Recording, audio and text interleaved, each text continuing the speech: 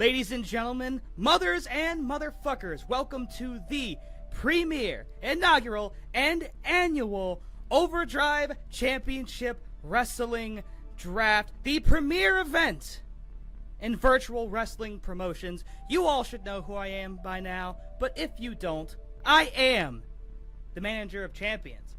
I am co-founder, owner, and operator of Overdrive Championship Wrestling and the general manager of OCW's greatest brand, OCW Pride.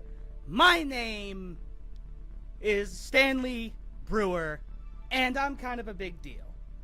And joining me today is my partner in crime, fellow co-founder of OCW, owner, operator, and GM of Overdrive Glory. Introduce yourself to the masses, good sir. Ladies and gentlemen, welcome to Glory. My name is Elias Thorne, but you can call me Elon. And today, I am here to prove that OCW Glory is not only the top brand, but is the top wrestling show in the world. Watch as I crack the greatest roster seen since the original NXT 2015 to 18, and a sprinkle of WCW before Hogan got to it, and the glory years with one TNA 2008 to 12. We will be the premier of wrestling. Those are some very, very bold words, good sir, but I am very happy to have you here, and I am amazed by that confidence. You're clearly a man who has his priorities in order, as am I, because I plan on building a roster where it's not about fighting just for championships. It's not done for glory. It's not done for honor. It's done for pride and the love of professional wrestling. But all great things, much like the United States military, begins with a draft. Good one. And so, ladies and gentlemen, without further ado, we welcome you to OCW, and we welcome you to the OCW draft. Here's a rundown of how it's going to go. 4 rounds with a maximum of 10 picks per brand in each round. We have a roster of over 70 eligible superstars, where we here at OCW will come to try and answer the one question that has plagued professional wrestling for many decades. That question being, what if? And what's the number one what if question ever asked in wrestling? What if X wrestler had a dream match with Y wrestler? And ladies and gentlemen, Overdrive Championship Wrestling is the land where dreams come true. It is a land where only the very, very best of professional wrestling will compete on the virtual landscape for some of the grandest prizes that this business has to offer. And to open up our draft with the first overall pick in OCW, this is a man who's done a lot of great things in his career. He's stomped out the competition everywhere he goes, even though he's only ever gone one place. He currently stands as the WWE World Heavyweight Champion. He is the most over man in professional wrestling today. Ladies and gentlemen, the first ever pick in Overdrive Championship Wrestling is one Seth motherfucking Rollins. Well, that's certainly not PG. Well, we're not a very PG company. And if we didn't care so much about copyright, we'd be blaring his theme song right now. But unfortunately, we don't want our asses sued. Not until we make money, at least. And hire very expensive lawyers. Sure. That being said, Seth Rollins is a wonderful pick. I see great things for Seth. He's a Grand Slam champion in WWE, and hopefully he accomplishes that in time. However, he's not the best pick available. That belongs to a man who is currently 3-0 against one Seth Rollins. A man who took his ball and went home, raided the Indies, ROH, New Japan, and then found brethren and decided, you know what? We're going to stick it to the man, form our own. With that said, this man is a former 3-time record-time TNT champion, a former EVP of AEW, and a former Ring of Honor World Heavyweight Champion. With the first pick, Glory selects the man who got his name back, Cody Rhodes. The man who also got hoed at WrestleMania 39. The man who, for whatever reason, is just unable to finish that story. But, quite frankly, I think that's more of a booking thing than anything else. And my good friend, I trust with your abilities to book Cody in Overdrive Glory. He may be 3-0 against Seth Rollins, but Seth Rollins has gold around his fine visionary waist. Cody Rhodes? Broke his arm against Brock Lesnar, I guess. Yeah. But they're 1-1. Yeah, I guess, and not everybody can beat Brock Lesnar, whether it be to his sheer dominating size or really lazy booking. Combination both. For sure. However, speaking of lazy booking, this is the exact opposite of it. He is Kevin Nash's favorite wrestler. This man once held not 1, not 2, not 3, not 4, but 5 different titles around his waist and his arms, all while suffering from vertigo. He is the belt collector. He is, without a doubt, one of the greatest professional wrestlers on this earth right now. Ladies and gentlemen, with the second pick for Overdrive Pride, we select Kenny Omega.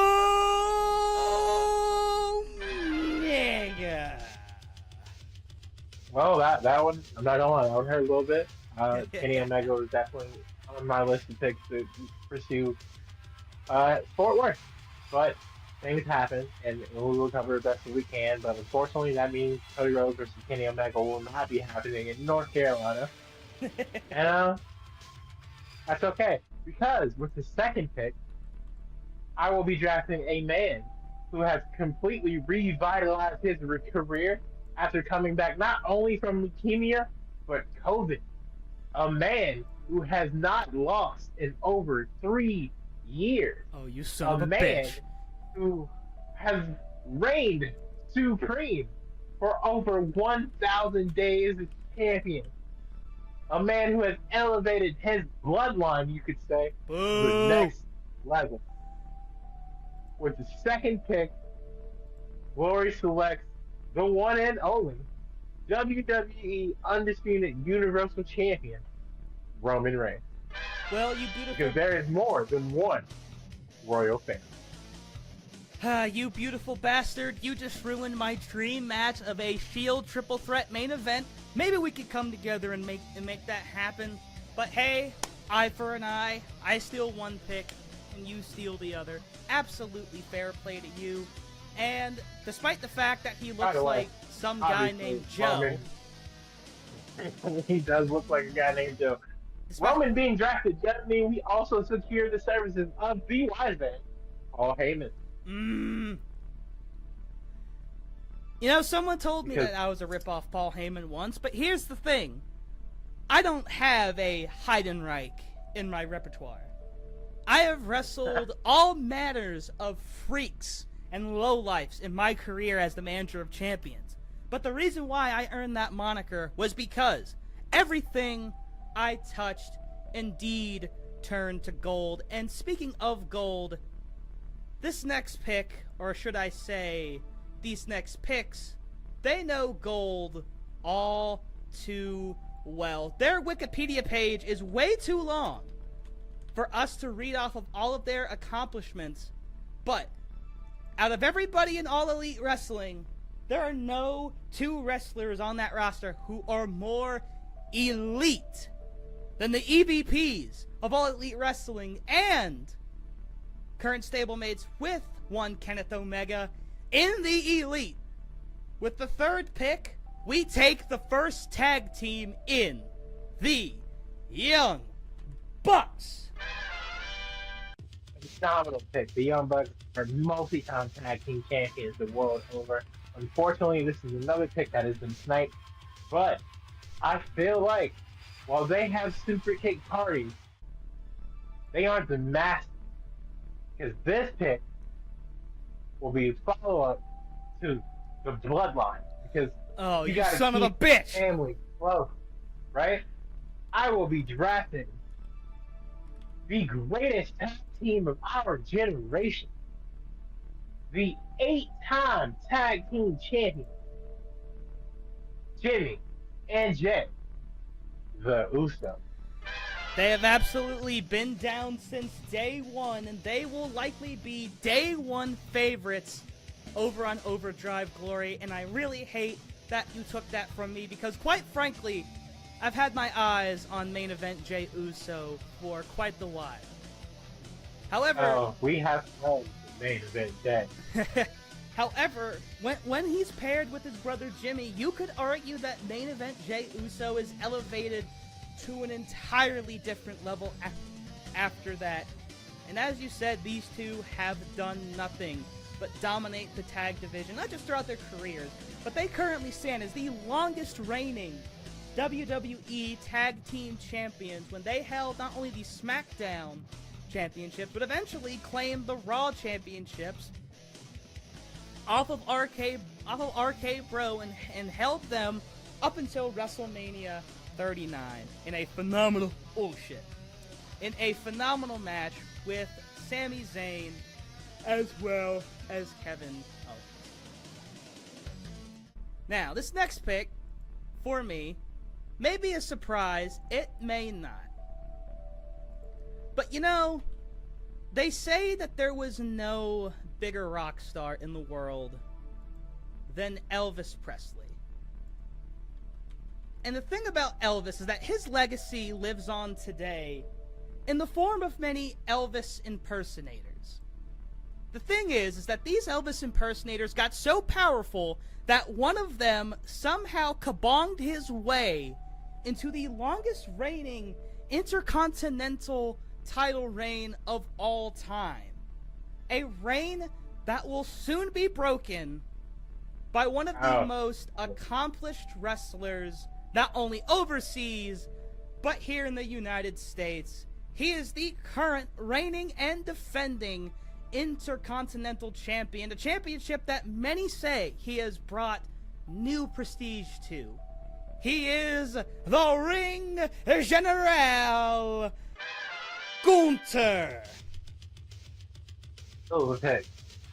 I ain't mad at hell of a pick. Gunther is a phenomenal wrestler, has over 3 5-star matches. In fact, I have all of those up right here. Versus Tyler Bate, versus Ilya Dragunov, and versus Sheamus very recently at Clash of the Castle, and is the longest reigning NXT UK champion of all time with, I believe, over 700 days with the title. Sounds about right. He's also new record holder for the longest time spent in a Royal Rumble match, beating out both Daniel Bryan and Rey Mysterio.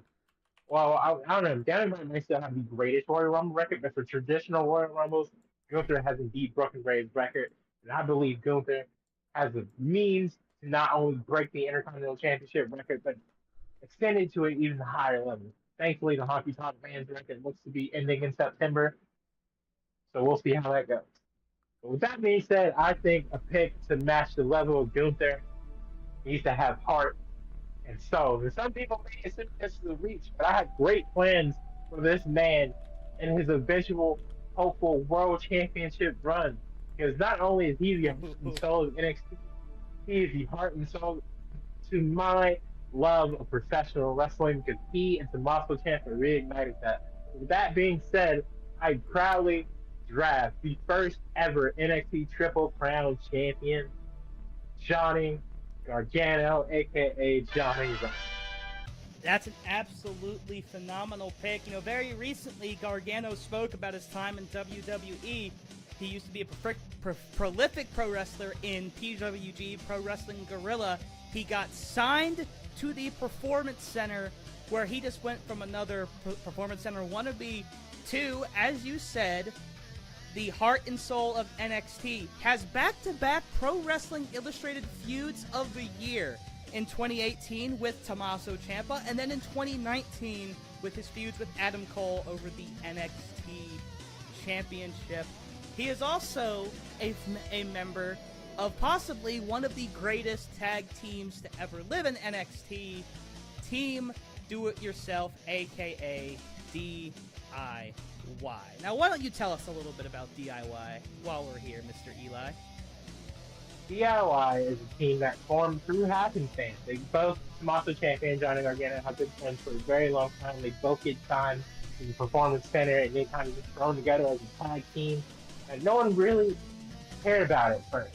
But thanks to the greatest tournament in the last 20 years in WWE history, the Cruiserweight Classic, we were able to see this team compete against each other and elevate themselves into the eyes of many. And through that, they gained prominence in NXT. They started picking up wins, fighting for the titles until they eventually got their opportunity in Toronto in one of the greatest tag team matches I have seen to this day. And they successfully beat FTR, formerly known as The Revival, in a 2 out of 3 falls match for the ages. And since then, they've gone on to win the tag team titles again. And on top of that, singles success, where they once again reunited after a hell of a feud where Tommaso was NXT champion and Johnny was NXT North American champion. That being said, they once again broke up and went on their own way after the one final beat match. But I think with the right chance and opportunity, DIY could reform in Overdrive. I'm quite looking forward to it. You say that, but as they say, no one will survive. Not even DIY, because with the 5th pick for Overdrive Pride, I'm doing it myself, and I'm picking the Tomato Champ myself, Tommaso Ciampa. Dagger to the heart. Phenomenal pick. Let's do it. He is a 2-time NXT champion and had all of that success with Johnny Gargano as part of DIY. Also had a really good tag team with Timothy Thatcher that deserved better. But the tag division in black and gold, because it was still black and gold during that time, was absolutely fucking stacked beyond words. He is also, believe it or not, a 1-time ROH television champion, and overall, Tommaso Ciampa is a badass, and we stand badasses here in Overdrive, but especially on Overdrive Pride. No, absolutely. To counter that pick, I could pick someone of great quality and stature, maybe a Scotsman or an Irishman, but I feel like at this moment, something's missing from my roster. And that missing link is a dominant woman to lead my women's division to be the best that it can be. With that being said, I don't think there's any woman on this planet more qualified. Some people, she may be overbooked. To some, it's the ultimate form of nepotism because her father is a 16-time world champion recognized in WWE, when in actuality, he's won over 20. With that being said, I feel like there's no woman I'm more proud of to lead Glory to the top than one and only 14-time women's champion, Charlotte Flair. Now this is an interesting pick, but I like it and I understand it. Charlotte is literally the opportunity. I think us just mentioning her name just earned her about 2 separate title opportunities, one right now and one down the road. But as Charlotte has said before in her own words, she is the opportunity, and there is absolutely no denying just how talented of a performer Charlotte is. She's one of the 4 horsewomen for a reason. She has put on banger after banger after banger with many of her fellow horsewomen and other women within the women's division. She was the final Divas champion, is a Grand Slam champion in WWE, and as of right now, is a 13-time women's champion, holding, I believe, the Raw Championship 6 times, the SmackDown Women's Championship belt about 7 times. So, nothing but an absolutely impressive resume. And you know what? I'm going to go ahead, since you're drafting the cornerstone for your women's division, I might as well do what I've done my entire life and try to emulate what the cool kids are doing. Which is why, to me, I think the proper cornerstone for a women's division requires somebody who has beaten the opportunity.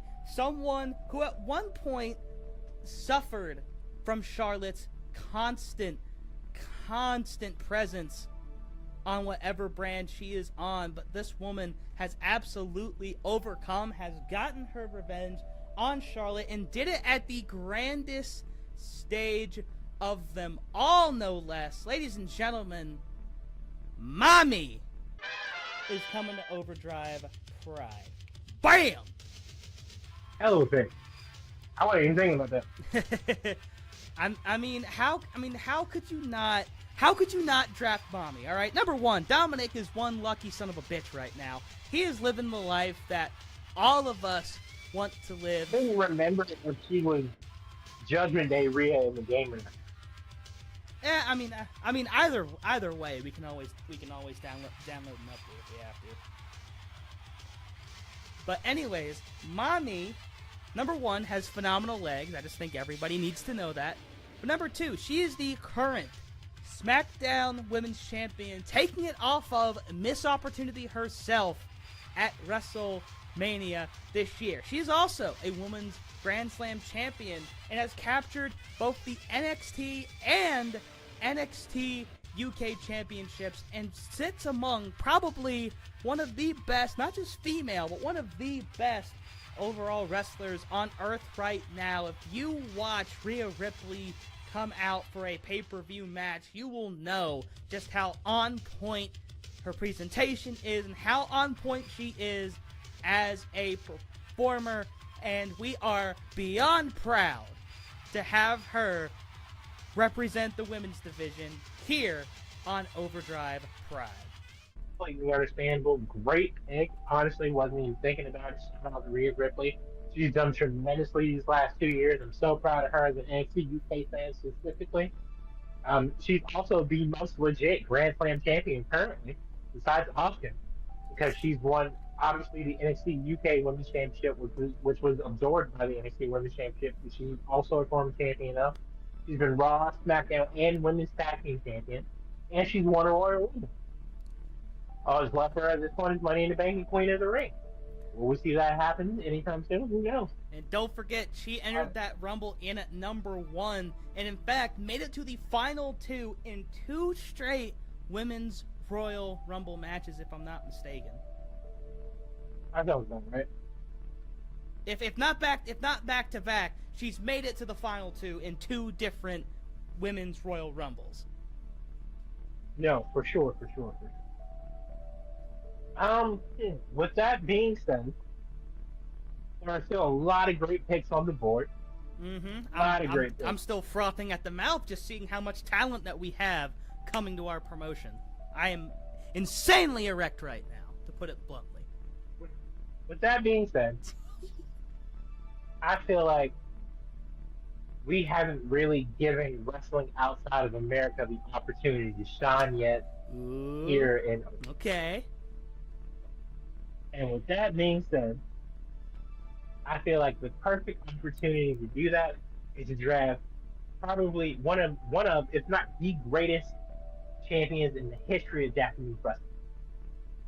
I'm talking about a man who is the youngest G1 Climax winner ever. A man who has the longest reigning IWGP Heavyweight Championship reign of all time at over 700 days. A man who has won Match of the Year awards from over 6 different magazines / promotions. A man who has taken Kenny Omega to his absolute limit. And I'm going to deny you the opportunity to have this match ever. With that being said,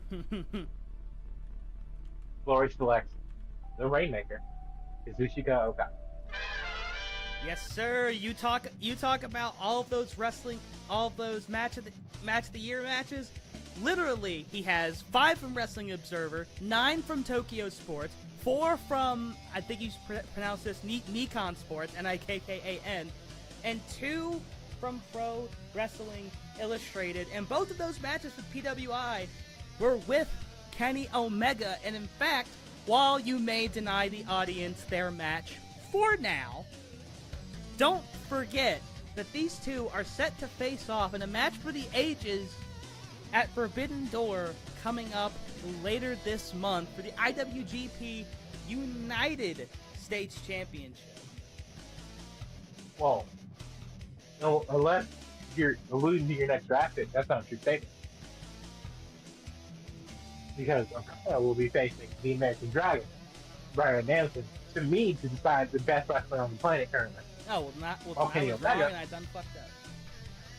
Yeah, while Kenny Omega will be facing a man who I hope to see get drafted today. One William Ospreay.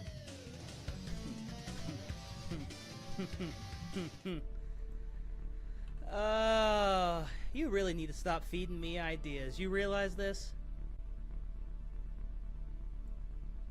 Well, that's what I thought you were alluding to in the first place. So I was already okay with him being on. Well, I was going to draft him anyway. I just didn't know how early or late I needed to. He was my next pick, so you did. Yeah, I was good. Yeah, that was a done deal. Locked and loaded. Ladies and gentlemen, Ospreay is another character who really needs no introduction. The leader of the United Empire, the man who broke Kevin Nash's quads in a digital format.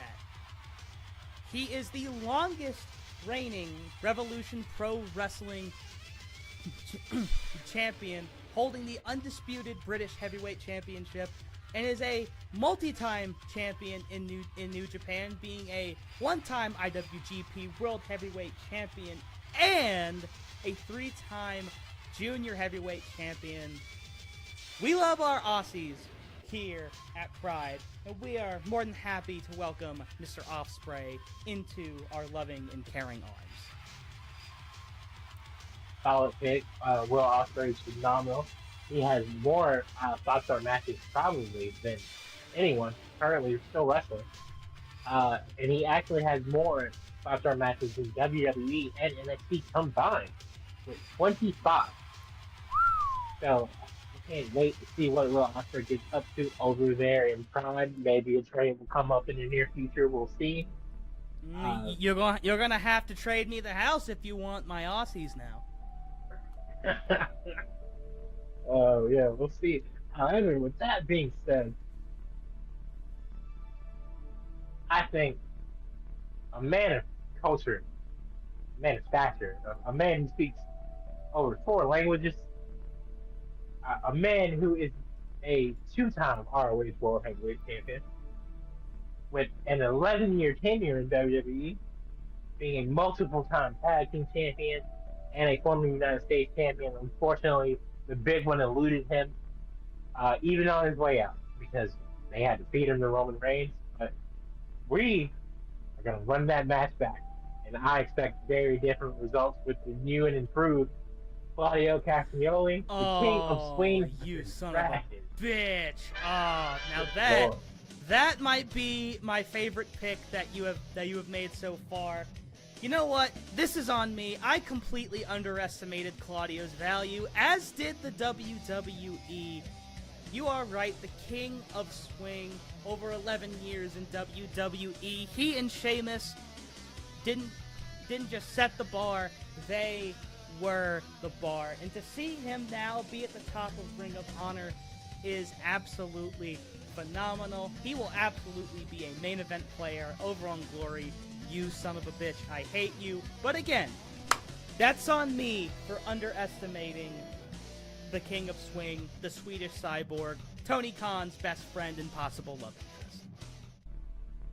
interest. Now, because of that, I think that I am going to stick with foreign wrestlers. Now, you talk about the many legends that, Okada has created for himself. And you talk about how someone like Ric Flair has over 20 championships in his career. Well, I'm going to raise you one on that. How about 27 championships in his career and more? The Wikipedia page could have lied to me. A 3-time IWGP US champion, a 2-time IWGP Intercontinental champion, has a record 8 IWGP heavyweight championships under his belt. Ladies and gentlemen, considered one of the greatest wrestlers of all time, Hiroshi Tanahashi. And his name is actually really big for this graphic. Holy shit. But hey. Just put that on. Phenomenal pick. Shout out the Ace, man. He's been killing the game for well over 20 years at this point. I wasn't expecting you to go there, I'm going to be honest. I wasn't expecting you to go Claudio. As I've been telling you this whole draft, it's eye for an eye. I really expected just a clean sweep all of the Japanese work you. Now you think I'm gonna let you have all of them? No, most of them maybe, but all of them, fuck you. Yeah, no, 100% expected you to take this hopper from New Japan, no problem whatsoever. So no, good job on your part for sure. Tanahashi will be a very, I think, pivotal member of the main event scene over there on Pride. And unfortunately, Glory has lost out on a good one. However, I feel like this is a great opportunity to be a dick for us to, what's the word I'm looking for? Be redeemed, if you will. Because I feel like if you're going to draft a guy, then he needs to be the best man possible. And if there's one guy who's the best man and good at redeeming, it is a guy who is a former TNT champion, married to CJ Perry, aka Lana, a former 2-time WWE US champion, a guy who brought that tank to WrestleMania of all places. He is the one, the only, and you must fear him and his God, the Redeemer, Miro. Yes, sir. Yes, sir. Yes, sir. Phenomenal pick. I wasn't sure how high or low he was going to go, but god damn am I glad that he got picked in the first round. Miro is one of the many... We have great plans for the future mid-card king. Great. Miro, unfortunately, is one of the many who got hoed during their time in WWE, but has done nothing but ascended to great things in his time outside of the company. As you said, he is married to the absolute goddess that is Lana. He plays video games in his spare time, and I think that's really, really cool. And, according to Claudio's lover himself, he apparently is set to be a headline wrestler for AEW AEW Collision, which is coming up very, very soon. I would love for him to be a main event talent on that show, as I'm sure he will be a main event talent on your show. But you know something? In all of this going back and forth and getting some of the greatest wrestlers on the planet, there is somebody who, if he heard that a shitty little virtual promotion like ours picked him 8th, not even eighth overall, just 8th for one roster, he would be rightfully pissed and spend 25 minutes of TV time telling us why we're wrong and stupid. He is a champion He is one of the greatest professional wrestlers today. He is the salt of the earth. He is better than you, and you know it. The current reigning and defending AEW champion, over 200 days with the belt, recently proved he is the strongest of the four pillars. Ladies and gentlemen, Pride welcomes with open arms and many apologies, Mr. Maxwell Jacob Friedman, MJF.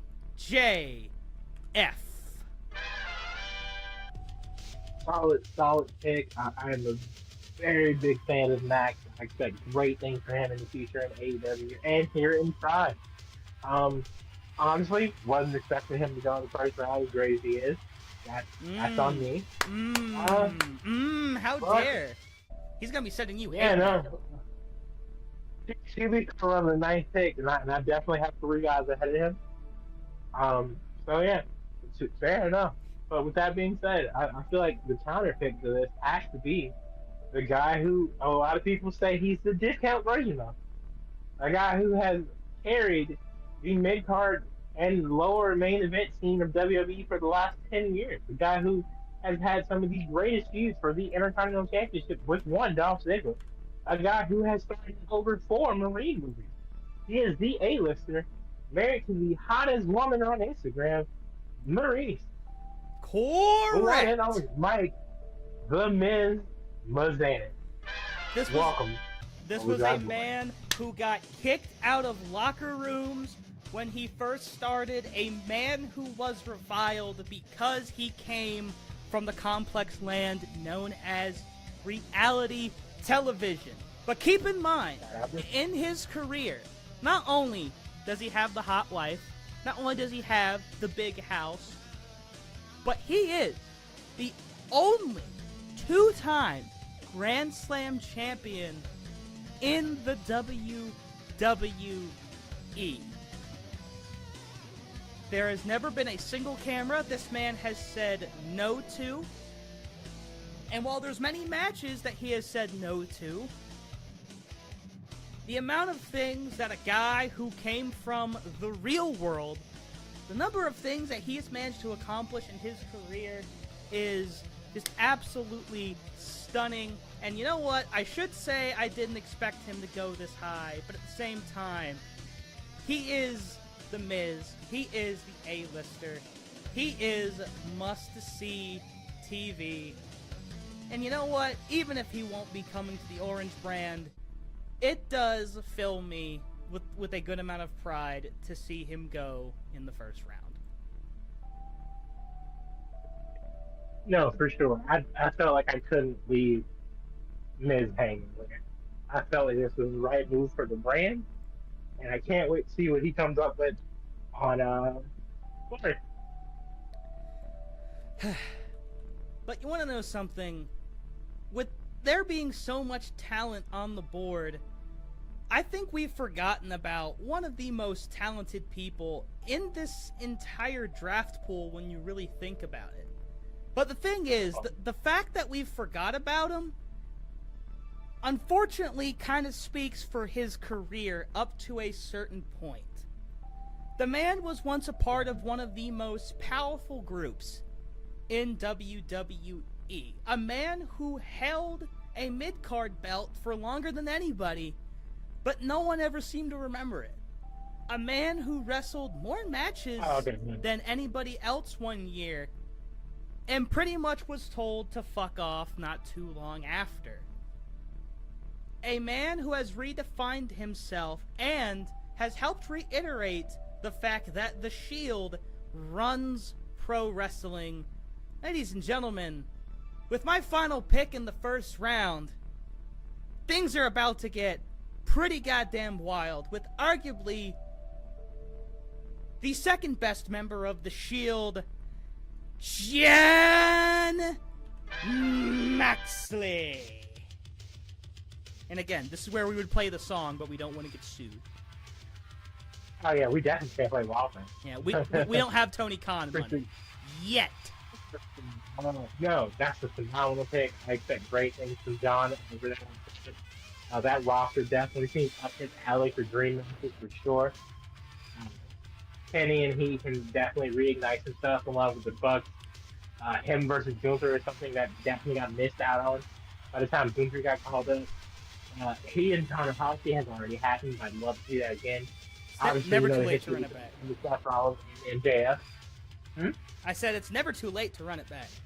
Yeah, it's never too late. Obviously, the history between MJF and Mox and Seth Rollins and Mox and the introduction. But one match that really interests me would be Tommaso Ciampa versus John Moxley. I'm really curious to see how and if that match happens and how it plays out. That would So with that being said, that would be an absolute blood war for sure, for sure. Those two guys would absolutely kill each other in order to get that 1, 2, 3. yeah, for sure. But with that being said, I feel like with the last pick of this draft, there are a lot of great options. But however, I do have the advantage of knowing that I do have the first pick of the second round, which means I can't miss with this pick. So with that being said, there is a guy I want to take here, but I feel like having only one woman drafted in the first round is a discredit to women's wrestling. And not because I'm being sexist or feminist, but because I feel like there are some women on this planet that are even better wrestlers than some of the men who have been taken in this draft. So with that being said, I want someone who's, you could say, the best at everything she does, whether that's being the strongest, the fastest, the smartest, the toughest, the quickest, the baddest, the best. The EST of NXT and WWE has officially signed with Glory. With that being said, I would proudly welcome the former and longest reigning Women's Champion. Honestly, I absolutely cannot argue with that pick. In my personal opinion, Bianca Belair is among one of the best wrestlers in the world today. After WrestleMania this year, we asked ourselves, who can really beat Bianca? And the thing was that nobody really could. It took Asuka 2 tries in order to do it. And remember that Asuka is one of the most renowned wrestlers around the world, not just in WWE, but even she needed a couple tries in order to put away Bianca. Bianca has had an absolutely phenomenal main roster run, probably better than most NXT call-ups of the past couple of years. She has done nothing but run circles around her opponents, have put on phenomenal matches, and as I said, is up there as one of the greatest talents in wrestling right now. I commend you for your pick, sir. And with all of that, depending on how much OBS decided to fuck us by lagging and maybe cutting us out, this is our first round. The first 20 superstars to go. And while there was a lot of backstabbing and knife twisting and more stabbing, I think that these are 2 phenomenal lineups for the first round. You know what's wild? Like, our first 2 picks are kind of obvious. Yeah. But 2 through 8 should more likely be swapped, realistically. You're right. You're absolutely right. Like, I feel like the Okada, like, Tanahashi thing was, like, hit or miss for either side, but other than that, I definitely feel like 2 through 8 could go either way. Because, like, I feel, exactly, because I feel like a lot of the people on your side were people that I suggested for the draft, and then the people on my side, especially people like Ospreay and Tanahashi, were people that you suggested. It's really fun. It's really, really funny how the draft works. But you know, after I feel like that just goes to show how great Overdrive is about to be. Yes, sir. And I'm excited. And with the end of round number 1, it is time for round number 2. And good sir, as you said with the last pick, you could not miss because you get the first pick of round 2. That being said, this first pick is obvious for me.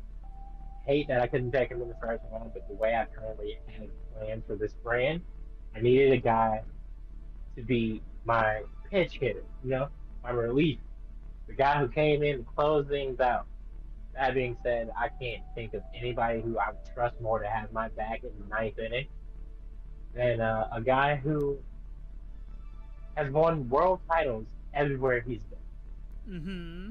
A guy who got fired for choking a man with his own time, and then rehired and basically strapped a rocket to himself that never truly stopped. It sputtered randomly for a bit, but even when he was shelled with neck injuries, he he stubbed it out. He recovered. He recuperated. He changed his entire wrestling style so that he could get back to doing the things that he loved.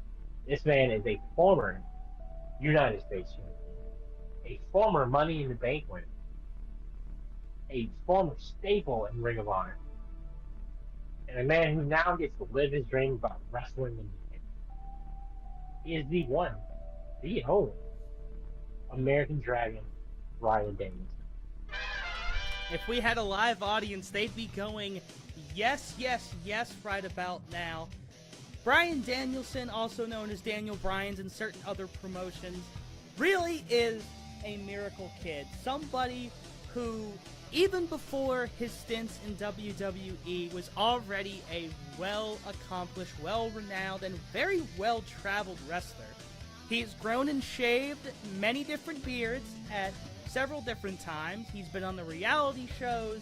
He was on NXT, the fucking game show.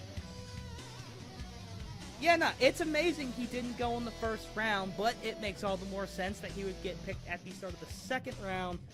Absolutely phenomenal pick right here. And the man who may or may not have made Michael Cole turn face, because Michael Cole used to hate on him, and then suddenly at WrestleMania 30, Michael Cole was sucking his dick. Okay, but now I have a very tough choice to make, because there's still a number of just phenomenally and hilariously talented people still left on this list. Just scrolling through it and just seeing how much raw talent is left. Quite honestly, I'm not going to be able to sleep at night with some of these people that I'm not going to be able to pick. But the thing is, if there's one form of wrestling that I've truly come to love and believe in ever since going outside of WWE and seeking other ventures, including AEW, it's that of tag team wrestling. Tag team wrestling is truly a beautiful and remarkable thing. Right. And there are a set of brothers who I think embody just how phenomenal tag team wrestling truly can be. They are former AEW tag team champions, and they are the current reigning and defending Ring of Honor tag team champions. Yep. Ladies and gentlemen, Rey Fenix and Penta El Zero Miedo, the Lucha Brothers. Well, what a steal in the beginning of the second round. They were right there. I promise you. I looked at the list and I looked at it and I was like, that's the next pick. Oh man, that's really tough. All right. With that being said, the Lucha Brothers are phenomenal picks. Both of these guys have had very successful careers as individuals and as brothers. Both men have held the Lucha Underground Championship. Both men have been obviously tag team champions together. I also want to say both men have been Impact champion at one point. Penta El Zero Miedo has been. I know that. Both men have been AAA Mega champion at one point.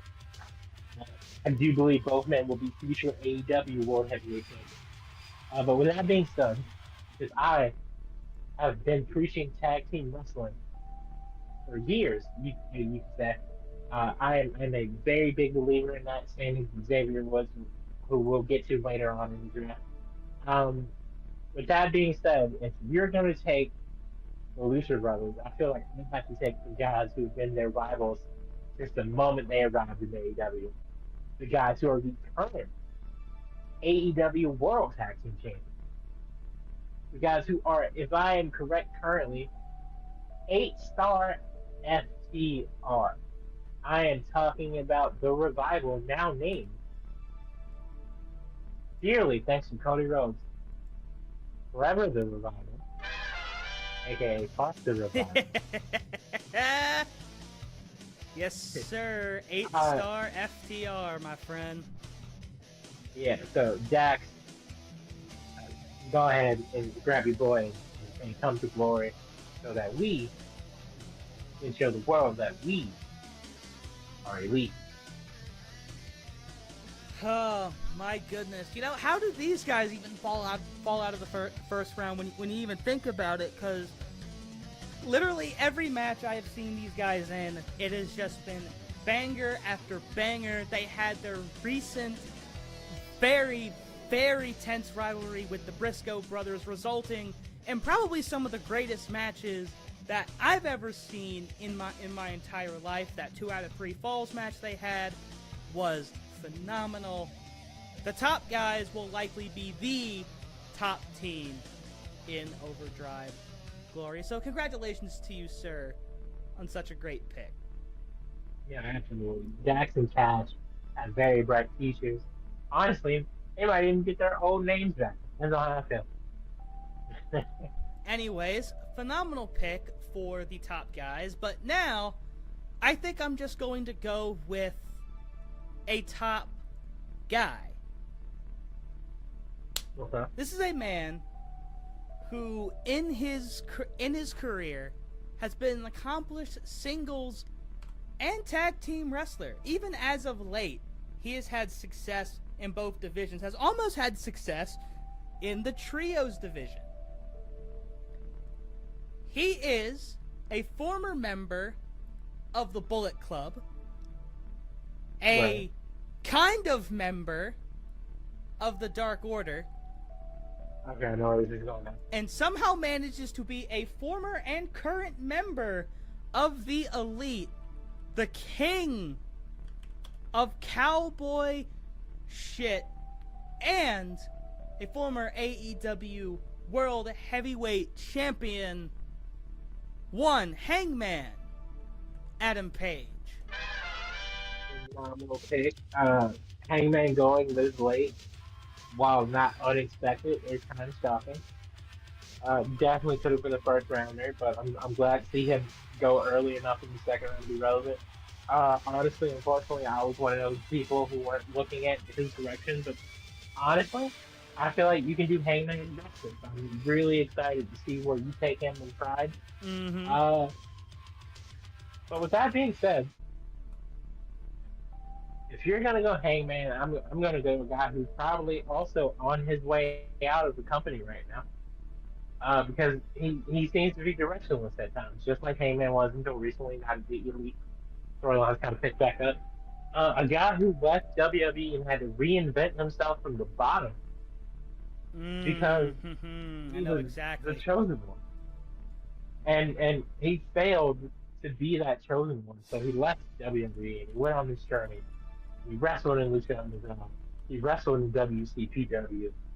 He wrestled in Impact and reinvented himself. Came back to WWE, won the NXT Championship, quickly moved back up to the main roster where he's kind of faded in and out of relevancy. You know, he's a former tag team champion.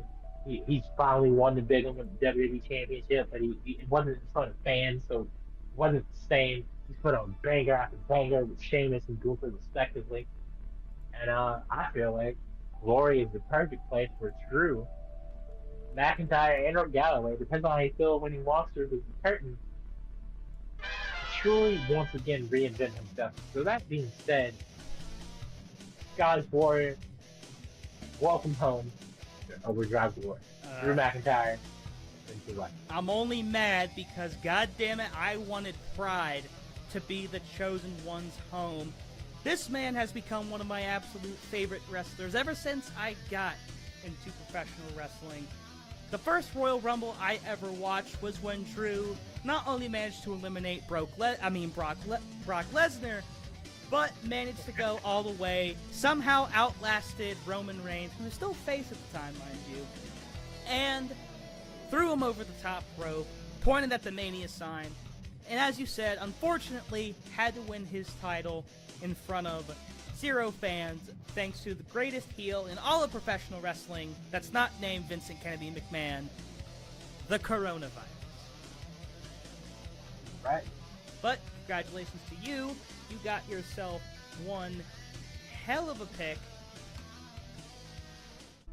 My next pick is somebody who is really somebody who you can't kill. He is a man of extremes. He is a man of horror. He is a man who has held the TNT title multiple times at this point. A man who might just have one of the greatest mentors in professional wrestling. A man who has gotten the skateboard over in professional wrestling. Grab your skateboards, prepare your tables, and make sure that that coffin is wide open, because Darby Allin will be slamming somebody into it. Great pick. I'm a very big fan of Darby Allin over here. I definitely believe he will be the next member of the 4 Pillars to be AEW World Heavyweight Champion. Hopefully he realizes sooner rather than later, unlike Jeff Hardy, that he's completely destroying everybody for the fans. Well, cool. Can lead to severe problems in the future. So I'm very excited to see what Darby gets up to in Pride. But with that being said, Stuart, but also fun as your fact. friend, I'll have to apologize. Yeah, go ahead. As a fun fact, real quick, he was also on an episode of Sex Sent Me to the ER. That's hilarious. That is hilarious. He apparently fabricated the story because he needed money, which I can't blame him for. We all need money, especially this company. That's fact. You gotta do what you gotta do. No, go to PayPal, get us money. We need funding, please. But with that being said, Stu, I would like to apologize because you mentioned earlier that the first Royal Rumble you watched was where Drew McIntyre won, and this guy was on the first ever SmackDown you watched. And with that being said, this guy is a former ROH World and Tag Team Champion. Oh no! A guy who has as many enemies as he does friends. No! A guy who, for the last 2.5 years, has fought tooth and nail with the Bloodline, and I feel like we need to revitalize that feud. A guy who's a current undisputed tag team champion with his best friend, one Sami Zayn. A guy who successfully defended those titles at the Blood Money pay-per-view in Saudi Arabia that is not a champion. A guy who is a Grand Slam champion. A guy who kicked in the door that is the WWE main roster and powerbombed John Cena through. Overdrive Glory proudly drafts the one, the only, current half of the WWE Undisputed Tag Team Champion. Kill Owens Kill. Say hello to Kevin Owens and Rory White. Stuart, how do you think? Yeah, you better be fucking sorry because, like a Telltale game, Stanley Brewer will remember this. Oh, you son of... He was right there. You He was right there. And you didn't call dibs, which is crazy to me. We'll get to the dibs later. Dibs is already been established. I guess I should have called it when I had the chance. I looked at the list and I was like, let me double check to make sure dibs wasn't called. Dibs was not called, and he was just there for the right for the taking. And I felt I had to do this to elevate my brand to the next level. Well, you know what? I understand that you need to make picks in order to elevate your brand, so allow me to make a pick to help elevate mine. A man who we found out very recently is actually bilingual. He could speak more, I don't know. A man who is an NXT legend and a former NXT champion. The man who pretty much reinvigorated the Bloodline storyline. If you're gonna go with Kevin Owens, then my friend, I have no choice but to go with the man who resembles El Generico, but no one knows what the hell happened to El Generico. Sami Zayn. Suck my balls. Okay, great pick. My Bluetooth disconnected, so I don't know what I think of what did it, but that's okay. Sami Zayn is a phenomenal pick. I'm very excited to see him get drafted. Unfortunately, that does mean the tag team champions have been split up. So I assume that was completely out of you just being a petty bitch. That is 100% me being a petty bitch. I had the opportunity to draft them together, and I did because I wanted to receive the rulings of the draft. That's okay. Because technically they are a tag team, but I feel like they deserve the singles recognition. So unfortunately, Sammy will not be in Glory this season. That's okay. There are multiple opportunities in the future, cross-band promotions and whatnot. Just the follow-up draft. Maybe he'll be dissatisfied and quit. We'll see. But with that being said, I feel like the perfect counter pick to one Sami Zayn will be a guy who I feel has great potential, but has decided to back a company that truly has not had a future since 2013. But I feel like this company is slowly clawing its way back from obscurity and the dirt with phenomenal wrestlers such as Deonna Purrazzo and Jordan Grace. Bully Ray has had several career resurgences there. But this guy's currently injured. But I think Overdrive Glory 100% needs the type of guy who grits his teeth and goes in to work every day with a smile on his face, ready to entertain fans and put on some of the greatest wrestling possible.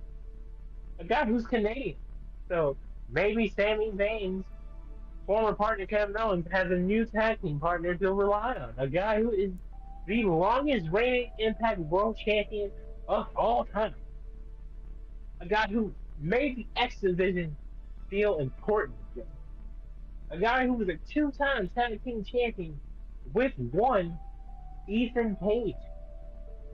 I'm talking about the greatest Impact champion in recent memory, and if not of all time, the one, the only, Josh Alexander.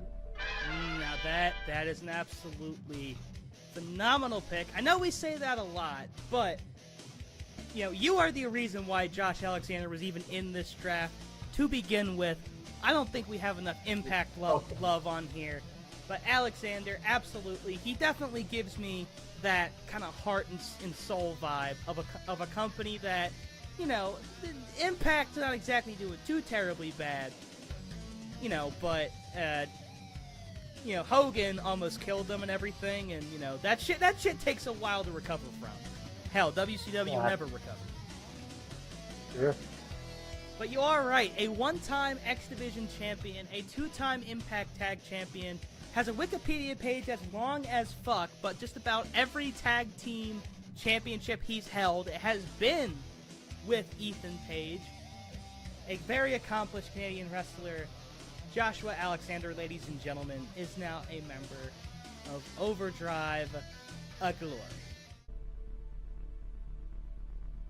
But I think we need to shift gears just a little bit. You see, there are still many, many lovely ladies still left on this roster. And while I was doing research, I found out a couple very peculiar things about probably one of the best wrestlers on WWE's main roster today.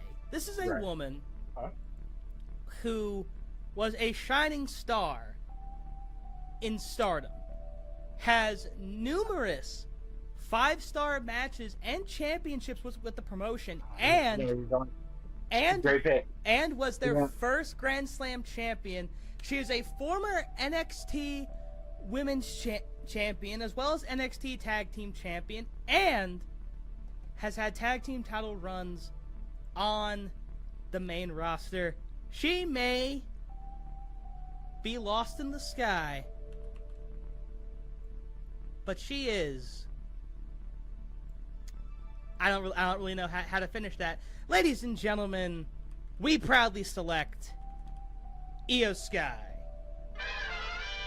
Great pick. I love Io. The Genius of the Sky has had a phenomenal career worldwide.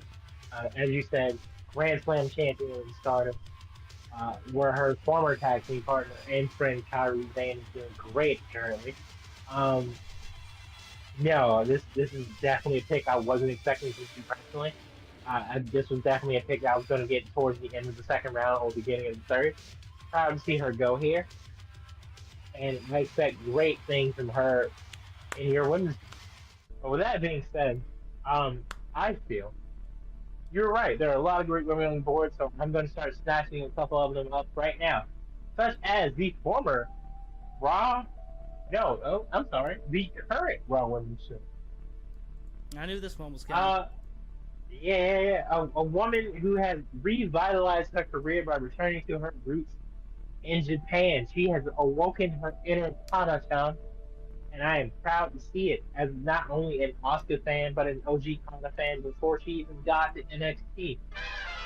She is probably the greatest NXT Women's Champion of all time with a record reign formerly, I should say, because I want to say Mandy Rose broke that controversial decision, but it is what it is. At 510 days, she was undefeated for over 900. She's also a gamer and YouTuber.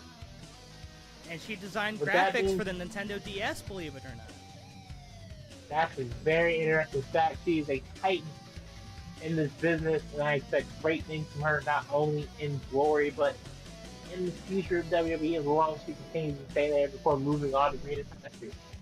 That being said, the Empress of Tomorrow, the one, the only Asuka, has been selected by Obi Russell. Welcome. Yeah. Don't forget her. Well, I don't know if she has the same theme. Don't forget her awesome theme song. If you remember, during the summer of 2020, pretty much the only people in that women's division was Asuka as well as Sasha and Bailey. Asuka was pretty much their one sole enemy throughout that summer until Shayna Baszler and Nia Jax showed up. I have loved Asuka ever since the pandemic era, just because even though her reign as Raw Women's Champion wasn't the greatest, wasn't necessarily her fault, and you could tell she was just having the time of her life while doing it. Asuka is a great pick, and I figured that once either her or Io was off the board, the other person would be going for the other accomplished Japanese wrestler. Yeah, for sure. We love Japanese. And I'm going to stick with the theme of drafting the ladies because, I mean, as I've said, there are so many accomplished women on this list. And quite frankly, coming up with my next pick is something that's very, very hard. But you know something? Want to know what else is hard? Taking care of your teeth. And the thing is, what if I could get my teeth taken care of while also getting experience from an accomplished professional wrestler? Ladies and gentlemen, my next pick needs absolutely no introduction. Let me take a look at my notes here right quick. She is a 2022 Women's Owen Hart Cup winner. a former AEW Women's Champion and the 2021 Pro Wrestling Illustrated Woman of the Year, and had the match of the year that year with one Thunder Rosa. Ladies and gentlemen, from Britsburg, Pennsylvania, Dr. Britt Breaker, DMD. I was really confused on what he had to pick at first until I thought about it. I love Britt. I love what she's doing for AEW and what she's been there. She basically carried it on her back for the first year and a half. No offense to like Nyla Rose or Riho or Chris Statlander, but you could definitely tell that that was Britt's division. And now it's kind of elevated itself with the additions of women like Ruby Soho, um, Tony Storm, Jamie Hayter is stepping to the spotlight. We have Saira now. Shout out Paige. We also have, Mercedes Martinez and Athena and other guys, women like that who are currently holding down the each women's roster, but we're definitely and still are members of the AEW women's roster. So it's great to see that roster continue to grow, and I'm excited to see what Britt gets up to in Pride. Well, that being said, because I feel like this is an obvious pick for me, so I'm not going to waste any time. You know her, you love her. Her theme song, you sing along to her every time she comes out. Uh, she is the only horsewoman to not complete the Grand Slam by winning the NXT Women's Championship. But however, she's still really good at her job, and her job is to kick ass and be, quite to the contradiction, the man. With that being said, Overdrive Glory proudly selects Becky Lynch. Yes, sir. Yes, sir. Big time Bex. The winner of the first ever women's main event at WrestleMania 35, where she captured both the Raw and SmackDown titles and held that Raw Championship for well over a year, only having to vacate it because she got pregnant. Married to Seth Rollins, their baby is going to have phenomenal athletic abilities. That is going to be a super baby. Great pick. And you know what? She's the man. So of course the man is going to go high. This next woman who I'm drafting, I'm purely drafting because of how much I enjoy her in-ring style. I think that she's without a doubt one of the standouts on AEW Women's Division, and I've been saying this for multiple years at this point. She is actually an alumni of Ohio Valley Wrestling, being a 6-time women's champion there. She is also, believe it or not, a former member of the Straight Edge Society. Oh, yeah. And originally retired back in 2015, but is now back. I accidentally opened my editing software. Oops. But you know what? That's okay, because I personally have some very high expectations for one of the few submission specialists within the women's division. Overdrive Pride proudly selects Serena Deeb. Wow, that's a phenomenal pick. I love Serena. Seeing her get her just desserts in AEW has been an absolute blessing. Former NWA Women's Champion as well. I'm very excited to see what she gets up to when she comes back from her hiatus. And with that being said, I feel like the only way to match a pick like that is to also go with a woman who's really good at submission. That being said, this woman, I feel like, has never truly gotten her just desserts in being caught up in the main roster, because she's been shackled with tag team partner, and useless feud after useless feud. She is a woman who had a very dominant run in NXT, beating the likes of Nikki Cross, Bianca Belair, Kairi Sane, Ember Moon. And the only woman that I can think of who really could give her a run for her money when it comes to being NXT Women's Champion is an earlier draft pick in Asuka. So that being said, I am proud to announce that Overdrive Glory selects the Queen of Spades, Shayna Baszler. the one who carries Ronda Rousey on her back. I love Shayna. Disappointed in myself that I didn't get to her first, but I know you will make great use for her. She is absolutely one of the most underrated athletes on that entire roster. If you ask me, I think her problems go back to that fateful WrestleMania 36, where remember, she got called up in the Rumble and eliminated a shitload of people, and then got the chance to wrestle Becky, and, well, that ended up being a losing effort.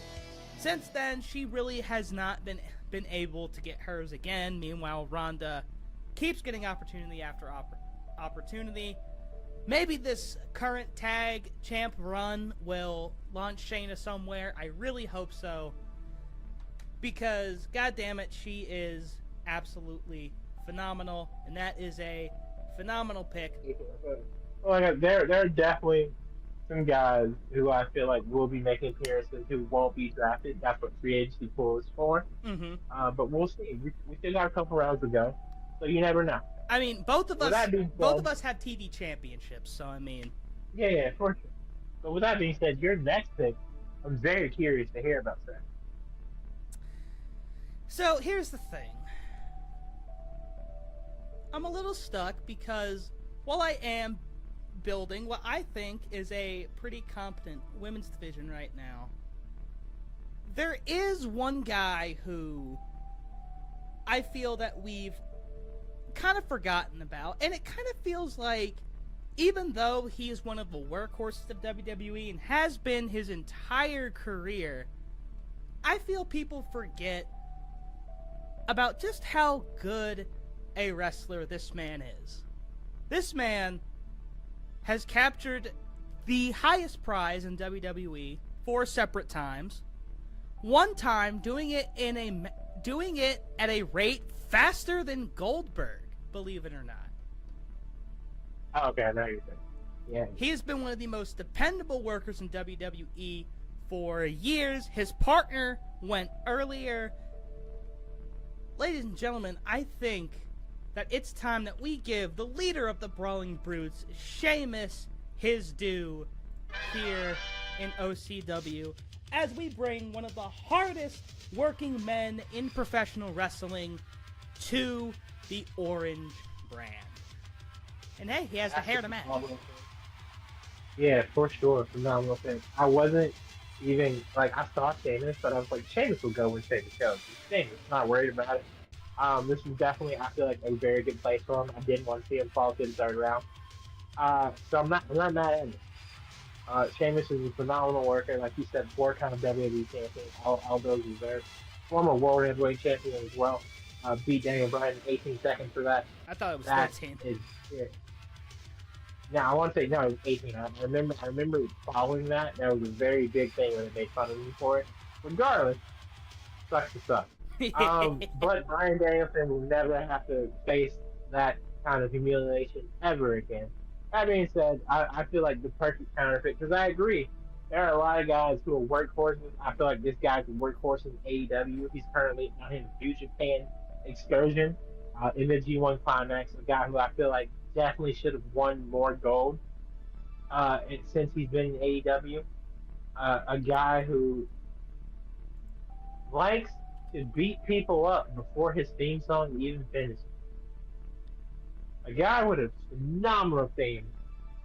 And the only thing that truly stands out to me about this pick is that everyone in glory will die, because Lance Archer, you are the ninth pick of the second round. Quite honestly, I think we put him on this draft simply for the theme song alone. The last time I saw him in AEW, when they got to the everybody dies part, is when he dove off of the top rope. So everybody dives, apparently. Phenomenal wrestler. Former WWE superstar as well. And I expect great things from him. Yeah. Who was he in WWE? I want to say he was also Lance Archer.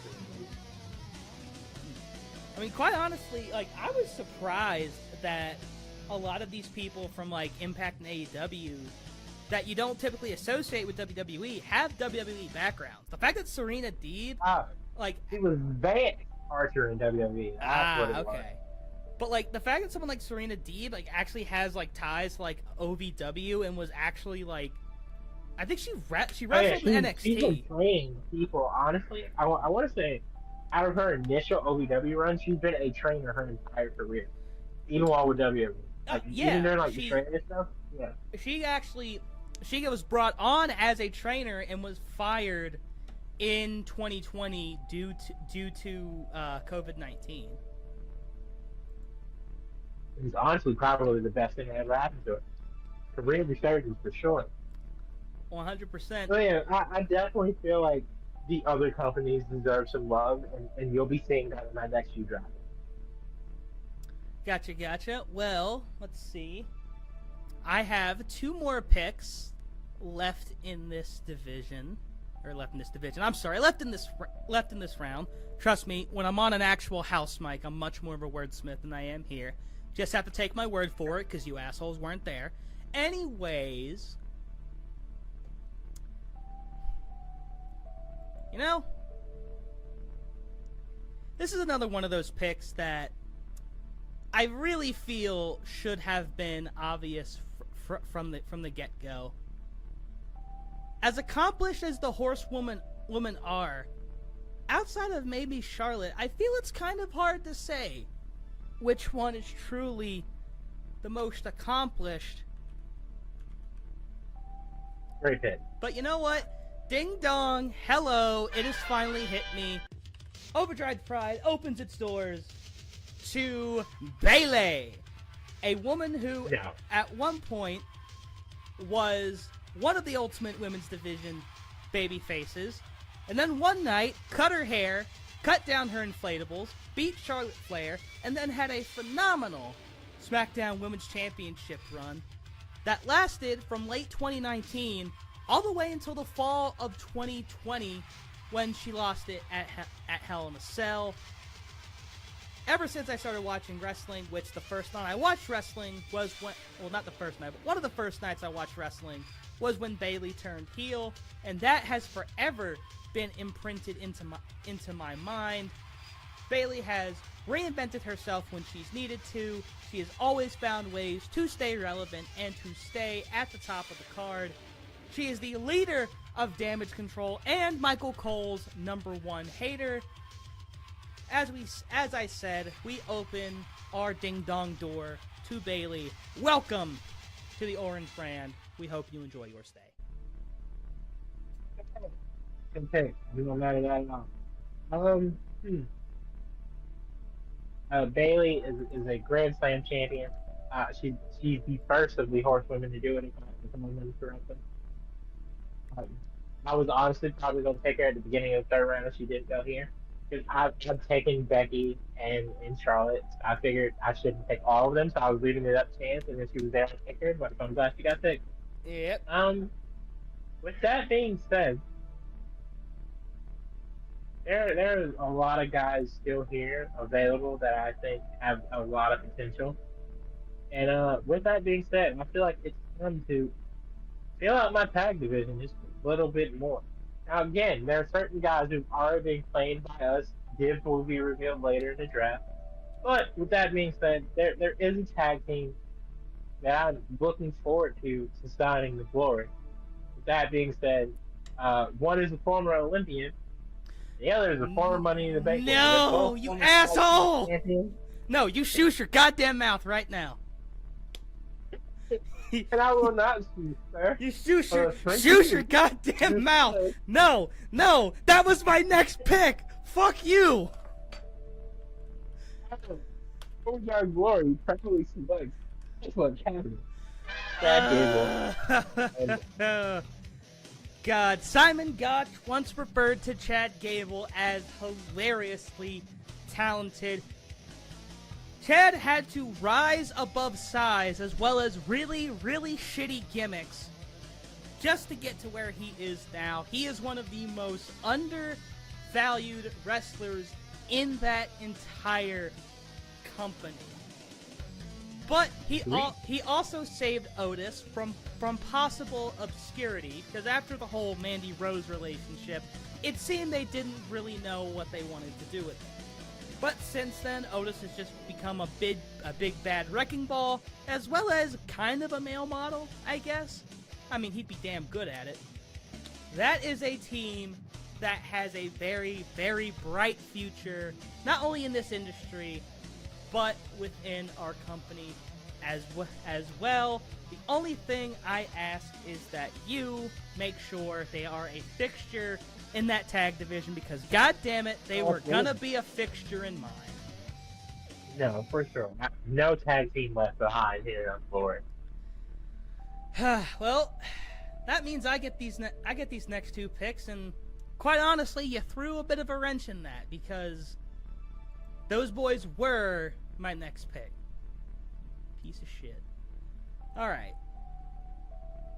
Well, since I feel that this draft has just been about saying fuck you and stabbing each other in the heart, I'm gonna go ahead and do just that, because the fact that this guy, who has been a triple champion at one point in New Japan, the fact that he hasn't gone yet, the fact that you have somehow refused to pick him when you were the one to suggest him in the first place, is mind-boggling to me.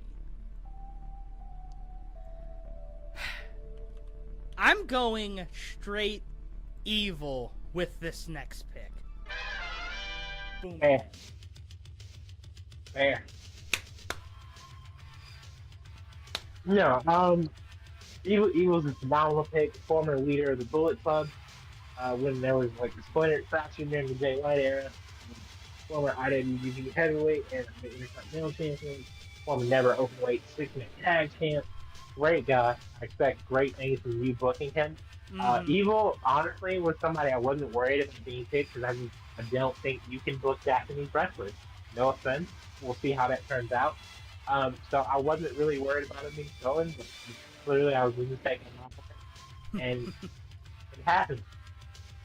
But I look forward to you fumbling the bag, and then there being a massive overhaul in divisions when we realign them in the near future. With that being said, that officially ends the second round, I want to say. Yep, that's exactly it. And I mean, goddamn, I love this list of people too, man. But what made this so much harder is that once we got the real heavy hitters out of the way, then it was just like, well, fuck. The rest of these people could be heavy hitters too, but it's just it's like, ugh. Because I hate that you took Alpha Academy from me. I also hate that you fucking took Kevin Owens from me. But that directly resulted in me picking Sami Zayn, and you picking Alpha Academy resulted in me picking Evil. So this is very, very much the, you know what, fuck you, I'm going to take your pick kind of round. Even more so than the first round. But I also like how we built out our women's division a little bit in this round. Let's see, 1, 2, 3, about 4 straight picks were for the women's division. And actually, before we move on, let me see how mine's stacking up. See, Bailey, Serena Deeb, Baker, Neil Sky. There's still some solid women left for sure. Oh, 100. Round 3 is going to be full of them. Alrighty, onwards now.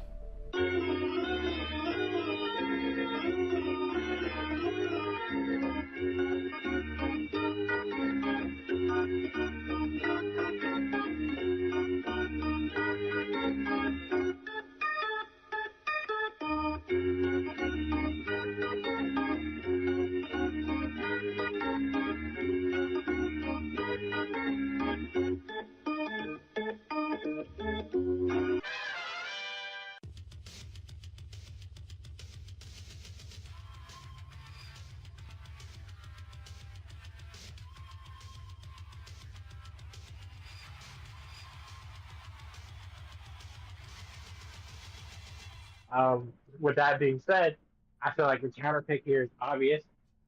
Captain the Team Kick, member of Damage Control, currently out with an ACL turn, inaugural NXT Women's Tag Team Champion and Dusty Cup winner, Dakota Kai.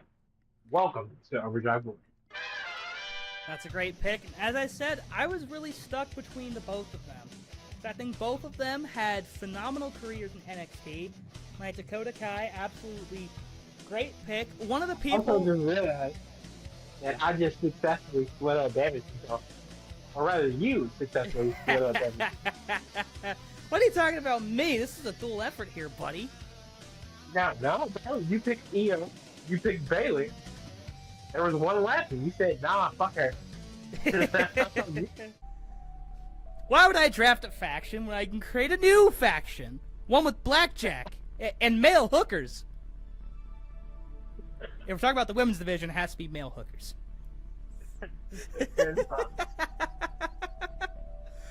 Oh, shit. Oh, okay, alright,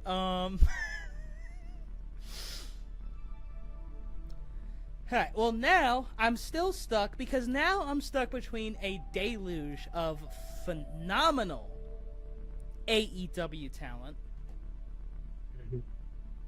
Of the three I'm looking at right now, only one of them has not won a major championship in her career, but was also one of the original high-profile detractors from WWE to AEW. I'm hoping that she still has a long and fruitful career behind her. Her name is named after her favorite band. Her destination is no longer unknown because she now belongs to the Orange brand. Overdrive Pride welcomes the Runaway, Ruby Soho.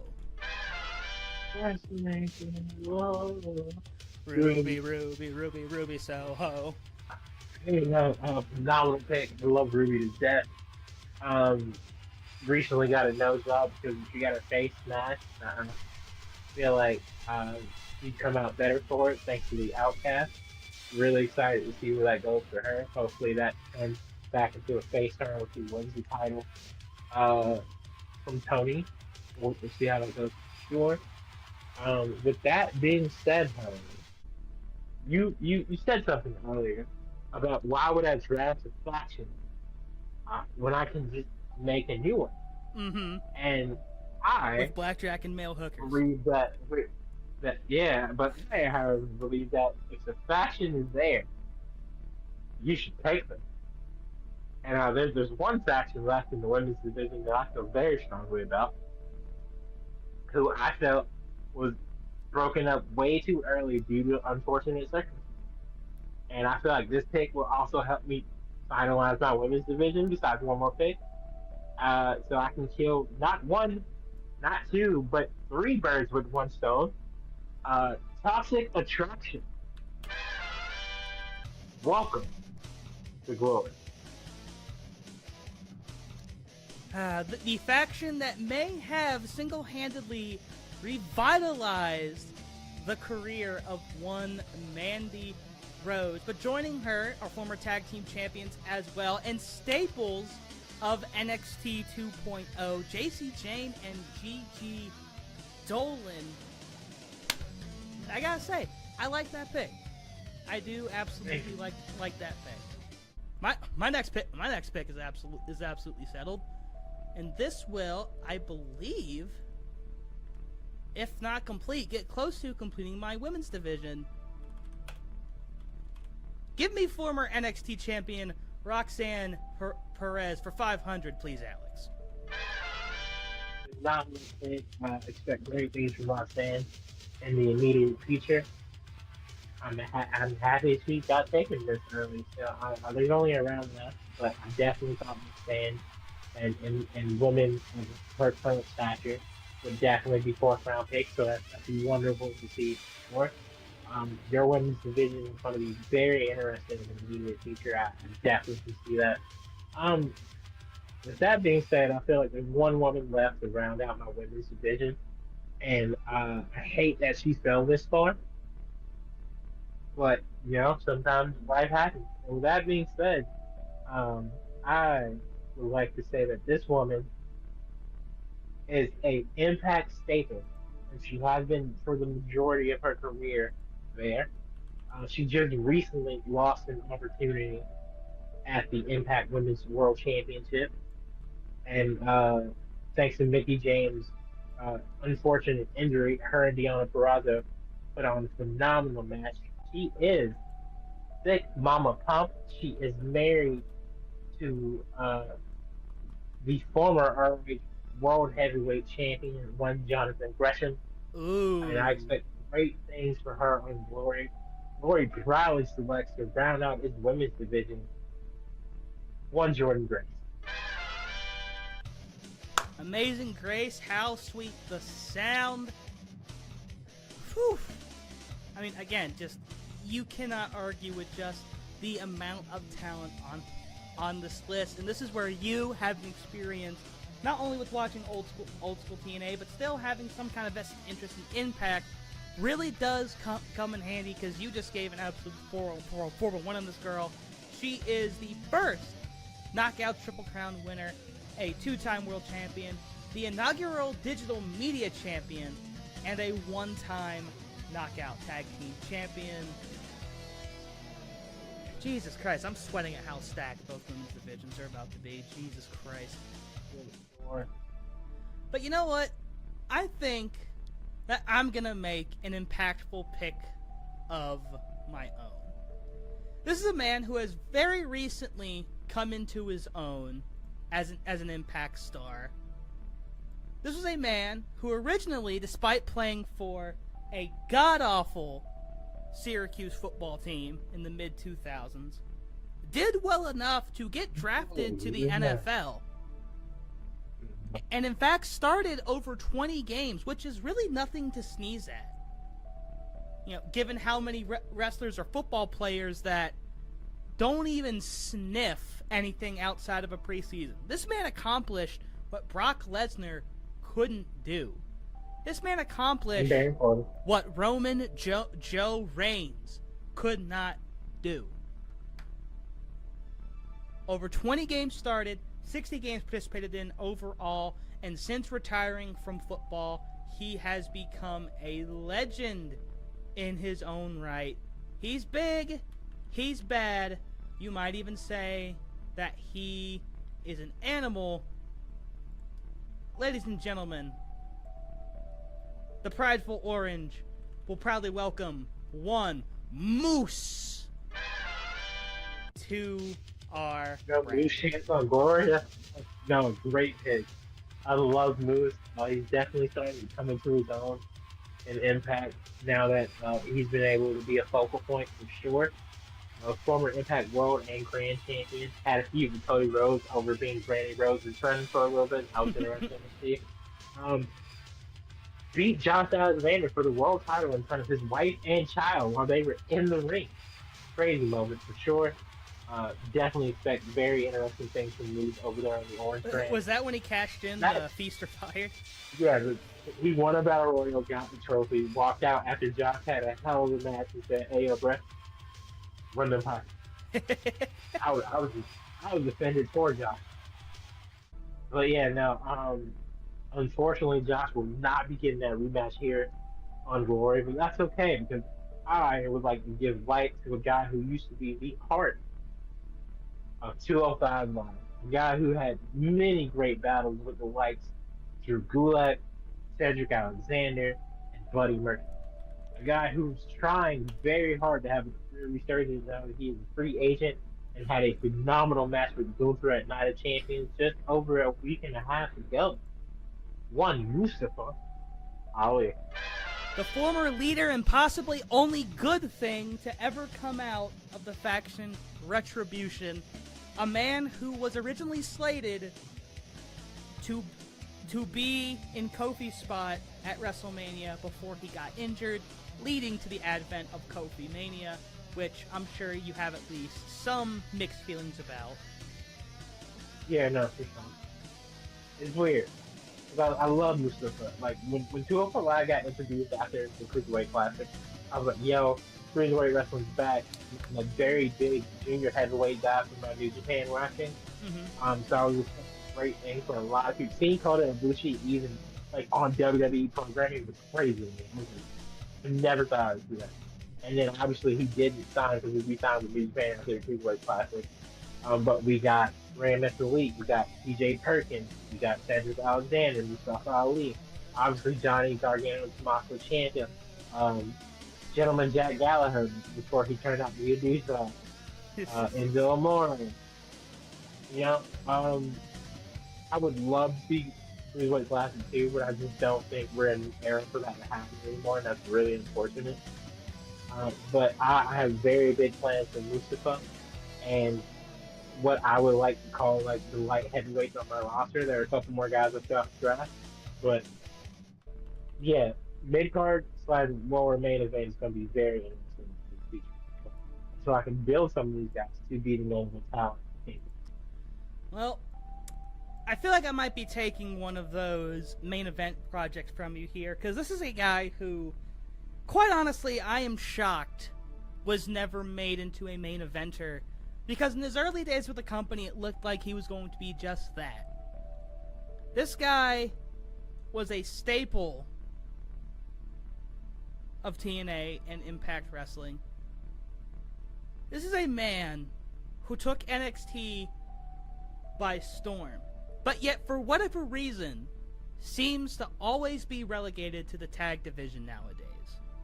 And to me, that's not very glorious. Yeah. Which is why with the 5th pick in round 3, we will be taking the glorious and soon to be revitalized Robert Bobby Roode. Well, I won't give in. I won't give in. Free us. Great coach. That will I've defend. That will been a defend. very big Robert Roode fan. Always has been. Um, the Bobby Roode TNA era when he was with America's Most Wanted, and then Beer Money was a great time period for sure. I love that name. I expect. I just love that name. Yeah. Beer Money was a phenomenal tag team. Had a great theme song. I'm so mad James Storm never fully committed to NXT, which means he would have eventually got called up to the main roster because we could have got a Beer Money reunion. But hey, stuff happens. We've seen Robert very well in the tag team division. He's a former United States champion and NXT champion. I expect great things for him over on Pride. But thankfully, because this guy that I'm about to pick was actually who I was talking about because I wanted the duo, and you let me do it. So with that said, I've already drafted the heart of 205 Live. So I would like to complete the collection with the soul. Former Cruiserweight champion for over 180 days after beating Buddy Murphy for the title. Former member of the Hurt Business and Raw Tag Team champion. The guy who's married to a lovely woman who is a former member of the AEW roster and Big Swole. I wish her well in her endeavors wherever she decides to stand next. The one, the only, in the dark, knowing his theme song, which is a shame. Cedric Alexander. You know I'm a pretty big mark for the Hurt Business, and the fact that Cedric wasn't launched into the stratosphere after they broke up is honestly shocking. You know, the dude put on. You talk about Buddy Murphy. That match happened in the pre-show to WrestleMania 34, if I'm not mistaken. And from what I understand, that was an absolutely phenomenal match. Let me pull up his fucking shit right here because I'm blanking. Like many on this list, he's somebody that we're honestly still kind of, befuzzled that he hasn't gotten anything better than a tag team title run. But hey, that's why we have OCW to begin with, because we want all of our favorites to succeed. But since we're on the subject of the Hurt Business. If you remember, Cedric's tag team partner was a man who, at several different points in his career, had people asking, when is he going to win the big one? When is he going to be the main event star? This is a man who was the MVP of some of the earliest Money in the Bank ladder matches. I'm talking when these things were held at WrestleMania. This would likely be his only spot on the card those nights. You know what he would do? He would go out and give it 110%. He's a multi-time mid-card champion, holding the IC title numerous times. 3 times to be exact. A one-time US champion, was part of the world's greatest tag team, capturing not only WWE Tag Gold, but also capturing gold in Ring of Honor. And he has also traveled all over the world. He's been in New Japan. He was also an All-American amateur wrestler at Minnesota, and is an alumnus of one of the greatest classes in Ohio Valley wrestling history. And quite frankly, there ain't no stopping me now. Pride has just secured one of its most underrated superstars in one Shelton J. Benjamin. I'm sure his mother is very, very proud. The gold standard. With that being said, let's continue the train of guys who I feel like have just not truly gotten their fair shake. This is a guy who I was a big fan of on the independent scene when he was Uhaa Nation. He got to NXT, had a couple of really good matches, and then was immediately put into a championship opportunity with Finn Balor. Lost that match and then was called up the next night. Wasn't really a fan of that. He's kind of flailed his way through the main roster, won a couple titles, even the United States Championship. Had a great moment at WrestleMania against Big E. Was saddled with a very random gimmick in which he returned to his roots and his Africanness, which I'm all about, but I feel like it's unnecessary, especially when he added the fake accent, which he has since dropped. He's currently still in NXT. No, actually, he's not. He just got redrafted to the main roster after a very random NXT run where he didn't really do a lot. And I think, with that being said, Apollo Crews has all the potential to be a main event player here on Glory. And I would like to help him reach that potential.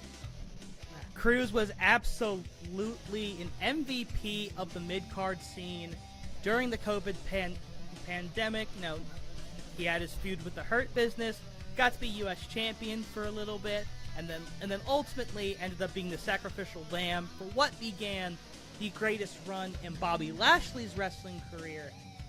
But I agree with you, this is a man who is incredible. You look at how he goes in the ring, and quite frankly, I really don't think there's a performer in-ring quite like Apollo Crews nowadays.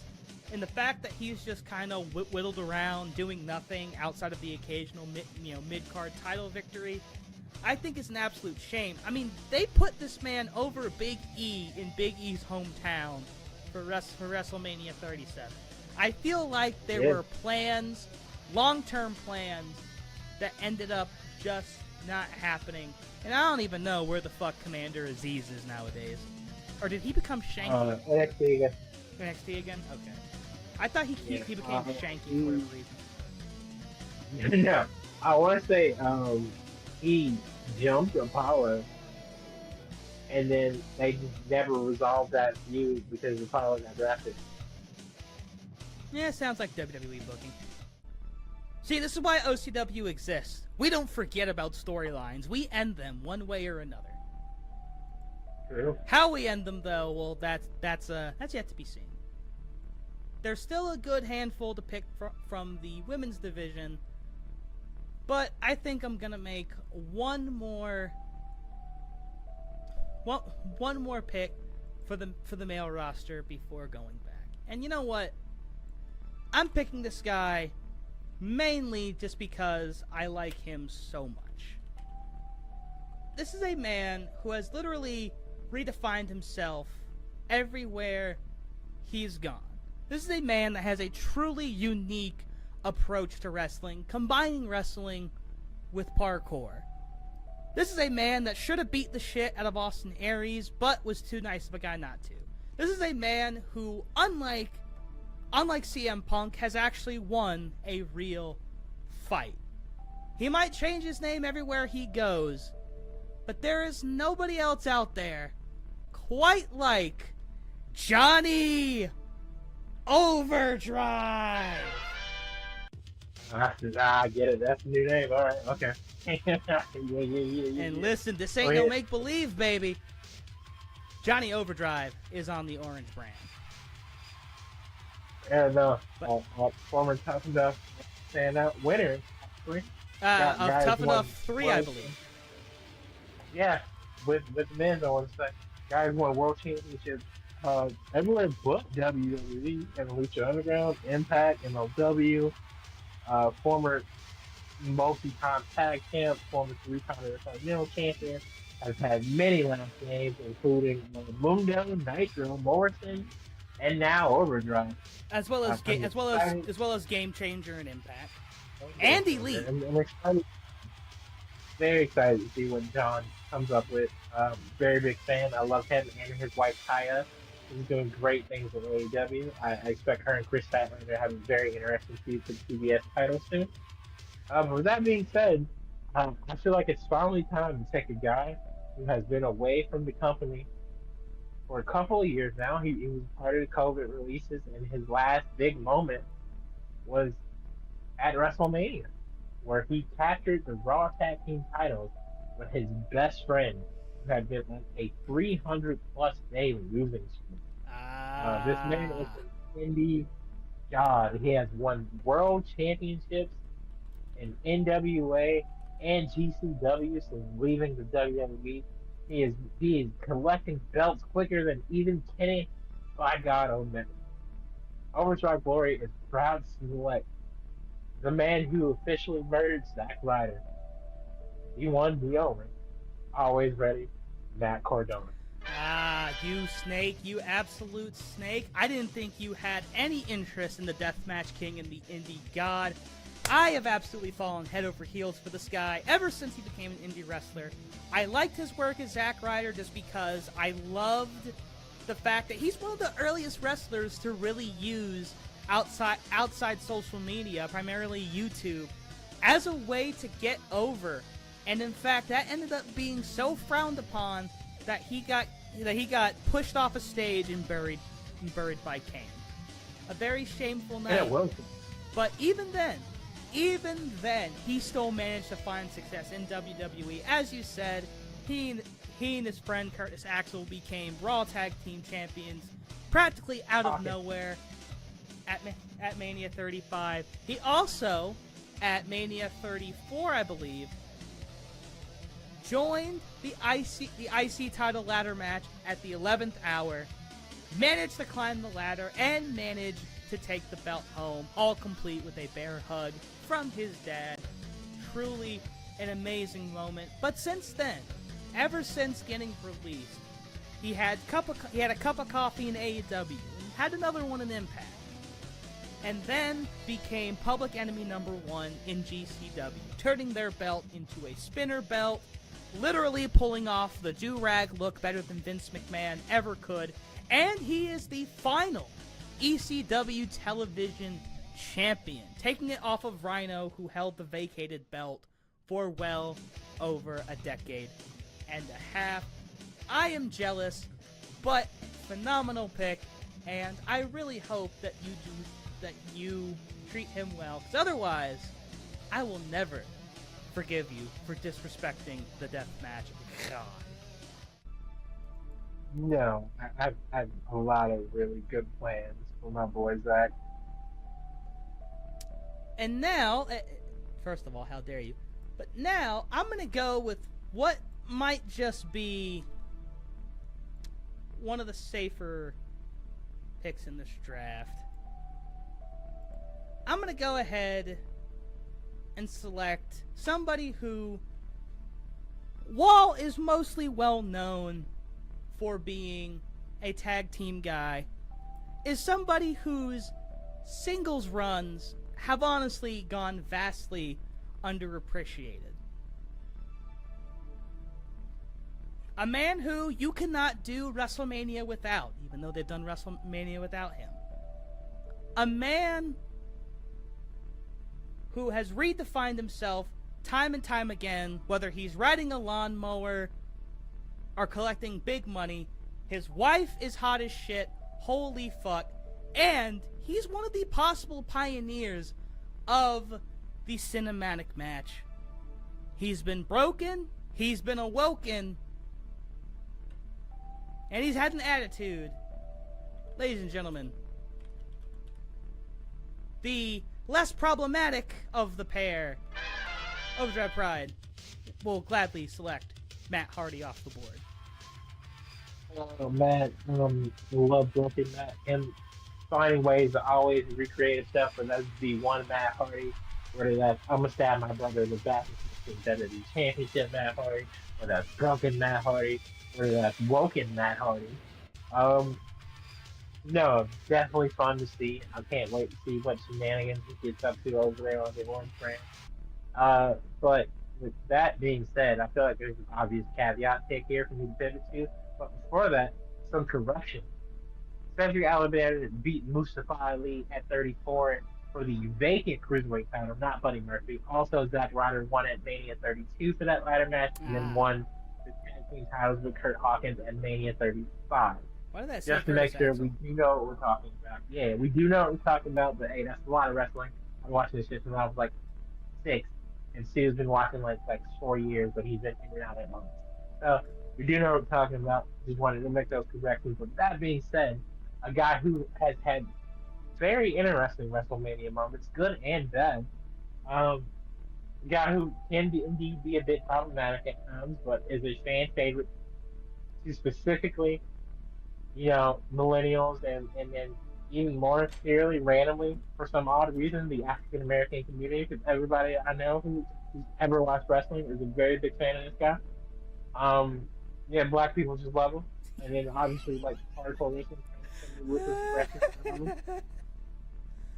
Why did we not put them together? Fuck. Yeah, you don't get both. Former WWE champion, former Intercontinental champion. Actually, Jeff Hardy is indeed a Grand Slam champion. I want to say in the old and new format. Well, Shout out my boy. he has WWE and World Heavyweight, I believe. Jeffrey Nero Hardy, and he's also been European light heavyweight and Intercontinental. And in the new format, he's been Raw and SmackDown Tag Team Champion and United States Champion. Yeah, Jeff Hardy is the better brother when it comes to championships in wrestling. So, yeah, we will gladly take him and make sure there's a rehab facility just around the corner in the event. But I would like to believe that you're only better. I wasn't as fucking out with it. Yeah, bro, we're open and honest with everyone. Boy, Jeff is a good man. I do believe Jeff Hardy's making strides. Real shit. I love Jeff. I always have the best for Jeff. I feel like he's making strides to be a better person. He's mentioned on AEW. He's kind of fucking up. I believe him. I really do. So with that being said, Jeff Hardy will be pushed like he's 2008 free getting released yet. Possibly the peak of his WWE career. Well, I wanted to draft both of them. Again, why we put them down as separate, I have no idea. But you know what? That's okay. Matt will be okay on his own. But I need some goddamn tag teams up in here. And really, the only reason why this tag team is still on the board is just because of how young they are. Both of them have had standout performances in AEW. Both of them look to have promising careers ahead of them. Both of them are in their early 20s. And as a tag team, they do have a legitimate pinfall victory over the greatest tag team to ever live, Generation Me, aka the Young Bucks. So you know what? I'm going with the Martin brothers and Top Flight for my next pick. Yeah, respect. I honestly forgot they were there. No, that's a goat pick, top flight. If they could just stay healthy, the ceiling for them is massive, 100%. And they're still young, so obviously, like these injuries suck. But I think it'll work out for them in the end. Well, one of them injured their ankle really bad at Yeah, no, ROH, right? Dante broke his ankle during the ROH ladder match for the title, so he'll be out for about a year. Darius is the one who gets injured most frequently. He's been out 3 separate times. While Dante was able to like find himself as a single star during the COVID era. So I'm really excited to see how Darius does now that Dante's went out for a extended period of time. He's been teaming with Action Andretti, who's a guy I wish we had added to the draft for the possibility because I love this theme song. During ROH, so I'm really curious to see how they do as a tag team. But for now, I think OCW is the perfect place for the Martins to truly shine injury free. Yes, sir. Hopefully. With that being said, there's not too many guys left. So what I'm gonna do is I guess I will take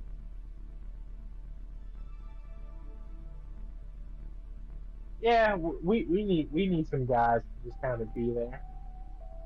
So with that being said, I will be taking only two members of this faction.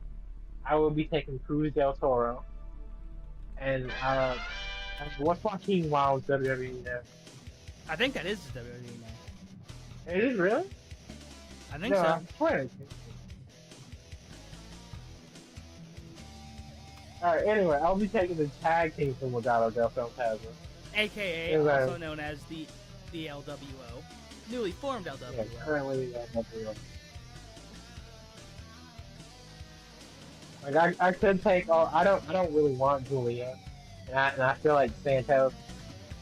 Well, like if Santos is there next pick, I'll take him. But if not, that's true. You know, but I definitely feel like this was a moment for me to like bolster the tag team division a bit without having to make a bunch of tag teams. Oh yeah, I'll gladly draft half of Legado del Fantasma. Alrighty. Give me 1 second.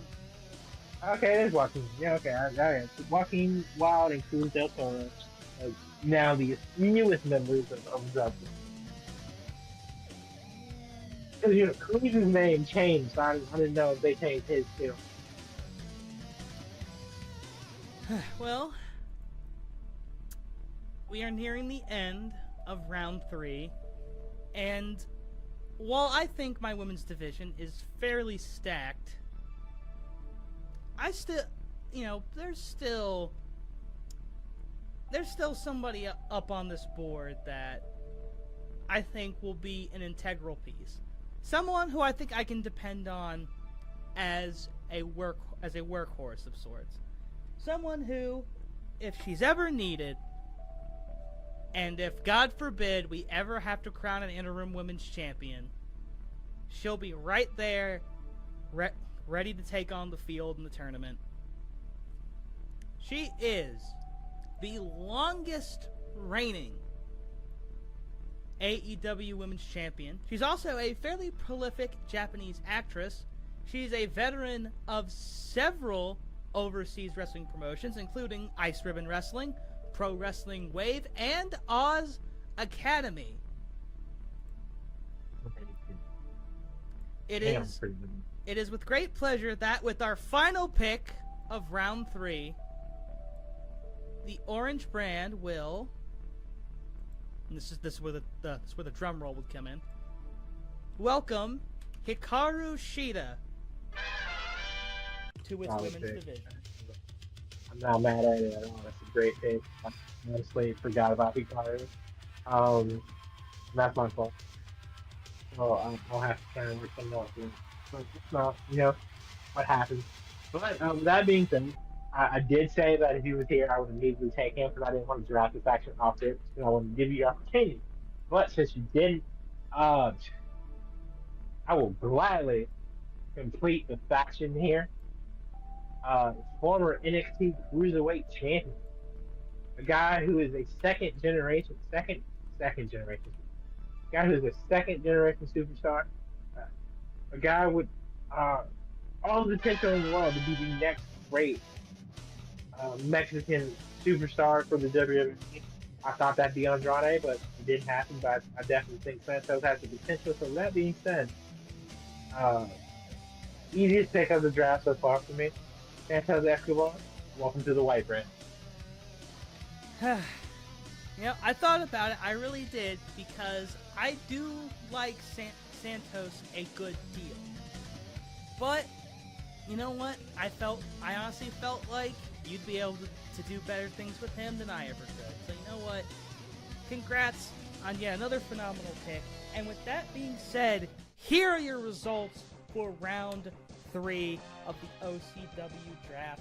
And I will say, the fact that, the list was winding down as much as it was really made this round probably one of the hardest to draft. In previous rounds, you could always kind of tell that, one was pretty much always ready once the other was finished. But no, I had to do a lot of soul searching, had to do a lot of thinking for this round in particular. But I think we both, have found ways to round out not only our mid-card, but just round out the roster in general. I agree for sure. I think round 4 is probably going to be the hardest because of who's left. And honestly, I'm probably going to girl script a good bit here because I feel like there are guys that we did mention that deserve spots over some of these other guys. I honestly want to say the men's roster is about 90% done at this point. And I feel like my women's roster is stacked, so I might have one more women's pick. And then obviously, there are some div picks that I feel like we should just fill out here to make it easier. I may suck, but you just won't. To open round 4, I would like to announce officially that all 3 members of the New Day, Xavier Woods, Kofi Kingston, and Big E, Langston, because I am giving him his last name then, are proud members of Overdrive Glory, along with the Limitless One, Keith Lee. Now, part of the All 4 men will be booked to the absolute moon in the coming months, and I'm excited to see what happens. These were men who we mutually agreed would go to Overdrive Glory. In exchange, I got dibs on a superstar of my own, and I was also allotted the first pick, and I think that was very much worth it in the end. But I will say, you have told me time and time again how you would book the New Day. And I feel, as I said, you could do so much more with them than I ever could, which is why I entrusted the New Day in your hands. Then for Keith Lee, you just mentioned him one day, and I was like, okay, you can have him if I can get my guy who I wanted. I called dibs on a man who might soon become the most over man in wrestling. A man who's being compared to The Rock in terms of mic skills and getting that crowd reaction. A man who was a $1 million champion. A man who had a gimmick that was so reviled that he switched back to a gimmick that already had people kind of questioning it. But he seems to be carving out his own path. Only time will tell. But ladies and gentlemen, with my dibs pick, Overdrive Pride proudly welcomes possibly the face of the singles division, outside of, Seth Rollins and Kenny Omega, one L.A. Knight. Yeah! And the people are going to be excited for L.A. Knight's arrival.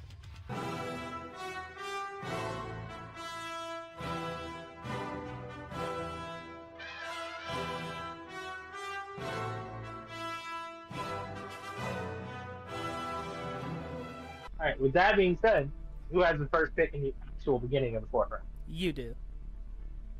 Okay, cool. Ricochet. Done deal. boyfriend of the greatest female ring announcer we've had since, in my opinion, Lillian Garcia. No offense to the JoJo fans.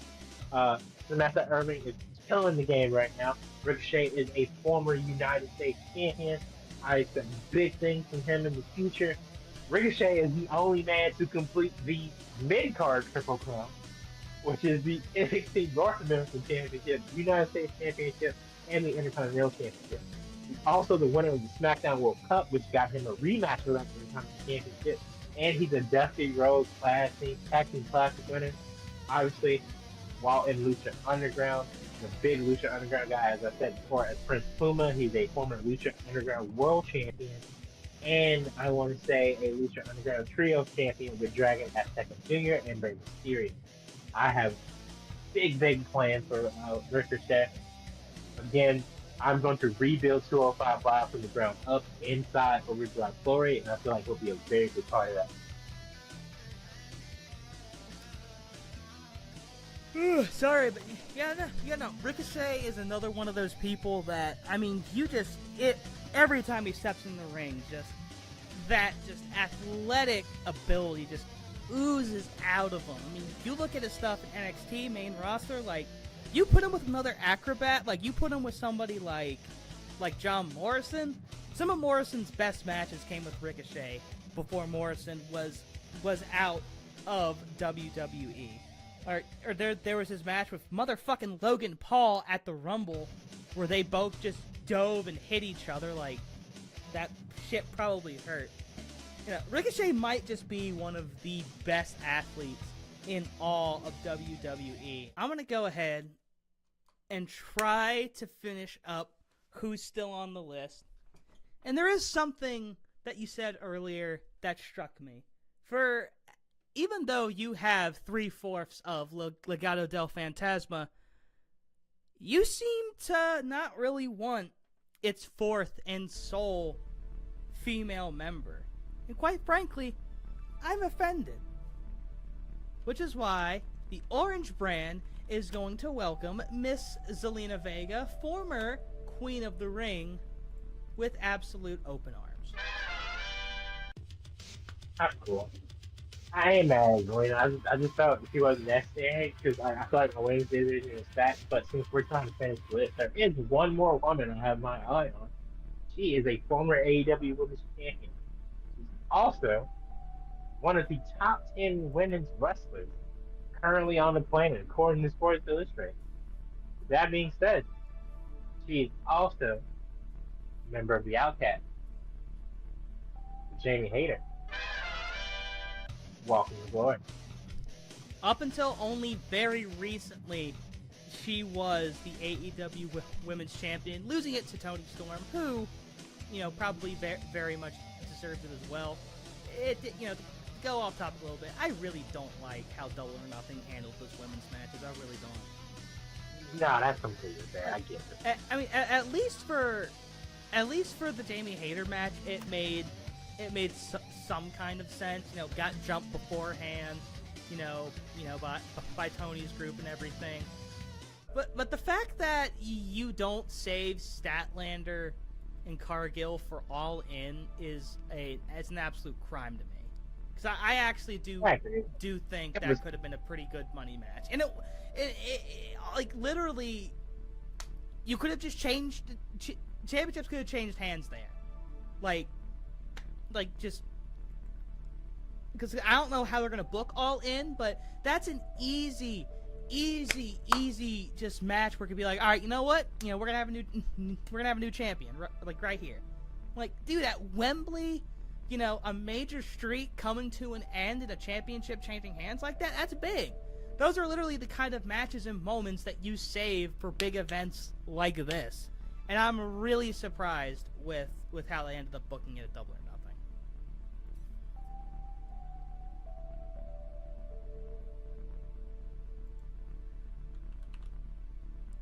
Alright,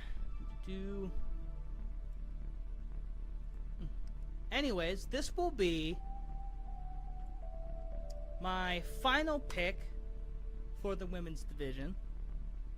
I am very surprised that you have not picked her up.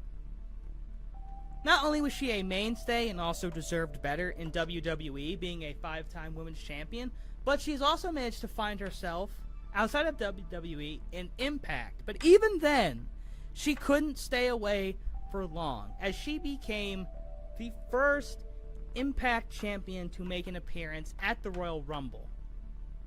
Ladies and gentlemen, the Queen of Hardcore Country, Mickie James, will round out the Pride Women's Division. Mickie James is a phenomenal pick. I love Mickie. Phenomenal women's wrestler. She's a 5-time champion at minimum in both companies she's been in, Impact and WWE. She's currently, booking in NWA. Legend for sure. Love her to death. But with that being said, I feel like at this point I have to complete the bloodline. It's right there. Solo Sikoa has not been picked. I need the former NXT North American champion. I need street champion for glory. I mean, only time will tell. Only time will tell with how much of a star Solo is going to be. But I do not think you can get a better rub in the WWE than Solo is getting right now. Pretty much being picked over his brothers to be, as Roman's right hand man. And as of late, it seems that he's been the only reason why Roman's been winning absolutely any of his matches. That Samoan Spike is absolutely fucking deadly. But now that we're here at the end of the roster and need some spaces to fill, we have consulted the free agent market and now have selected another small pool of competitors who we, unfortunately, because we're stupid, completely overlooked for one reason or another. While I do have 3 dedicated tag teams, and I can always make more, it really does pain me that we forgot about one of the finest tag teams over the past couple of years. Through the COVID era, they managed to stay relevant. In the new era, they managed to stay relevant. Even with the Usos hogging all of the tag team glory, these two guys have stayed together, and both of them have become mega over, with many wanting to see both of them at this point possibly go into singles runs, but that is something to determine later. But for now, we take them together. In Overdrive Pride, the Street Profits are up, and we have the smoke. Thank you. Triple Crown Tag Team Champions. Unfortunately, they just kind of fell to the bottom of the list, so I'm glad to see them go in the 4th round instead of continuing to be free agents. I expect very big things from your tag team division with them. And I think a great counter pick to these guys would be a team that honestly probably shouldn't be a team, but they are, because they're in a faction together, and that faction has been killing the game on Monday Night Raw. They've got Dominic Mysterio, they've got the SmackDown Women's Champion Rhea Ripley, and they've got 2 guys who definitely will be World Heavyweight Champion in the future, but technically they are indeed a tag team, so I think this is going to be the steal of the 4th round, maybe even the whole draft. Glory selects Damian Priest and Finn Balor. Judgment Day.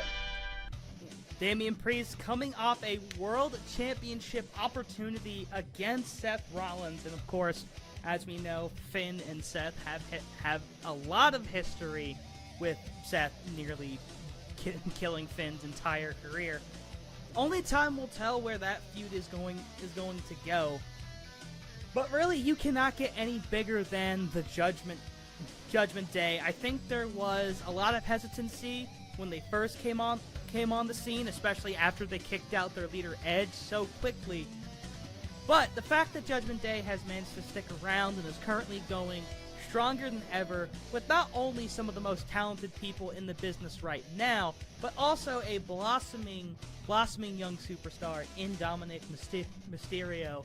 Honestly, the sky is the limit, not just for Balor and Priest, but that entire faction, which is why I drafted Rhea Ripley so early, because really when you look at it, Rhea is a complete package. But that's not possible without the help of the Judgment Day and the rub that being in that faction has given to her. Yeah, absolutely. All four of them are immediate future stars in the next year or two. I can't wait to see what Dominic gets up to when he's in his 30s, because he's 24 right now. A lot of potential there. Same thing with Priest, even though he's a little bit older, and obviously Finn Balor will be at the top of the card wherever he goes. Now, I am going to round out my tag division with a tag team that probably isn't quite as good as this pool of free agents that we have in front of us, but have been one of my favorites to watch, not just from a wrestling standpoint, but really from an entertainment standpoint. It is a shame that in the real world, which we will now call an alternate universe, it's a shame that how in an alternate universe his career might soon be over.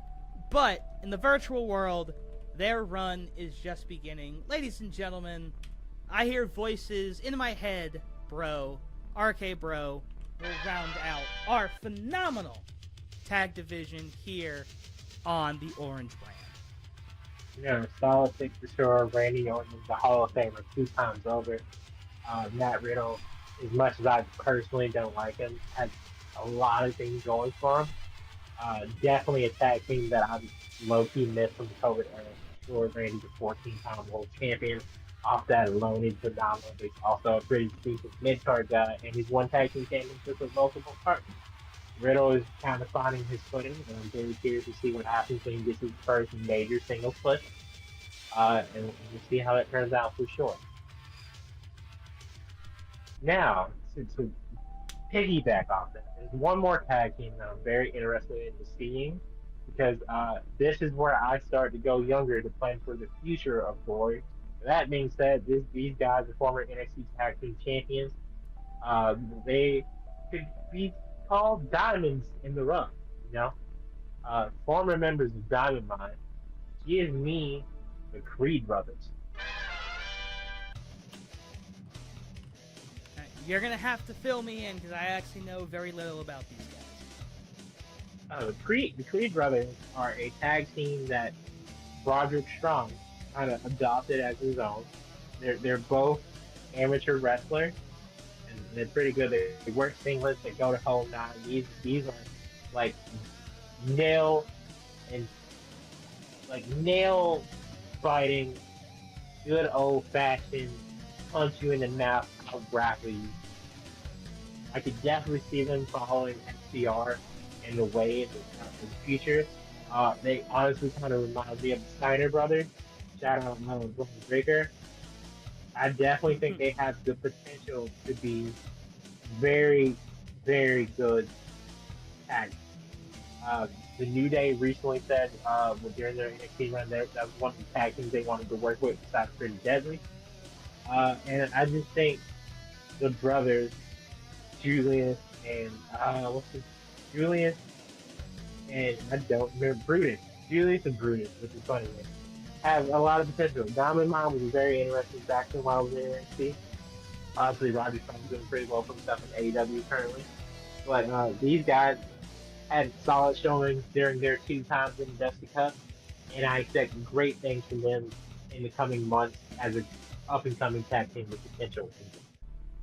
You know, I guess everything's alright, but again, the biggest question in all of this is what if, which is the question that OCW aims to answer, is what if.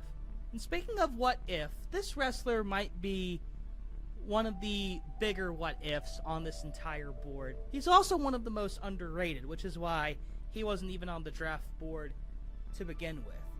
This is a man that found great success in the very early days of TNA. And while he has found his own success and carved out a path for himself in the WWE, many people feel like his run could have and should have been a lot different from what it ended up being. But I think his current run, also shows just how talented of a guy he can be. If he can't be as serious as he can be, well then he'll just be the funniest motherfucker to ever step inside a squared circle. In his 40s, but still doing it. Actually, might be in his 50s now. He is one talented son of a bitch. He is the Truth. Ron the Truth Killings is a member of the Orange Brand. And that is what is up. Great. Love Truth. His NWA World Champion slash WWE. Speaking of TNA legends and guys who really got their start during the early time period, I feel like the obvious pick here is the phenomenal one, AJ Styles. His resume doesn't need to be spoken about. He's a Grand Slam champ everywhere he's been. And he speaks for himself. I can't wait to see what he gets up to in Glory. You know, with the amount of times that we said phenomenal, it's amazing it took us this long. But that's what happens when you need more roster space. That's ridiculous. But, as we've said many times before, absolutely phenomenal pick, good sir. And I'm going to go ahead with my next pick, and that will be... I really do not know how to introduce this guy, as it feels like sometimes WWE doesn't even know what they want to do with this guy. He has one of the longest and to some most tedious theme songs in the entire company, but when it comes to presentation, when it comes to character work, this guy absolutely has everything and more. I'm pretty sure that guys want to be him, and as much as women want to get with him, he already has the woman. I am jealous. He gets that OnlyFans for free. Ladies and gentlemen, good old Killer Cross is now a member of the Orange Brand. I was wondering where you would go with him. Okay, no. Solid pick. Arian has been a very interesting character in WWE from an NXT champion, dominant showing, but he's kind of fumbled since then. So I'm really curious to see how he gets booked in Pride. He's been a couple other places, but nowhere has really stood out to me as much as his NXT run. And so again, I hope you book him well. I'm not gonna book him that fucking Crucible bondage gear if they had him in. Jesus Christ. Good point. He was pinned as NXT champion, for God's sake. Yeah, dominant one at that.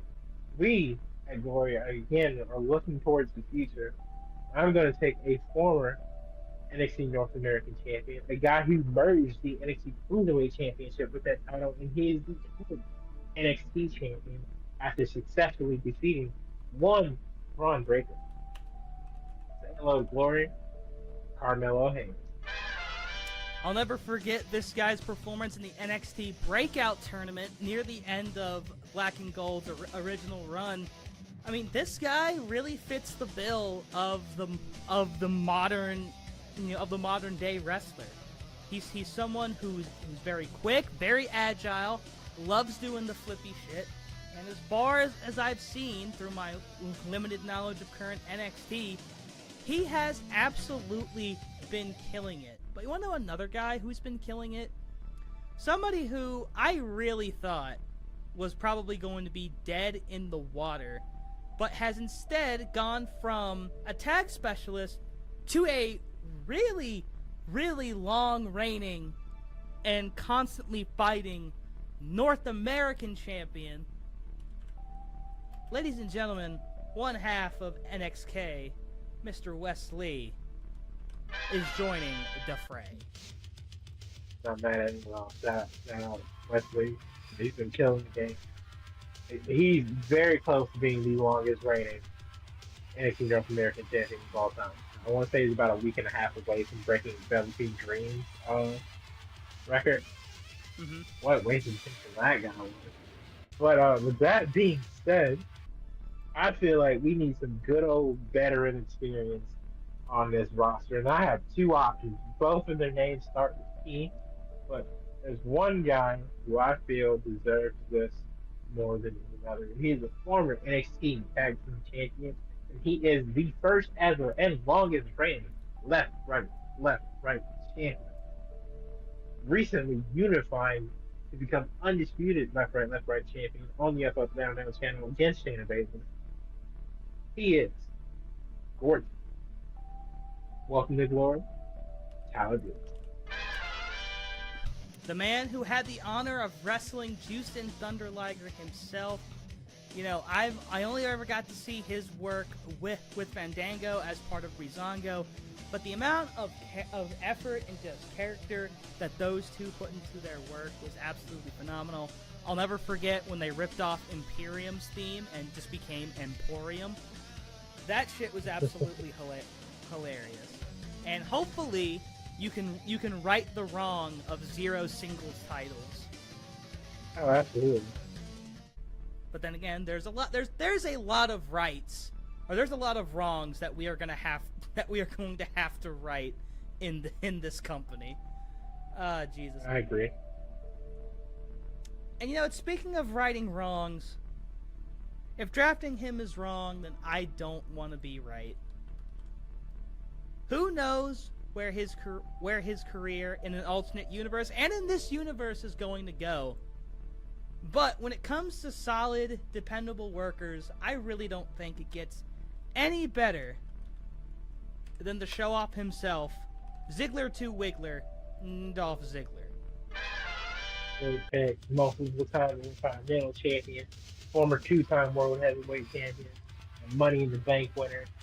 Guy who never really truly has gotten his stop because it's always been stop and start with him.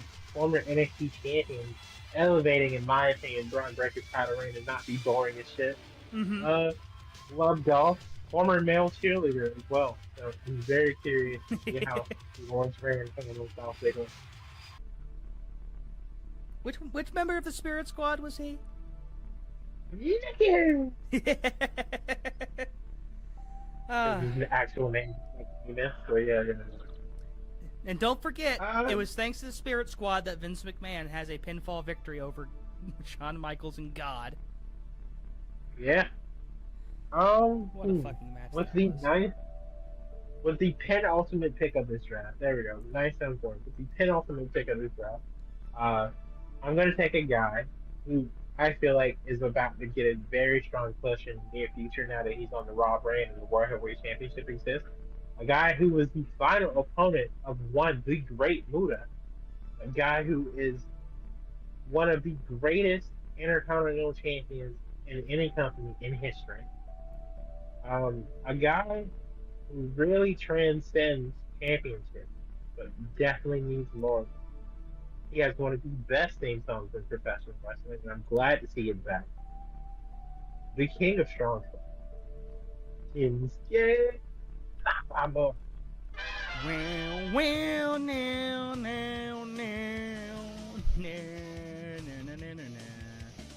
I think I spelled that wrong. Oh, well. SUKENAKAMURA.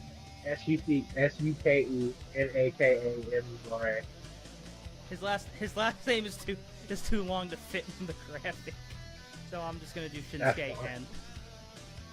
That's solid. Okay. Do I want to pick him? You know what? Yes, I do, because there really is no other professional wrestler quite like this guy.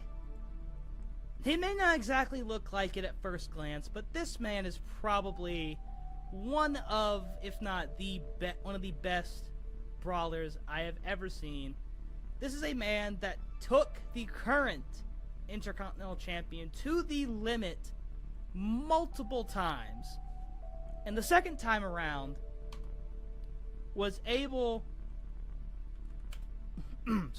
was able to conquer the Beast and capture one of the more elusive titles in WWE, the NXT UK Championship, and he's coming off of a recent banger with one Dijak. Ilya Dragunov is my penultimate pick for this draft. I pray to God I spelled his name right, because I really don't know how to spell his first name.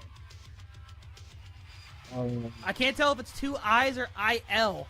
I don't like how lowercase l just looks like I. ILJA. ILJA? And then Yeah, ILD. And then drag, Oh, I forgot the G. UNLD. Yeah. We don't have money to pay graphics people, folks. That's why I'm having to do it myself. But that's also why I'm so goddamn good at what I do. Because I wear many hats, and I wear them with pride. That's my last pick. I feel like I need veteran presence. When I say veteran presence, I mean veteran presence that's to the utmost of its ability. A guy who has won over 30 championships in WWE, not including the 24/7 title, which made Truth break his record. So 31 actual championship reigns that are more than a day long. He is a WWE Hall of Famer. He unfortunately had to retire as world champion because of neck injuries, but has since come back and has been on a tear, even though he has not won a single major championship since. He is the rated R superstar. You think you know him, but you don't. Edge. His return at the Royal Rumble was probably one of the greatest Rumble returns of all time. Just even thinking about the pop he got from the crowd that night sends chills absolutely down my spine. And you are right. Ever since he's come back, he's done nothing but put on phenomenal matches. Many people thinking that one of his worst matches was his first one back, when he did the Last Man Standing match with Randy in the Performance Center. Right. And quite honestly, I thought that was actually a pretty good match. But that's besides the point.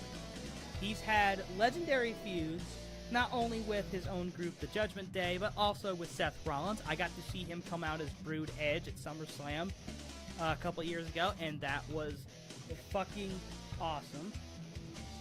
His merch still looks really fucking good, by the way.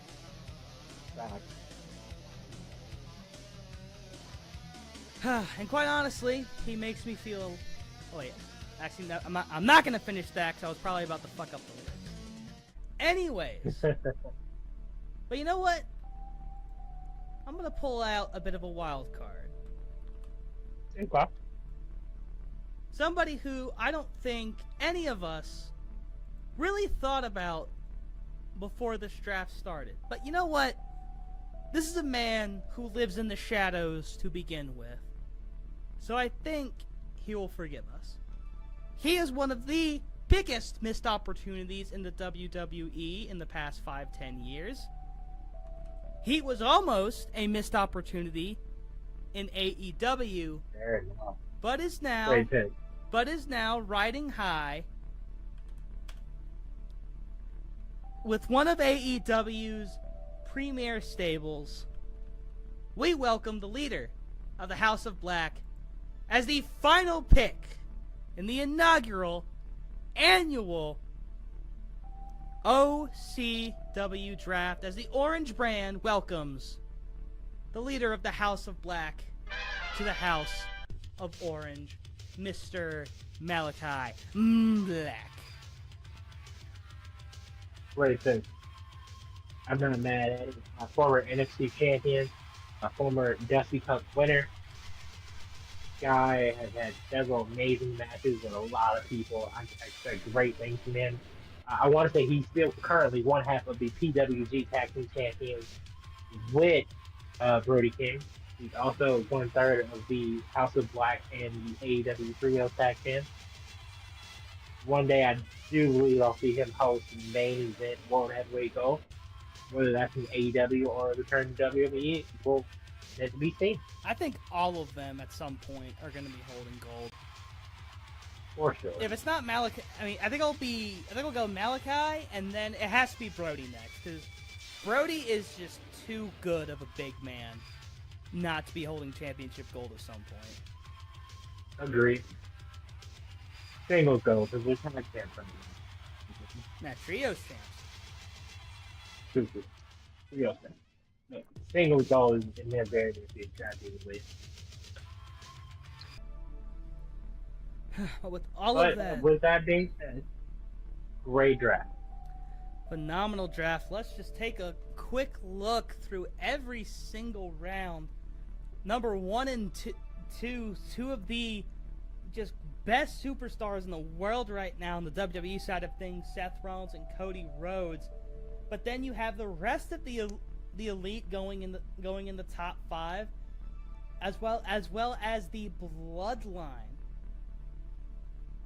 Jesus, I mean, you look at every single round, and I really think that once you get past like our top 3 picks, I feel like this draft really could have gone like any way. I feel like there's at least 1 or 2 people in every single round that could have been a first round selection. And even then, when we had to look into our pool of free agents at the very end, even I was having trouble picking people. Yeah, I agree for sure. There were definitely 2 tag teams I felt could have been drafted that weren't, and I'll definitely be using the free agency pool to kind of play around a little bit, see what I like and dislike. But I'm very happy with all of my picks except maybe 1. But even then, that 1 pick I feel has a lot of benefits for me, and not the immediate future, but in a couple months in universe for sure. Oh, golly. I mean, I have a lot of work that I need to do with this roster. It's honestly daunting. But you know what? I'm the motherfucking manager of champions, so you know what? I'm going to be the booker of champions, because there is no doubt in the back of my mind that the Orange brand is going to be the superior brand in this virtual wrestling promotion, because I am Stanley Brewer, and everything that I touch turns to gold. And that is just a fact of life, my friend.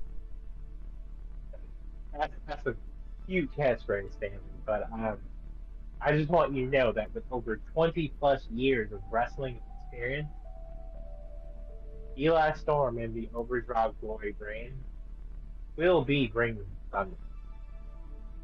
And I hope you're ready, because this is one storm you will not survive. So best of luck, Stanley, to you and the Orange brand. Because always and forever, we're better than you, and everyone knows it. Good night, ladies and gentlemen. Words said by the man who failed to draft MJF. This gonna be fun. Or did I let you draft MJF knowing that you'd bury him into the ground and he'd come crawling to the superior brand? Cheaper. There's no way, even with your 4 eyes, that you would have that amount of foresight. We shall see. We shall see.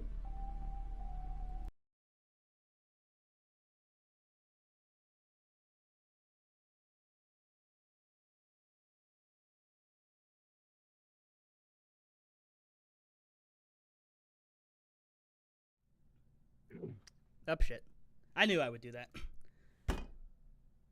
If you thought it was over after all of that, you guys have zero faith in this company. Now, allow us to reintroduce ourselves.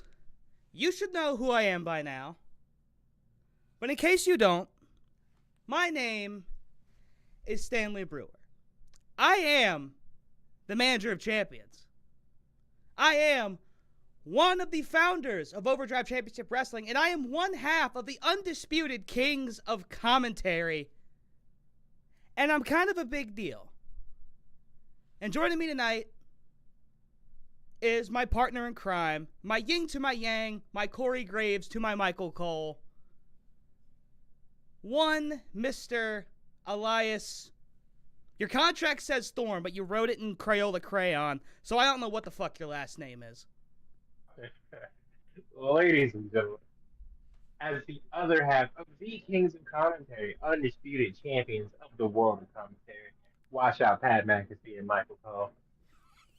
Elias Storm is the government name. You can call me Eli. Yes, the contract currently says Thorn is a miscommunication, but it's all good, because whether my last name is Storm or Thorn, whether we bring thorns because we're a rose and we grow from concrete, or whether we bring the lightning because we're the storm that's going to take over the world and overdrive.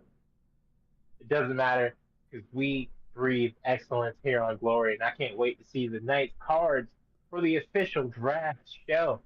Ladies and gentlemen, you will see tonight the absolute peak of professional wrestling, and I have to give Stanley his credit because his roster is stacked, but they're no Glory. And that's going to be the closest thing to a compliment he is going to give me all night, but that's okay. I give myself all the compliments I could ever need. But let's go ahead and get into the card for tonight's festivities. All right, let's get the music playing right here.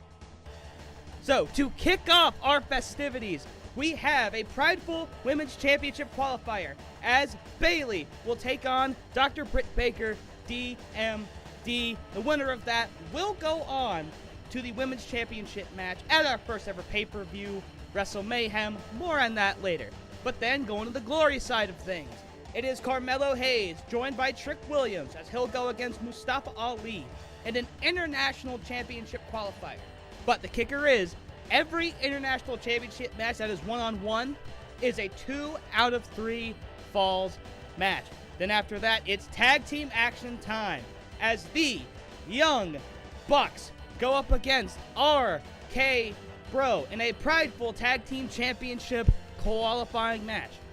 And then we have our first qualifying match for the Overdrive World Heavyweight Championship over on Glory, as Heart and Soul Johnny Gargano will go up against one of the greatest heels this business has ever seen, and Michael Mizanin, aka The Miz. That'll mark our halfway point, and then me, Stanley Brewer, owner of the Better Orange brand, will announce the inaugural card for next week's inaugural Overdrive Pride. And then right after that, 3 men will compete for a spot at Wrestle Mayhem for the top prize on Overdrive Pride, the Pride and Joy of the Galaxy itself, the Galactic Championship, as Seth motherfucking Rollins, the Tomato Man Tommaso Ciampa, and Maxwell Jacob Freeman will duke it out in the United States bracket.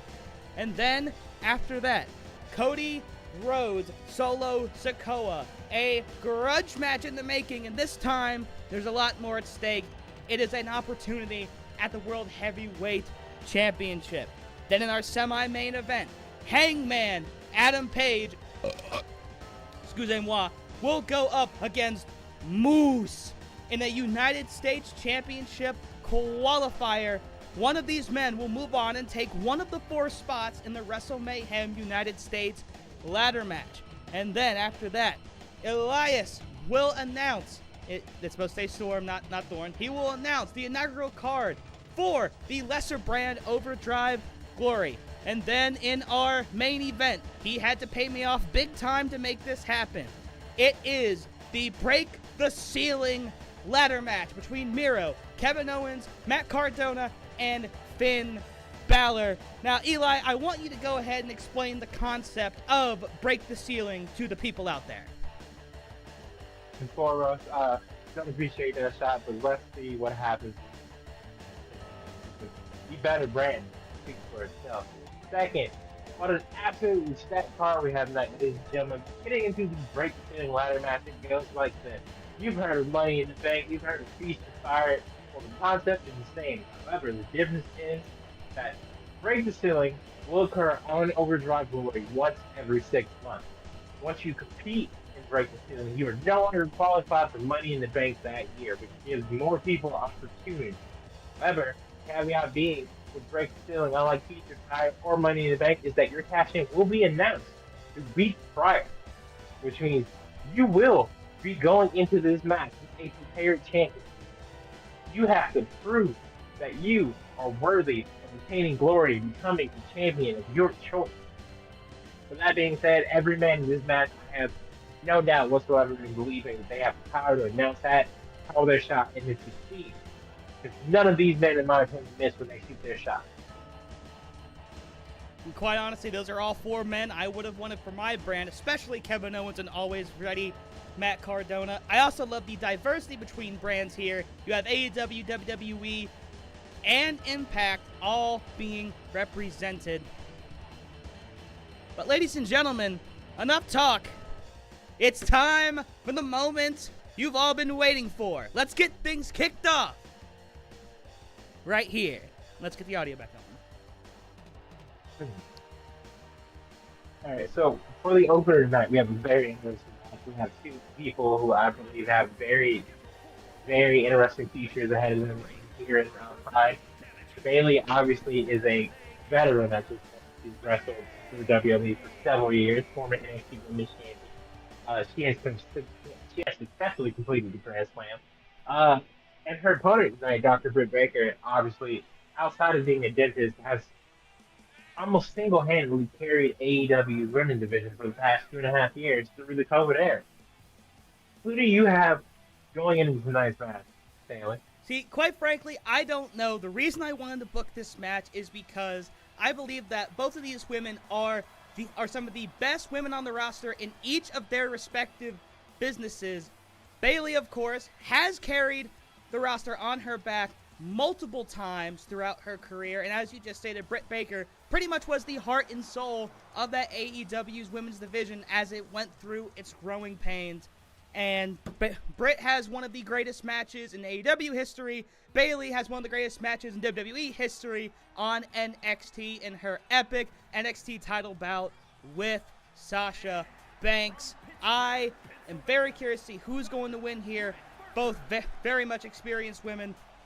Who knows what the hell is going to happen, but hey, that is the beauty of Overdrive Championship Wrestling. You put 2 stars in the ring, you never know what the fuck's going to happen. But I could not think of a better opening contest for tonight than 2 of the baddest women on the planet. And no, Ronda Rousey's not coming to this promotion. Fuck that. No, absolutely. No Ronda or Brock allowed here. With that being said, Britt obviously appears to be the underdog in this situation just based solely off Bailey's experience. I believe Britt's sheer grit and determination can put her forward in this match. I don't have a personal stake in this because obviously I want your brand to fail. I don't care who's Well, it's not going to fail. This is going to be a 4-star match. I'm calling it right here. If not 3-star. I don't think these women could do anything below a 3. Well, unless you're Meltzer. Yeah, I definitely. But fuck Meltzer. Meltzer's not here. I personally, this match goes over 5 minutes and 100% agreed. I think Bailey will get this done in under 2.5 minutes. Well, we will see. Ladies and gentlemen, we are underway here in OCW. As you see, Bailey is taking the early lead in this match. She's already got Britt on the ropes. See what she goes for here. Whoa.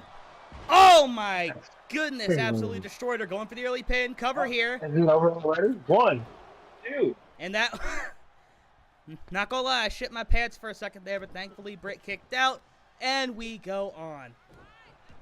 Britt Baker definitely wasn't expecting such an opening move to be that strong. Clearly, she was unprepared, but the 2 count is a 2 count. Bailey is currently in control. I have not seen this hot a start from Bailey in a long time, but she was showing just how much she wants to dominate this women's division. I'm sure she's fairly upset that she was not the first woman selected, nor was even selected in the first round. Bailey, who has done just about everything that you can do in WWE in the women's division, she absolutely has a chip on her shoulder right now. Absolutely. And Britt now trying to show off. Unfortunately for Britt, that fails because showboating is not what we do here in Overdrive. Here we go, Bailey going to cover again, and this time he kick out at 1. Bailey has definitely taken full control of this match so far. Hopefully, Britt can make that come around. But it appears that my prediction so far is correct. Bailey seems to be trying to end this match in the first 2.5 minutes. And Bailey now taking her time to screw with Britt after Britt tried to show off right in her face. And Bailey working on that left knee now, refusing to relinquish any control in this match, which she is a member, or I guess was a member, of Damage Control, wearing the gear tonight to honor her faction in an alternate universe. And Bailey just absolutely taking it to Britt Baker right now. And this is getting pretty ugly. Yeah, this is how to watch. Knowing what Britt Baker. Oh, Britt rolls out now. Oh. And Britt throwing punches now, trying to regain control. Oh, and knocks Bailey There we go, down. Britt. hell of an elbow to knock out Bailey. Britt now taking advantage, finally being in control of the match, kicking Bailey in the face. David Daniel Bryan. And here we go. Britt now. She's getting hot. Britt with the combo. Ducks that. And oh, my goodness. Britt Baker and has Bailey's stunned in the corner now, going for a splash, and she misses. And Bailey, I don't know what she was doing here, but Britt looking to take control. Off the rope there she goes! Stomp to the face! Is that going to be it? Here's the cover. And Bailey kicks out, and we are already at 2.5 stars for this match. That was an epic sequence by Britt. She has absolutely regained control here. Bailey now attempting to roll out the ring and does. Trying to compose herself. Britt, I don't think she's going to give her a break. Is she going to go flying? Yes, she does! It doesn't look like Britt seemed to get all of Bailey on that. However, Britt seems to have recovered quickly after landing on her ass. However, but Bailey is down. Fully take control of this match. Here we go. The referee now at the count of. At least he's taking his sweet-ass time. I think the ref forgot how to count. He got to 3 and completely gave up. Oh, he skipped 4 and went to 5. But now back in the ring, so the count does not matter. And here we go. Bailey now. Oh! Bailey to belly! Here's the cover! And Britt kicks out of the Bailey to belly! What a... And she is back on her feet. Bailey now absolutely plants her foot near the rope. Is Bailey going to drag her away? Yes, she will. Oh, but she might have taken too much time. She might have missed her opportunity. Here's the cover. And no, that will be it. And Bailey is victorious, and she is going to Wrestle Mayhem to fight for the Prideful Women's Championship. That was a fast but very ferocious match. That was a match of absolute momentum, and Bailey ends up taking home the victory in the end. I think that was a great way to open up Overdrive Championship Wrestling. No, absolutely. As a very proud member and one of the founding fathers of Overdrive, I am happy to see that this match went as well as it done.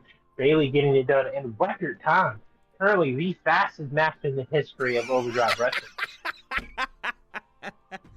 By an absolute technicality. That one tomorrow. But this is a match I am absolutely looking forward to.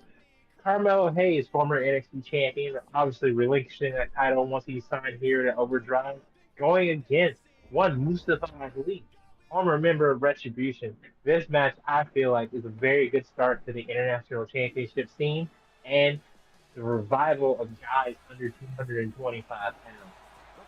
This really Obviously, Carmelo has Kurt Williams in his corner, so we'll see how that plays into this match.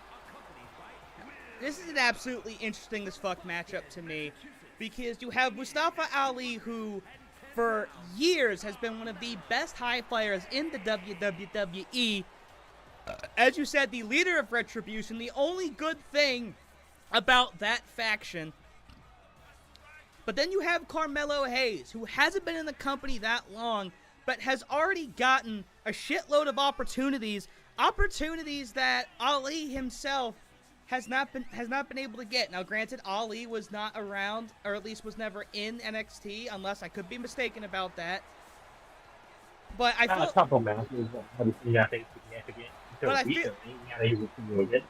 But I feel like these two are very similar in that they're both high flyers. They're both very much high risk. They're about creating moments, about making that excellent highlight reel. But I feel like if you're Ali, you have to have a little bit of resentment going into this match. You see this young up-and-comer being given everything, while Ali has had to scrape for everything he has gotten in an alternate universe. Even at one point being told he would win Money in the Bank, only to be told, yeah, no, Brock Lesnar is going to win it instead. Ali has to be coming into not only this match, but this entire company with the biggest chip on his shoulder. Yeah, absolutely. Ali is a guy who had absolute promise.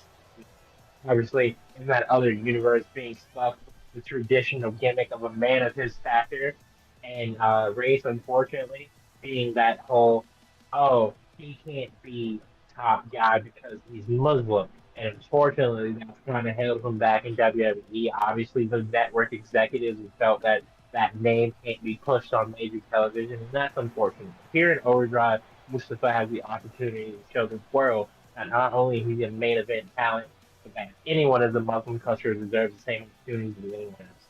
And let's not forget, Ali was on the fast track to taking part in WrestleMania 35, but an unfortunate injury kept him sidelined. While that did lead to the creation of Kofi Mania, that kind of opportunity still has not come around for Ali. And Ali, he is coming out swinging right here. Right. So the interesting thing here, obviously, singles matches in the international division is that they're all 23 falls. So the question here is, you want to go fast and try and get the quickest win possible, or pace yourself and try to be the Iron Man in this situation. Well, Ali tried to go for the quick fall right there. Plants Hayes with a DDT. And he's taking the time to blow. That's not going to work. No, we'll make them pay for them. Unfortunately, Mustafa has allowed that chip on his shoulders, allegedly, to kind of inflate his ego a bit. Let's see what happens here. And I don't know if you saw, but Hayes completely whiffed on that drop kick, but his ass landed on the back of Mustafa's neck, and that ass might just be enough to give Hayes a big opening right here. And Hayes absolutely taking advantage. Mustafa fighting back. Irish whipping, woo! Little corkscrew action, and Hayes is rolling out. Ali going high risk though! Shades of Claudio and Sami Zayn here. And Ali now still taking it to Hayes and plants him on his back on the apron. Ali taking some time to celebrate, but he's got to turn around. Oh, and he gets planted once again. And as we can see, gloating by either superstar here has gotten neither of them anywhere. Ali with a nice drop kick, but Hayes rolls away from it. Ali not sure what he was doing there, but plants him with the tornado DDT. What a phenomenal move by Ali. Clearly these two are trying to one-up each other. I mean, hey, they got 3 falls to do it. And as far as I'm aware, they can do it for as long as they want to.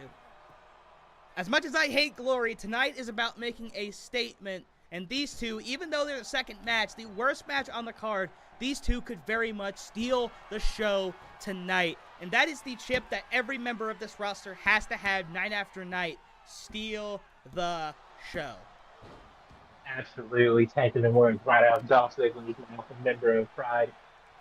Hopefully every member of Overdrive here tonight shows why they are the best in the world and that they deserve the better from their respective companies in the Ultimate Universe, regardless of how successful or how unsuccessful they have been so far. And Hayes now absolutely in control. Now he's taking his time. What are we seeing here? Okay. And plants Ali. What a leg drop lariat here.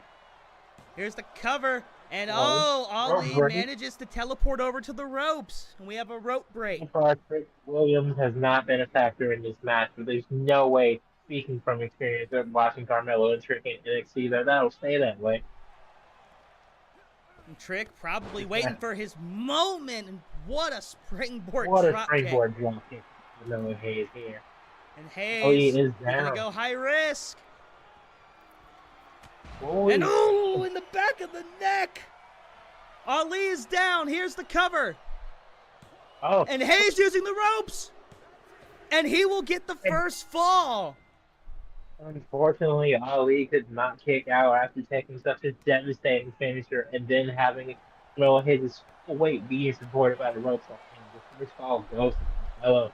Can Ali make attack? He tries to counter on here. And Ali looking to make a comeback here. He maybe seeing the foot on the ropes. The ref didn't see it.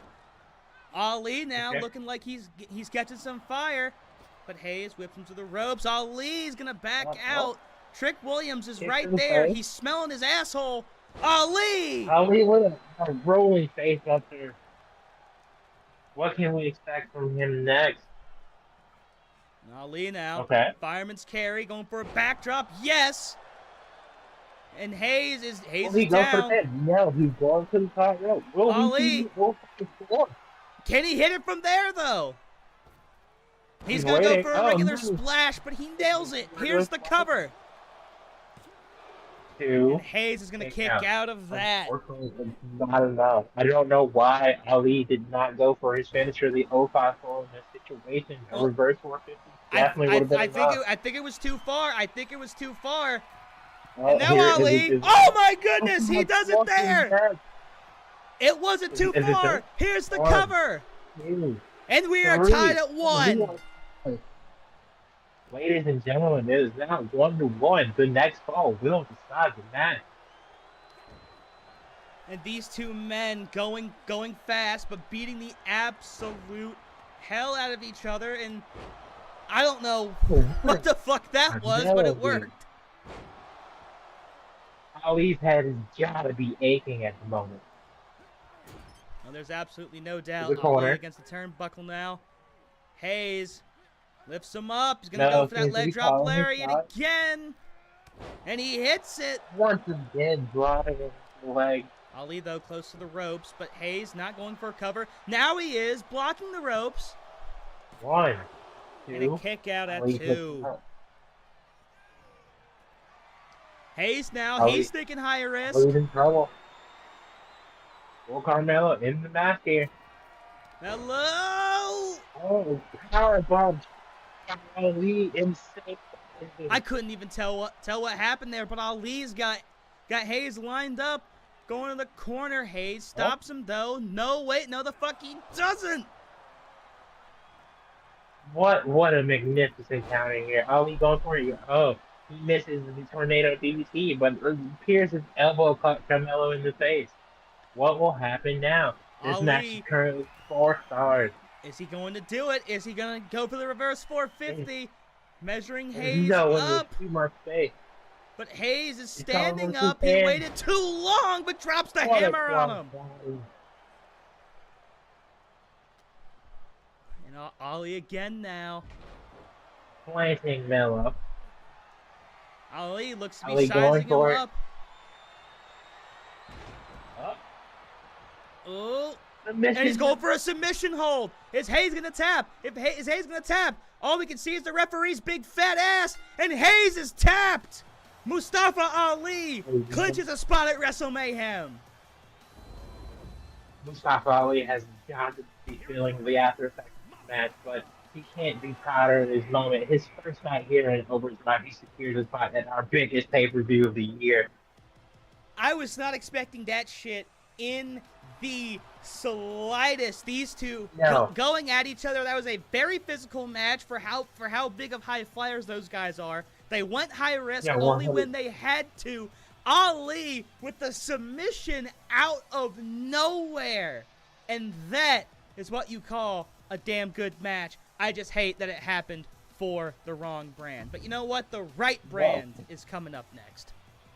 Ali with the reverse sweep of Carmelo Hayes after falling in the first round. What an amazing comeback. And as you said, we have probably, to me, two of the best tag teams in the world.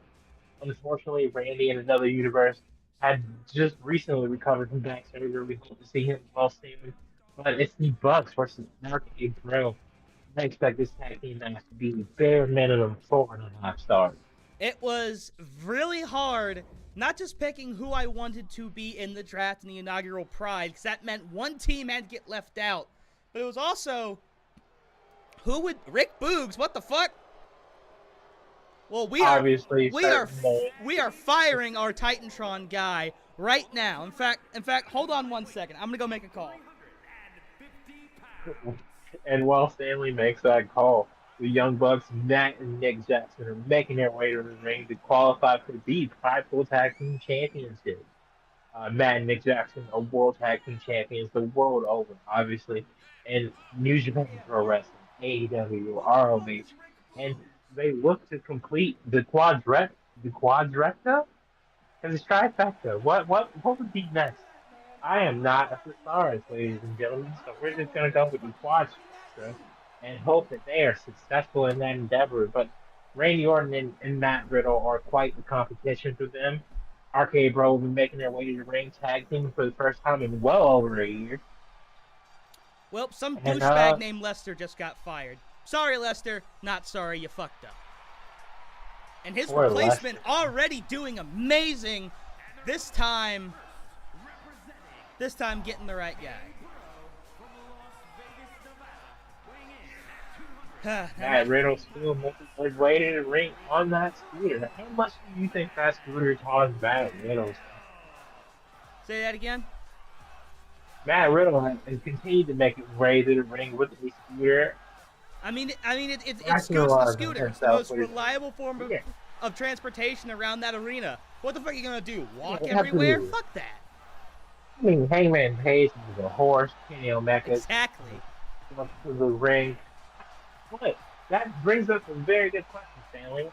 How much does a scooter like that run a professional wrestler like Matt Riddle? All right, say it again. Your microphone doesn't sound the best. My microphone is of very poor quality. Seeing I'm at firing the Overdrive audio does, guy too. yeah, fire out guy. But like I said, how much does a scooter like that run a professional wrestler like Matt Riddle? Whatever it is, it's probably pocket change because Matt Riddle, of course, also was a former UFC fighter and was damn good at it. Just couldn't pass a drug test, but he did show that douchebag Dana White up and has made millions as a professional wrestler when Dana White said, how the hell you gonna make millions when you're not working in the UFC? The answer, professional wrestling. But outside of Riddle, Randall, Keith, Orton, I mean, he's done absolutely everything in the WWE in an alternate universe. He probably has one of the best finishers in the game because you really never know when that shit's coming. And as of late, Yeah, especially during absolutely. his time with Matt Riddle, he has pulled out the RKO in some obscene situations, catching a moonsault from Chad Gable, catching an Uso splash, catching a phenomenal forearm.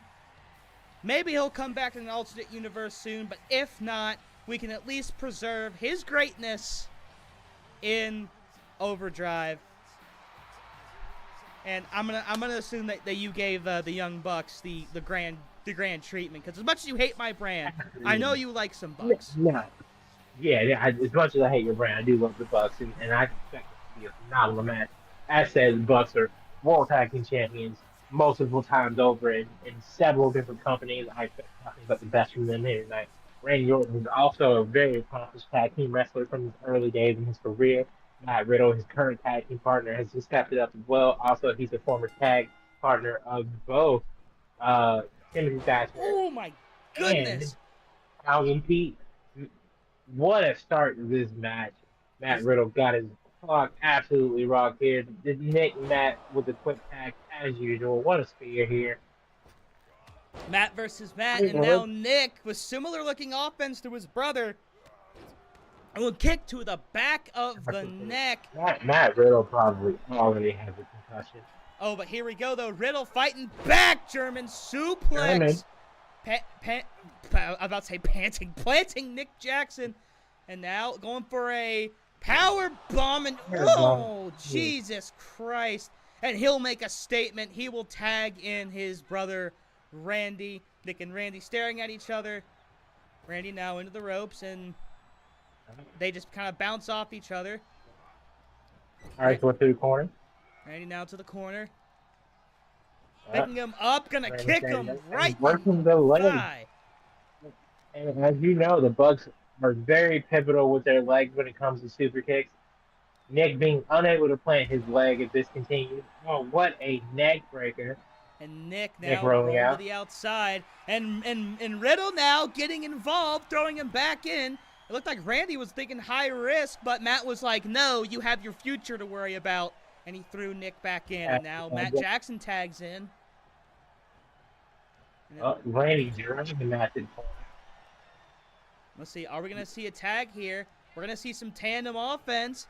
Into the ropes and a back body drop by the both of them. And Matt Riddle is now the legal man. I did not see the tag. Thankfully, the ref did. But now it's Matt versus Matt once again in an arm drag. And here we go. And Randy breaking up a 2 count. Off of a deep arm drag. It's very interesting here. Matt Riddle missing with the disaster listen, that is the deepest arm drag in professional wrestling right now. No shame in not kicking out of that. And a package pile driver, shades of Kevin Steen. And these two now rolling in and out the ring, trying to get a hold of each other. Anytime that both Matts have been in the ring, it has been physical. I've seen more punches than moves. Nick now, let's see what he's going to do. He's going to go to the air with a Superman-like punch. And the Bucks letting Matt Riddle know, hey, we do combat sports too. And Matt almost getting in the way, still kind of in the way, distracting Matt Jackson. Randy going to try to take advantage, punch to the back, and misses on a chop. No way he'll his watch dragging Randy into the corner. And it looks like Randy's about to be in trouble. He is trapped in the corner. The Bucks, though, taking him out of the corner. Yeah. Irish whip. They're going to go for a... No, they're not. They're just going to plan him. I thought they were going for a back body drop. But Randy right back up. And Riddle now back on the apron. He's going to try to make a tag. They're touching, but it's not a tag. Oh, Randy now. Ooh, with the cutter. And Randy now might be a little worse from where, but now Riddle tags in while Matt Jackson's showing off the ropes, kick to the face. Unfortunately, Matt, being the Joker that he is, celebrated he shouldn't have, and now Matt Riddle was able to take advantage of that.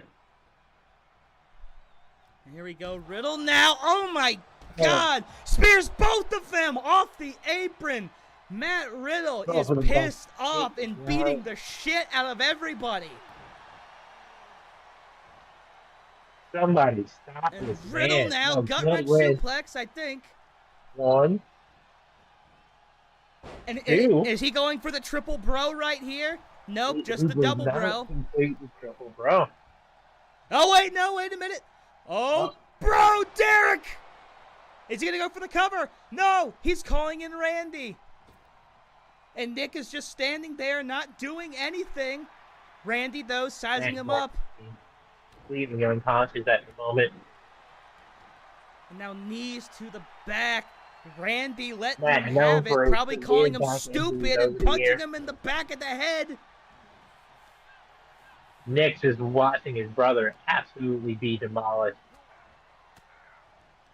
Matt Jackson fighting back, elbows. All right, he's out. Ref almost gets in the way. Here? Oh, my goodness. Randy countered. Unfortunately, Matt Jackson did not take the opportunity to tag out here. And he will suffer for it. Oh, Randy with the drop. Oh, yes, he will. Randy a snap suplex. That gets the fans to pop. Nick Jackson breaking up the count. And it looks like Randy getting mixed up with Nick now. He was distracted. Matt Jackson now with a suplex. Snap suplex. And a standing moonsault. Does he go for the cover here? No, he does not. Working the arms here. Here we go to DDT. Absolutely. Returning in favor of Randy Orton has and Matt lining up super kick. Not going for the cover though. At least not yet. Another super kick. But now both men are down. Matt getting back to his feet. Now going for the cover. Go for the 10. Riddle's in the ring, breaking up the count. Unfortunately, Matt did not drag Randy far away. And is he lining up for another one? Looked like he might have been, but decided against it. Super kick. No, he's dragging Randy in the corner. But Randy breaks out before he can successfully place him for the tag. But Matt still not tagging in. Randy now. And Nick trying to reach for the tag, can't get it. His brother's right there, but he just can't reach him. Those arms aren't long enough. Randy will have to wait to tag in Matt Riddle. Will Matt Jackson finally tag him? He does not. Is that overconfidence on his part? Matt Jackson is absolutely overdoing it right here. Maybe trying to keep Nick Jackson as fresh as he can. But Randy Orton did a number on him. With Riddle being in here, it's only going to be worse, or so I say. Riddle rolls out. And Matt finally tagged in his brother Nick Jackson, obviously currently the freshest man in the match. And Matt now probably taking a well-deserved rest. Another very, very physical match. Haven't seen a lot of the Bucks high-flying theatrics now. And Nick going for a submission, and Randy accidentally drop kicks the ref. Unfortunately, not the ref. The ref is down, knee to the face, but he kips up. Matt Riddle knocking past the daylights out of Nick Jackson, who immediately kips up. It appears that Nick Jackson is bleeding. Oh my goodness. Double backbreaker. Here we go. Randy now hits the RKO out of somewhere. The ref not counting, going for the break, and he gets it. The ref absolutely screws RK Bro out of the win here. But Randy now with a backdrop. And the fans now chanting tag team wrestling, exactly what we want to hear. We want them to see the greatness of tag team wrestling, because it is something that in an alternate universe, some companies seem to undermine. Other companies, though, absolutely let it excel. Randy here picking up Nick Jackson once again. Nick fighting out. And now both Bucks a little worse for wear right now. Both of them have taken respective finishers, but they are still fighting. And now Nick's going to tag in the mat. Tagging his brother as he probably tries to go to the doctor or trainer on staff to get that cut looked at. Let's see how Matt fresh Matt is. Once again, over-celebrating instead of taking advantage of the opportunity. Continuing to work on the arm, though. The referee can't find his place, and Matt Riddle breaks it up before the ref can get down. Oh, God. We need better referees. These guys suck. Yeah, no, we got to hire these. I mean, we got him off of Fiverr, but I thought he'd be worth more than this. Now, Larry to the back of the neck. Matt Jackson. And Randy taking his time, dragging his victim. Could Randy be looking for another RKO? Randy with classic Orton here, stomping on all the limbs of Matt Jackson. And here we go, the tag. And Randy in Matt Riddle here. Riddle now stalking his prey. Is he looking for an RKO? He's sizing him up. No, he's going to kick him right in the face. Wait. Is this what I think it is? He's stretching Matt Jackson.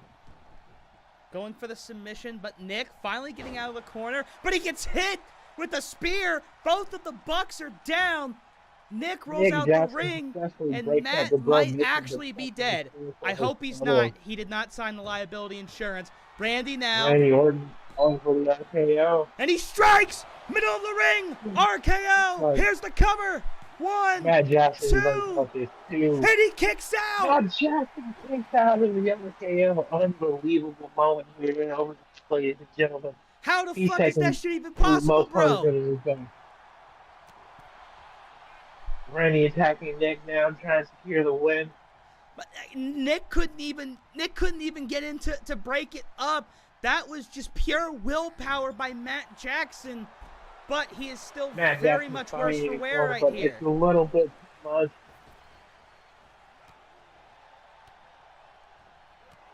And some very slow kicks. Now, headlock takeover. Headlock takeover. Famously used by MJF to beat Darby Allin. But Matt's headlock takeover not as good as MJF. Randy does not tap. Now we have a tag, and Nick, the fresher of the Bucks, been able to recover on it. Misses the super kick. Randy now just absolutely tossing him back. Gonna tag in Riddle. Riddle now, the freshest man in this match. And Riddle hits the RKO. Here's the cover. The Bucks have been hit with And Nick's RKO's not going for him, and they kick out of the RKO and Jackson again. follows his brother and also kicks out of a move that I for sure thought ending the match. The Bucks have been absolutely beaten to This exhaustion is in the the last third 5 minutes. motherfucking match, dude. What the fuck is happening? RK Bro seems to be in control, but the Bucks just refusing to quit. Die here. Clearly, RK Bro is in control, but the Bucks' sheer tenacity seems to be carrying them at this point. Oh no, Riddle now is Matt going to go for Riddle the is about stretch to lock in the again. Bro mission. Yes, Is he this is. the end? And Nick trying to break it up, Nick but wants he's it too to- late. He's too late. Matt taps. RK Bro secures a spot. I don't know about that one, Stanley. It looks like the ref trying to screw the Young Bucks here. It appears that Nick Jackson did successfully break the count. Nah. I don't know, because while they did move, that might have been the giant force of the wind. I don't fucking know. But Matt Riddle did not let go of that hold despite Nick Jackson's attempts. What a match. Not one, not two, 3 different RKOs were hit. A Bro Derek, but much like the International Championship, this one ending in a submission. But I have to play devil's advocate here and say the Bucks deserve a rematch down the line, because I feel like this could have gone a bit longer. Nick Jackson did indeed break up the submission, but the ref ignored it. that very well could have been the case. Our angle of it was not the best. From what I saw, it looked like Riddle had that submission locked in despite Nick Jackson's attempts to break it up. Obviously, we'll have to look at the tape later because we can't afford instant replay right now. So give us money. But regardless, that was a fantastic match. And we're not even halfway through the show yet, because the halfway point is coming up next with our World Championship qualifier. But those are 3 great matches and 2 back-to-back certified bangers right there. That, I ladies have and to gentlemen, say, so far, Draft Night has been an absolute momentous occasion on the part of Overdrive. I mean, we knew it was going to be great. Like, let's not mince words here. We both knew that our company was going to be the shit. We knew that. We knew absolutely, that. And no this is doubt just about further that. But I proving our didn't point. expect such a hard start. Like, shout out to everybody who's competed tonight: the Bucks, Arcade Bro, the women's match with Bailey and Dr. Britt Baker, DMD, obviously the International Championship being the first match for Glory, Mustafa Ali and Trick Williams not playing a part in the Trick fact Williams that didn't do Carl shit. Hayes won or lost. I mean, Carmelo Hayes might as well had Plank out there with them. Plank would have done something. Right. Plank would have ran interference. But now we look forward to the Glory World Championship scene and Johnny Gargano finally getting the opportunity to prove that he is a main event talent, facing off against a guy in another universe who had a very storied rivalry with, and Mike the Miz Mizanin. Johnny Gargano again is the first ever Triple Crown champion in NXT, and I expect very big things from him here at Overdrive. He's a man who came to WWE, was told to go down the Performance Center. Nobody ever did anything for him. He did it himself. Well, had a little bit of help, and we'll be seeing that help later. But heart and soul of Overdrive Glory right here. But the thing is that The Miz is still one of the best wrestlers on the planet, whether people want to see it or not. Not only is he one of the best... 2011 might be arguably one of the greatest years in professional wrestling for The Miz. No one can attest to the reign that he had with the United States and unified WWE Tag Team titles at the time period before winning Money in the Bank and then the WWE Championship. Can Mike Miz once again climb the World Championship mountain? And of course, Miz wearing his one-of-one super duper rare Overdrive Championship Wrestling trading card. That's the only one that we made because we don't have the money to make more. And The Miz, of course he got it because he's The Miz. And he had the money for it. Like, literally, if he didn't buy that shit, we wouldn't have had the money for the video board. Miz emulating his former tag partner, Logan Paul, with one of the most interesting Mania matches of all time against the Mysterious and Dominic and Rey, who have since broken up as well. I am very excited to see what Miz and Gargano get up here tonight. Both very contrasting wrestling styles, but I definitely think they have the opportunity to give us one of the matches of the night. As I was saying earlier, Miz, while he might not be a high flyer, he might not be a physical specimen, Miz overall is still a very talented wrestler. He's one of the safest and most efficient workers. Never forget the time that he got absolutely pissed at Daniel Bryan and went off about the Intercontinental Championship. That was one of the greatest episodes of Talking Smack in the history of the program. Unfortunately, the program has since fallen to the wayside over in the alternate universe. And that's very unfortunate. As Miz takes an early lead here in the match, beating up one Johnny Wrestler.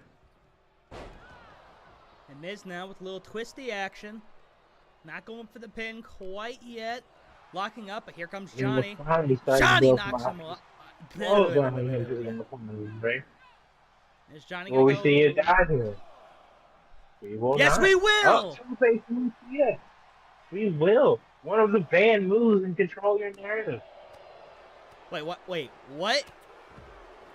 Do you not remember that he won? I didn't watch Control Your Narrative because I heard it was other dog shit, unlike our product that we're putting on right now.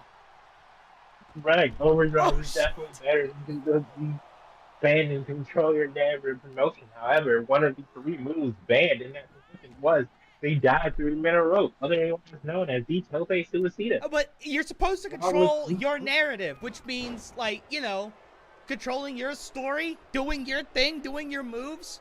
That's the narrative being controlled right there. What the fuck? What a drop kick on Gargano as Miz rolls out. And Gargano over the top rope again. Jesus H. Christ. Gargano has taken absolute offense to the start of the match where Miz seems to take advantage of him soaking in the moment with the fans. I think Miz has really only had one good offensive move all day. Johnny, though, has done a little bit of damage to himself with those dives.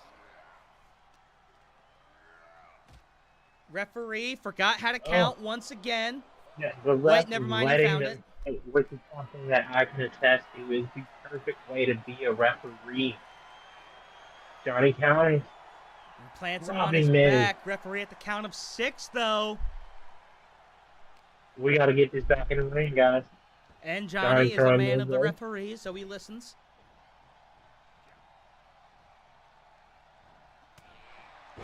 Of course. What an elbow shot to the face of Miz. Miz once again rolling out. Miz absolutely pussying out like the pussy he is. His balls are massive, but his dick is small. And by Gargano. Count of 1. Johnny immediately turned Miz back to the ring. Miz showing that he's absolutely testicles, but with no shaft. Johnny completely whips on that, though. Miz misses the stomp, but still taunts him anyway. I don't know what his thought process was, but now the Miz taking back over. Taking Johnny Gargano going for that springboard move. Miz misses. What the fuck was that? Classic Miz moment, but it unfortunately did not pay off. Johnny Miz would be now planted. Miz, though, kicks out at 1. Now, Miz thought he would roll out the ring. Probably should have, because he's about to take a dive. Oh, my God! DDT on the apron!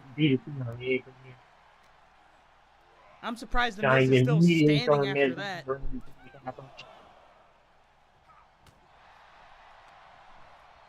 And this match has, honest to God, been one-sided. The Miz not really being able to get any momentum, or at least not any momentum that lasts more than like 2 seconds, which you need 3 seconds of momentum to go anywhere, and the Miz is going nowhere but down. Here's the cover.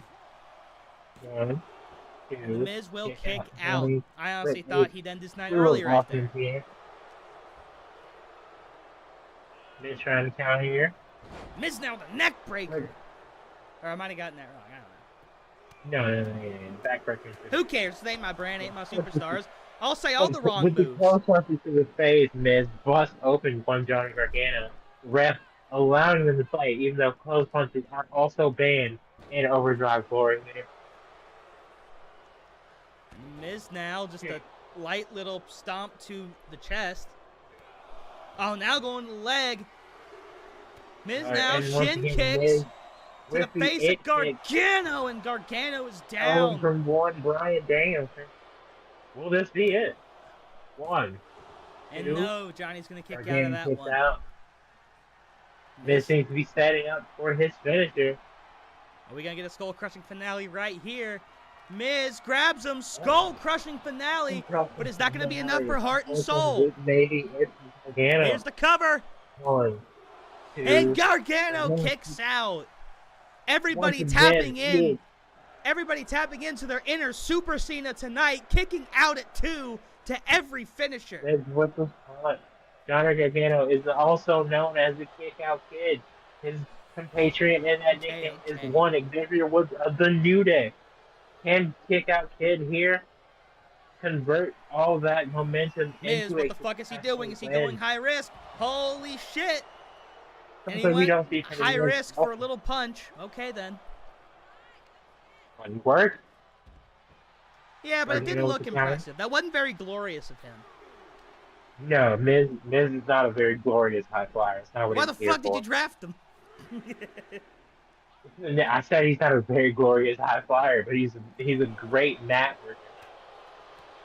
He's also a two-time Grand Slam champion. That's why he's got the first one, if I'm not mistaken. That's correct. It sucks that his second title reign only lasted a week, because he was essentially the feeder to Booby Lashley. But right, that is the perks of being the transitional champion. Steve Macklin from Impact recently faced that after losing the title to the other half of the Motor City Machine Guns. One Alex Shelley. Here we go. The ref at a count of 6, and they're going to roll back into the ring. Johnny rolling back out, and then going back in, playing mind games with the Miz right here. Irish whip. Drop down by Miz Miz. with a leapfrog. He trips him up. Miz breaking out moves. We've seldom seen his moveset. Miz now going up and just plants him on his fucking face. Miz gonna go high risk again. Elbow drop and he whiffs. Another skull crushing finale. Second skull crushing finale. This could be it. The end for Johnny Gargano. 1, 2, and that 3. is That it. And the disheartening thing for all the Johnny wrestling fans is once again proving why he deserves to be in the main event. And with that, he's successfully going to WrestleMania. The Miz not even having to pull out any dirty tactics on that one, just using what works, and despite Johnny Gargano getting the better of him at multiple points in time, the Miz ends up coming out victorious because, well, I guess he's awesome, but I still argue he's all testicles and no shaft. But now, it is time that we move away from matches for just a second, because it is time for one of my favorite parts of the night, announcing the inaugural card for the first ever Overdrive Pride. And if you're complaining that all of these matches here tonight are qualifying matches, you are going to hate our asses, and I'm just going to point and laugh at you. Because, where are we? There we go. Ladies and gentlemen, you are looking at the card for Overdrive Pride. To kick off our show next week, Sheamus will go against Darby Allin for the second slot in the United States Championship ladder match at Wrestle Mayhem. Then, we have our second Prideful Women's qualifying match, as Rhea Ripley will go up against Ruby Soho. And then, probably the match I'm looking forward to the most. The gold standard. The man still looking to win the big one. His mother's very proud. Shelton J. Benjamin will go up against Johnny Overdrive in another United States ladder match qualifier. Then we have our second Prideful Tag Team Championship qualifier as the Street Profits won all of the smoke as they go up against the Lucha Brothers. Then in our semi-main event, Malachi Black of the House of Black will go up against one of the toughest British sumbitches I have ever seen. Well, he's not actually British, but he wrestled in the UK. In our final United States ladder match qualifier as Ilya Dragunov will go up against Malachi Black. I said it already, but fuck you, I can say it again. And then in our main event, the international bracket for the Pride and Joy of the Galaxy, the Galactic Championship, as the best bout machine, who hopefully is still alive after being dropped on his neck, Kenneth Omega, will go up against one of the greatest pro wrestlers of all time, Hiroshi Ace Tanahashi, and the Ring General, Gunther, and they will be joined by the new IWGP United States Champion in Will Ospreay in an absolute stacked main event for an absolutely stacked show. I know you're not very excited for that, but I am extremely excited for Pride next week. And next week, one of these next three men will have secured their place in the match for the Galactic Championship at Wrestle Mayhem. But first, we have to see which one of these three is going to advance. Seth motherfucking Rollins, Tomato Champ, and Maxwell Jacob Freeman up next. Now, I do want to say, if you're MJF, you have to be fucking pissed going into this match. Because think about it. MJF is better than you, and you know it. He is the salt of the earth, but he wasn't picked first overall in either brand, was in fact picked at the end of the first round. He has to be coming into this match pissed off and with a chip on his shoulder, but he's going to have to take down a man who will surely become one of the headliners of the Orange brand. They call him freaking, I call him Seth motherfucking Rollins in the OCW universe, chanting his theme. This man currently the World Heavyweight Champion. Oh my goodness, this might be the match I was looking forward to all night. Yeah, absolutely. Like you said, MJF unfortunately wasn't drafted first for Glory or Pride. He was actually taken, I want to say, 8th overall on Pride. You know, what MJF has to deal with here is something that several others, who in my opinion currently are still better than the young 24-year-old. MJF has plenty of time. And as you said, Seth Mother Rollins is a passion member of Pride. Not only that, he is Mr. Number One draft pick. So I expect to see great things from him in this match and in the future. Obviously, MJF, not only was he drafted after Seth, but he was also drafted after the other man in this match, once Tommaso Ciampa, the Blackheart, former 2-time NXT champion. I'm very excited to see what he comes up with going into this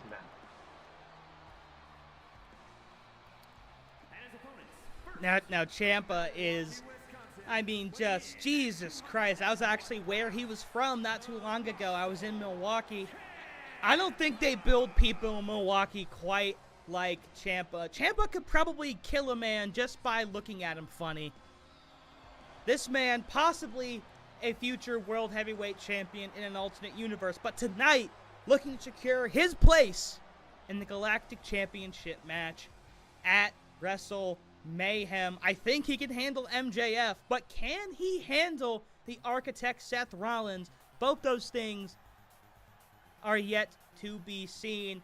MJF probably has to be even more pissed. He gets his ring attire, but he doesn't get his entrance. Unfortunately, Tony wouldn't give us the rights. Honestly, MJF being the cocky son of a gun that he is, I feel like this is the perfect opportunity for him to introduce himself to the Overdrive audience. MJF is so better than us that MJF, in his mind, does not need entrance music. He is the devil himself, according to him. I've met scarier guys personally, but it is what it is. And so, we will see if MJF can truly prove that he is better than him. And of course, the young man probably so pissed at where he was taken that he's going to take his time and piss off everybody in the audience. As you can see, everybody in that crowd is just bored, just waiting for him to step in. MJF, though, wiping his boots on the apron, that is seen as the ultimate sign of respect in the wrestling world. Even though he's an asshole, MJF still respecting all of those that have come before him, and that is the mark of a true professional. MJF is 100% a student of the game. Obviously, you can tell from his feud with CM Punk, his childhood hero, that MJF loves professional wrestling more than anything. Now that he's attained that success and he's proven that he can be a top guy, obviously it may have gotten to his head, but MJF will continue to sign, in my opinion, all the And MJF seemed to glitch through reality right there, and he's going after Ciampa first. Very uncharacteristic, but that should show just how much he wants to compete for the top prize at Wrestle Mayhem. Now Rollins going to Ciampa, working over him, a sling blade. MJF possibly thinking suplex. Now plants him on his knee, but what a neck breaker by Ciampa. Nowhere catching MJF up there. I think we're seeing a different side of MJF here tonight because he has that chip on his shoulder for the first time in a very long time. MJF has to prove not only to upper management, but to the fans and his opponents that he truly is the salt of the earth. And for the first time in well over 2 years, MJF isn't at the top of the pecking. Knee to the face by Rollins going for the cover. So late in the first round. And a kick out by Ciampa here, 2 count for Rollins with MJF. And MJF getting a chair, no disqualifications here. And absolutely whipping on that chair shot, now just backing up. Going for it again, and right to the head. Ciampa's had neck issues in the past, having to relinquish the NXT Championship due to that. And he is absolutely weary on the outside.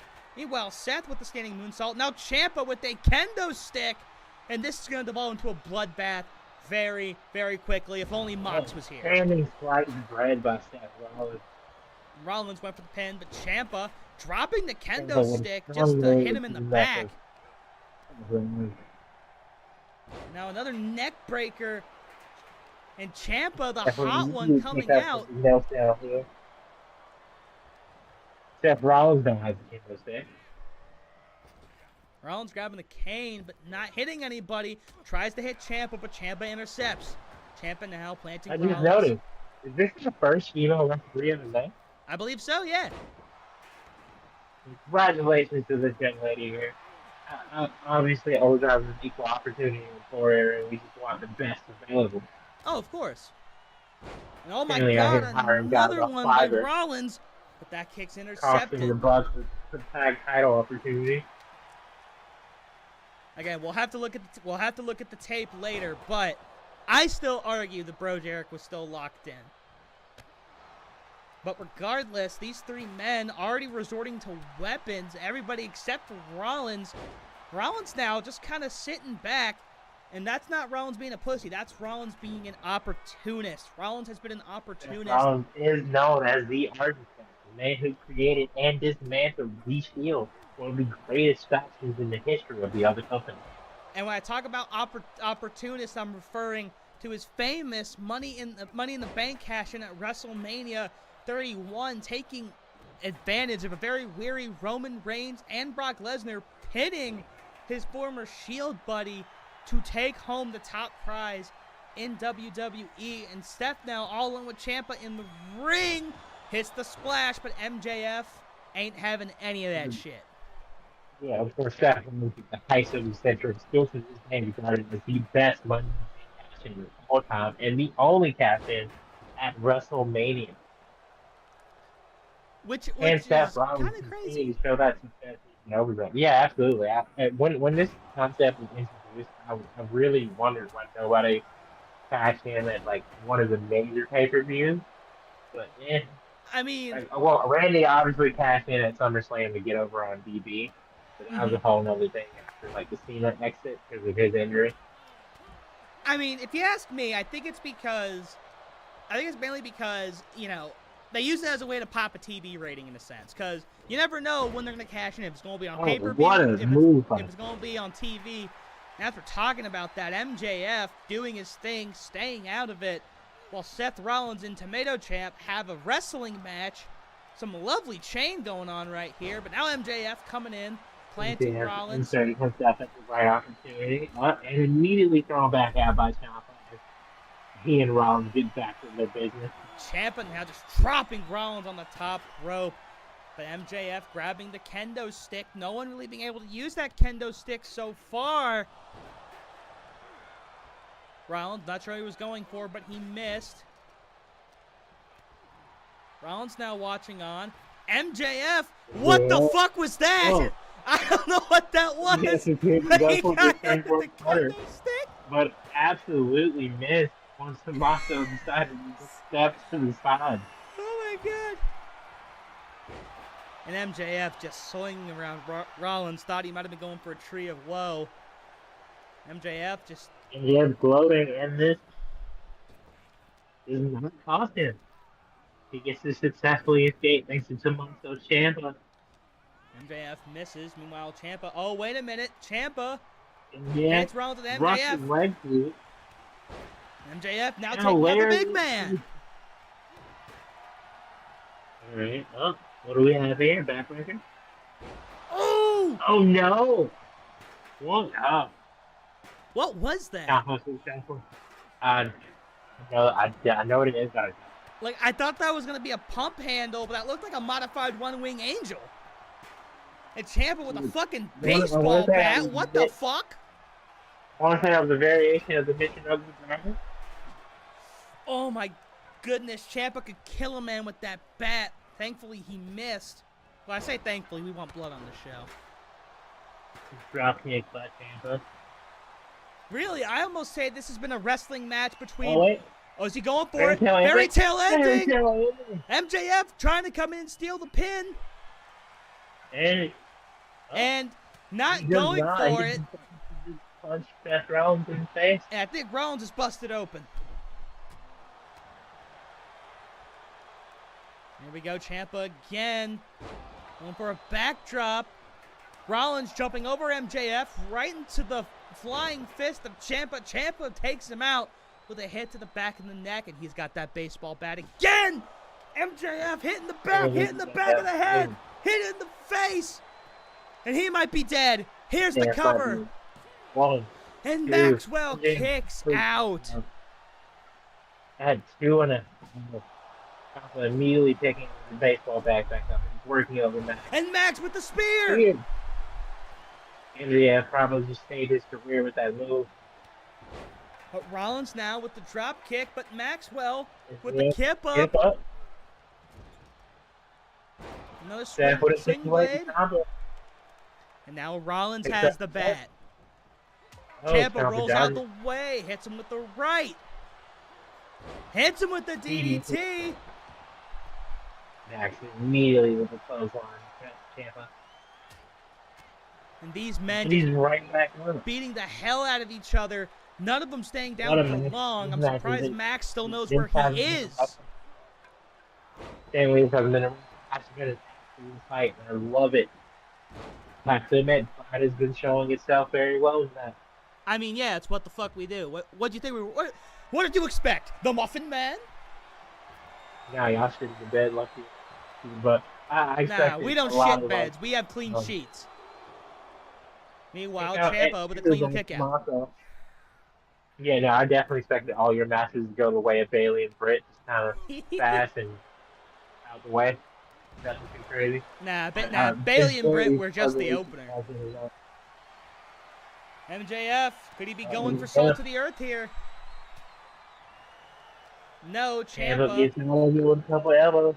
Another fairy tale end. Oh, no. Nope. Ooh. Not going to go for that quite yet. Might be setting up for it here, though. No, he's going to grab that baseball bat again. Rollins saving MJF with the drop kick. Yeah. And Successfully a getting the jumping springboard clothesline. clothesline. This match has been full pedal to the metal. There's been barely any breaks. Ciampa now taking a well-deserved rest. He's getting an item. Meanwhile, MJF right to the eyes. Ciampa hitting both of them with the stick. And now Ciampa temporarily stunned. Rollins now, what can he be going for? Electric chair.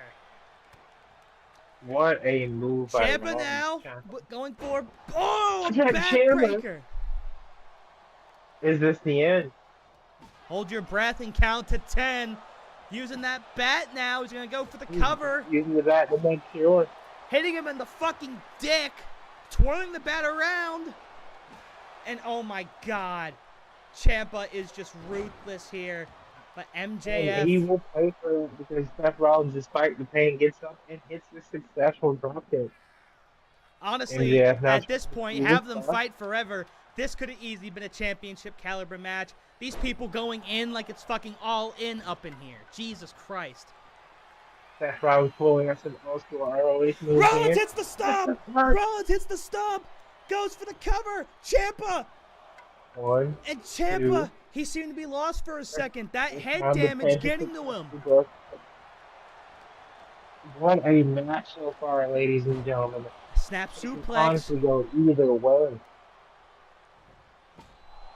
Even if, but Rollins did hit that stomp close to the rope and looking for the STF possibly. The armbar. No, armbar. I'm sorry. And Rollins will twist his way out of it. Ciampa's down the outside. And that bat has become a focal point of this match. Rollins he doesn't need it. Go for the pin. Cover. Ref couldn't even count to 1. Ciampa immediately goes for the breakout. Oh, wait. Oh, fairy tale ending. MJF's out of the ring. On the back. Here's the cover. 1, 2, and that's it. 3. Tommaso Ciampa's going to Wrestle Mayhem. What a phenomenal match here, ladies and gentlemen. Are you proud to know that the first entrant for this match is won from the last one? This is my fucking brand right here. That's my fucking brand, and that is my fucking guy. We drafted him for a reason, for shit like that. Phenomenal match by all 3 men. That's going to go in the annals of history. Whew. It has been an absolute banger so far. No match is disappointing besides probably the opener, and that's more on the fact that Bayley was so dominant that she finished the match in less than 3 minutes. Oh my goodness gracious. Who can blame her for wanting to ensure her opportunity at Wrestle Mayhem?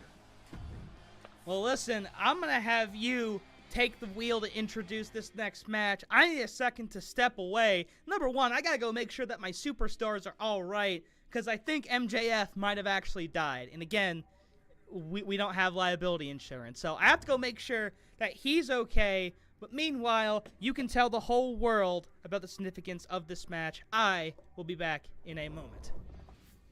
Ladies and gentlemen, this is another glorious World Championship qualifier match, and it is finally the moment that Cody Rhodes can truly try and continue his story, or will the rival from the other universe follow him here and cost him another opportunity to go solo Coca-Cola, steps away from the wise man and the tribal chief, and tries to truly leave the island of relevancy and become his own.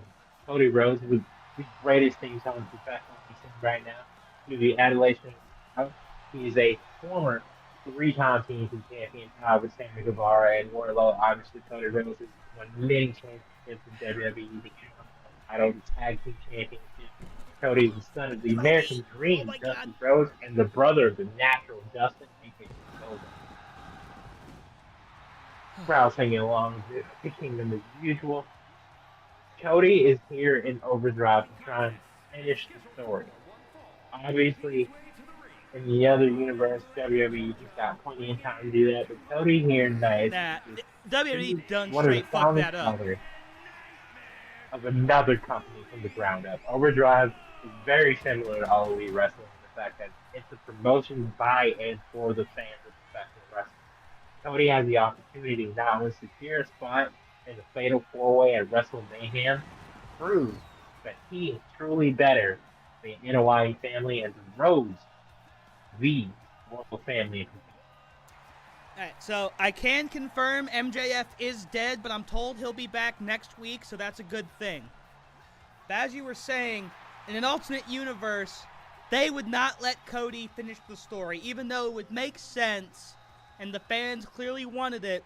The fans were denied that. And while I think it's really fucking funny, considering that he's on your brand, it's also really sad, because the prodigal son returning to the WWE better than ever, and they just go, lol, Roman wins, and then someone threw a chicken into the ring. I don't understand it either. Wrestling's a fickle thing. No, absolutely. Solo's obviously been on a street champion and the enforcer of the bloodline, former North American champion. He is from a very long line of champions and overall amazing professional wrestlers. Son of Rikishi, brother of the Usos, who also got drafted to glory. The entire bloodline was drafted to glory, but I definitely feel after some of the canon events in the other universe that these guys definitely won't be getting along here in Overdrive. So Solo is taking this moment to try and not only make sure that the Tribal Chief has the best opportunity at Wrestle Mayhem, but maybe to even strike out on his own. I'm very excited to see what happens in the event that Solo wins. Can I just say, Rikishi probably has the single, and Cody going for the cover, okay. Rikishi probably has the most overpowered nutsack in the history of professional wrestling. That nutsack produced one of the greatest tag teams in wrestling history, and then produced Solo Sikoa, who pretty much to me is like the second coming of Umaga. That's how I see it. Absolutely. Rikishi also has two other sons, one of which is in high school and just got his very first D1 football scholarship, and the other currently training. I'm telling you, that is the greatest ball sack in the history of wrestling. He had a big ass, obviously he had big balls, and now all of his children are doing big things. God damn, that is a stacked family. Definitely. Obviously, Alpha, father, Roman Reigns, and Rose definitely isn't too far behind. I think Roman Reigns is probably one of the greatest WWE champions in the history of the company. And Cody now going for over early submission. Days. Sorry, did not mean to interrupt you. Well, actually, no. I don't say sorry. Fuck you. I meant to interrupt you. Fuck you too. No, but obviously Cody is definitely taking the lead here in this match. He has several gripes with Solo. This is the second time they'll be meeting one-on-one. And I think Cody... Oh! Cody, what the fuck's he going for? Oh my goodness! Cody Rhodes with the It's Solo's right back up! Crossroads! Is he about to squash him? Here's the cover! One. And he grabs the ropes! He grabbed the ropes, but the ref didn't see it! The ref doesn't see it. What a... Cody Rhodes with the quickest match of the night. Unfortunately, the ref's decision in Overdrive here is final. Just like the Bucks currently have a gripe with the refs, so too does one Solo Sikoa. But Cody Rhodes takes the next step forward to finish the story. That wasn't even mid. That was below mid, bro. God damn. Like, I feel bad for laughing because that was bullshit. Clear as day, Solo grabbed the rope. Right, but Solo didn't kick out. So if Solo's 2 inches to the right, doesn't matter. Cody Rhodes clearly did enough damage to get the 3 count. But there was still enough willpower by Solo to get up and grab the ropes. personally, in my opinion, as a 20-year veteran in the wrestling industry, um, you always kick out if you have the opportunity. Never leave it to the ref's discretion. And unfortunately, Solo pays for making what can be considered a rookie mistake. That's what I was about to say. Rookie mistake. And that is the quickest match of the night. We are now on to our semi-main event as two organizations not named WWE collide, as the All-Elite Adam Page will go up against the Maniac of Impact, Moose. And can I just say... Oh, ladies and gentlemen, I am very curious to see how this match goes. See, from what I studied when looking at Moose, to me, Moose is what Goldberg would have been if Goldberg wasn't just a jackhammer and a spear. Because Moose is a big guy. He has that physique. He uses the spear, for God's sake. He killed Josh Alexander with it. But Moose, also very athletic. Not to say that Goldberg wasn't athletic. He could do backflips in the ring if he wanted to. But Goldberg, pretty much a two-hit wonder. And that was it. But Moose, he can wrestle 15, 20 minutes like it ain't no thing. Hey man, Adam Page, with it coming out to a very loud crowd reaction. Very curious that to see fire. how he does here. Wait, hold on. Pyro wasn't in the budget. Fuck! Oh, he has Pyro. I mean, Cody, you missed Cody. Cody had Pyro. What the fuck? I didn't call for Pyro. We're gonna lose money on this. Fuck! Donate to the Patreon that doesn't exist. You heard that, ladies and gentlemen. Donate to the Patreon, as well as Super Chat here in the chat.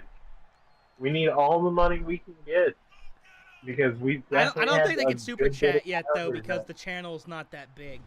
I wish they could.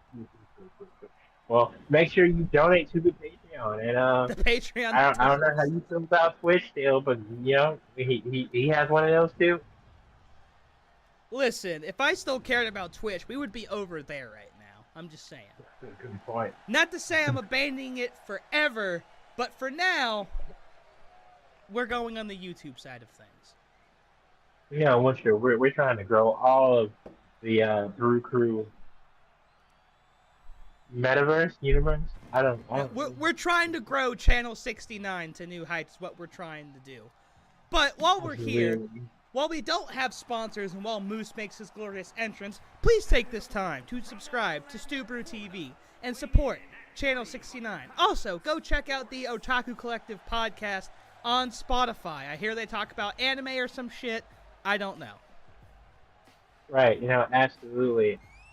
Moose making his way to the ring here, probably one of the least experienced championship-wise members of the tonight's show. Being a former Impact Grand and World Champion only. However, I do believe Moose has a very bright future here in Overdrive, and we can expect him to be a very consistent mainstay in the upper mid-card and main event scene. But is youth gonna prevail over experience? Now, Hangman Page isn't that old, but before AEW had a pretty storied career in New Japan and other places. And, I mean, Hangman's been an AEW champion. He's been in and out of the Elite. He's tagged with Kenny Omega. Hangman has done a lot in his career. And Moose, you can say his career is only just getting started. But who will advance to the United States ladder match tonight on Overdrive? We shall see. Like you were saying, it's a very interesting parallel here, because Hangman Page is the younger superstar, but he's also severely more experienced. While Moose is the older guy, really significantly less. Well, age is just a number. I want to say Hangman's like not even 32, and Moose is old. And Moose, though, just, oh my god, tossing around the anxious millennial cowboy. I noticed Moose had a running start as soon as the bell rang, possibly going for the spear to end it early. But even still, taking over in this match and working on that arm of Hangman Page. Page now grabbing the leg, twisting the ankle. And crowd getting hyped for both these men, and Hangman asking for it. And, well, ask and you shall receive. Yeah, Moose definitely delivering. I definitely think this is going to be one of the hardest hitting matches of the night. Definitely, probably a couple of receipts will be delivered back and forth here. And Moose now just once again just absolutely He's tossing absolutely around his opponent. ragdolling Hangman. And Moose now running Oh, power there's slam. He's gonna hit it. Is that that gonna be it? yeah. One. One. No, Hangman kicks out. Massive kick out at one here from Hangman Page as he rolls out of the ring. Moose has got to be frustrated with that one. And Moose to the Moose top rope. taking out his frustrations on that top rope, darting himself. Very dangerous. He successfully lands the shoulder block. And the Cowboy Hangman now planting Moose on the outside. And as you can see me, Elias, and some other guy who's just kind of here over at our announce desk. And Moose just pressing it just right in front of us. Okay, seriously, who the fuck is this other guy? Oh, yeah, that's Juancho That's Morales. Juancho is, that's Juancho Morales. Juancho is our Spanish announcer. We do not have a Spanish announce team. We have a singular Spanish announcer. But while Macho's being damn quiet. All right, well, obviously, you don't hear Juancho on our channel. He's the Spanish announcer. They have their own that's audio. right. That's right, because we couldn't afford a second table. That's what it is. Exactly. Shout out to Juancho. Anyways, back to the match. Moose now. Oh my goodness. Hangman and Page here tonight. I am honestly shocked here, Kalen. This is shit.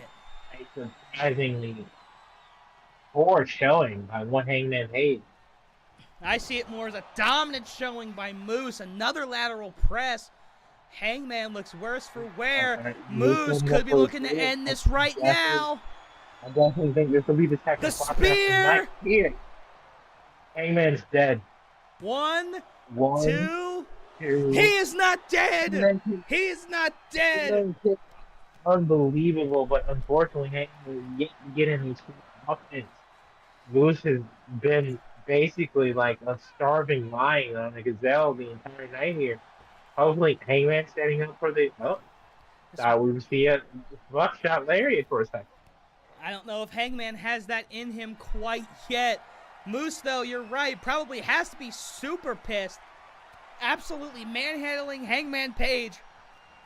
And looking for the quickest victory on the night, possibly. We'll have to see how long the Cody match went. But God damn, Hangman is taking a beating. Another splash here. Here we go. Moose now just still in control. Still just absolutely wants to ragdoll Hangman Page right here. And Hangman's not getting up. Well, now he gets up. Can he mount a comeback with what little energy he might have left? And Moose is saying, fuck no. Another running power slam here? Nah, just a standard power slam. And Moose taking out his frustrations. But Hangman's foot in the rope. That is a rookie mistake. Moose, though, going high risk. But Hangman with the kip up. But he still gets hit by it. There's no way that's it. Okay, thank God. That would have been the stupidest way to end the match. At some point, does one of Hangman's friends just come out and try and call the match for his safety? I don't know if he has any friends in Overdrive. I think the friendships might have reset. Moose now lining up for a second spear. Ooh, what? He's near the ropes, though. Moose blocking him. Here we go. The cover. 1, 2, and 3. Moose. Moose with an absolutely dominant showing here, but only followed by Cody Rhodes earlier tonight. That would have been quicker than the Cody Rhodes match had he hit. Hangman just would not stay down. But Moose, just as dominant as the Cody match here. And we see two very quick, concise matches back to back tonight, ladies and gentlemen. I am honestly dumbfounded. But someone Moose, please check on Hangman here. Let's get a trainer out here. And well, while we wait for that stretcher to come out, Moose punches his ticket to Wrestle Mayhem. Let's see if he can take that big body up a ladder. But before we go to the main event, Eli, it is now officially your turn to announce your card. Take it away, good sir. The floor is yours, and the card is up on the screen. Absolutely. Ladies and gentlemen, we'll be opening with a second International Championship 2 out of 3 falls qualifying match. Cedric Alexander, the former Soul of 205 Live, will be taking on the leader of Legado del Fantasma, having Juan Santos Escobar. Next up, we will be having probably the first ever and greatest Battle Royale in the history of the company, being the Tag Team Battle Royale qualifier. The final 2 participants, as long as they're on opposite teams, will make sure that their teams go to Wrestle Mayhem. The winner of said match will be choosing the stipulation. The guys in this match representing their teams will be Dax of FTR, Chad Gable of American Alpha, Kofi Kingston of the New Day, Jay Uso of the Usos, Damian Priest of the Judgment Day, Brutus Creed of the Creed Brothers, Tyler Breeze of the newly formed Team Canada, featuring him and one Josh Alexander, and Ricochet representing him and Keith Lee of One and Glory. The following match will be for a glorious championship fatal 4-way spot at WrestleMania, featuring the Rated R Superstar, Hall of Famer, Edge, taking on the Rainmaker and probably the greatest IWGP World Champion of all time, one Kazuchika Okada. Next up, we have the Core 4 Women's Fatal 4-Way. We will decide our champion going into Wrestle Mayhem, who will be taking on Jordan Grace. We can look forward to that, and those women will be the first 4 women drafted, so that'll be awesome. Bianca Belair, Becky Lynch, and one Charlotte Flair. After that, we have a fatal 4-way International Championship qualifier, the first that will not be 2 out of 3 falls.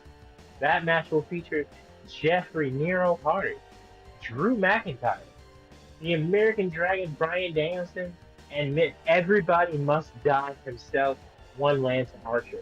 And in our main event, we have the ROH World Champion taking on the WWE Unified Universal Champion, Roman Reigns versus Claudio Castagnoli.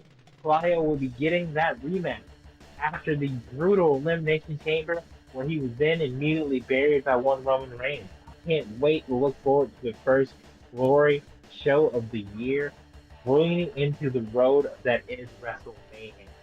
Expect great things, ladies and gentlemen. Now, I want to ask something. You said that the winner of that Core 4 match is going to face Jordan Grace at Wrestle Mayhem? Yes, Jordan Grace, to me, is a woman that didn't get her credit shot. And in Jordan's contract as general manager of Glory, I decided that Jordan, out of all my other draft picks, deserved an opportunity. However, the 4 women who drafted first will be competing to become the inaugural champion. That champion will then go on to defend their title against Jordan Grace at WrestleMania, because Jordan, to me, is a very pivotal member of my roster, and I expect big things from her. So in her contract, when she signed, I gave her the opportunity to face the eventual inaugural champion. Well, who died made you GM? Fuck, Me. I did. All right, you know what? Let's move on to our main event. Absolutely. So when you brought this concept of break the ceiling to me, I was initially a little skeptical, but I've come to warm up to the concept of a little bit, but I resent it because I didn't come up with it first. But these are 4 men who, while all phenomenal professional wrestlers, at one point or another, and I don't know why we have Money in the Bank hanging up there, I thought I asked for a ring. No, the ring is not copyright to Tony Khan. We can get a fucking ring. I'm working with a bunch of fucking amateurs here. Anyways, these are all 4 men who are phenomenal professional wrestlers in their own right. And they've held championships, but none of them have really held that big championship. Absolutely.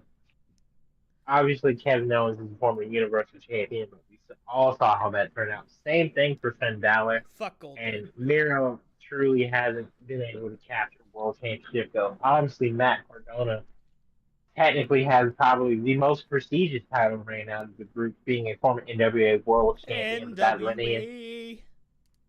has gotten mixed up over the last couple of years, seeing as the original NWA kind of folded into TNA and then separated itself.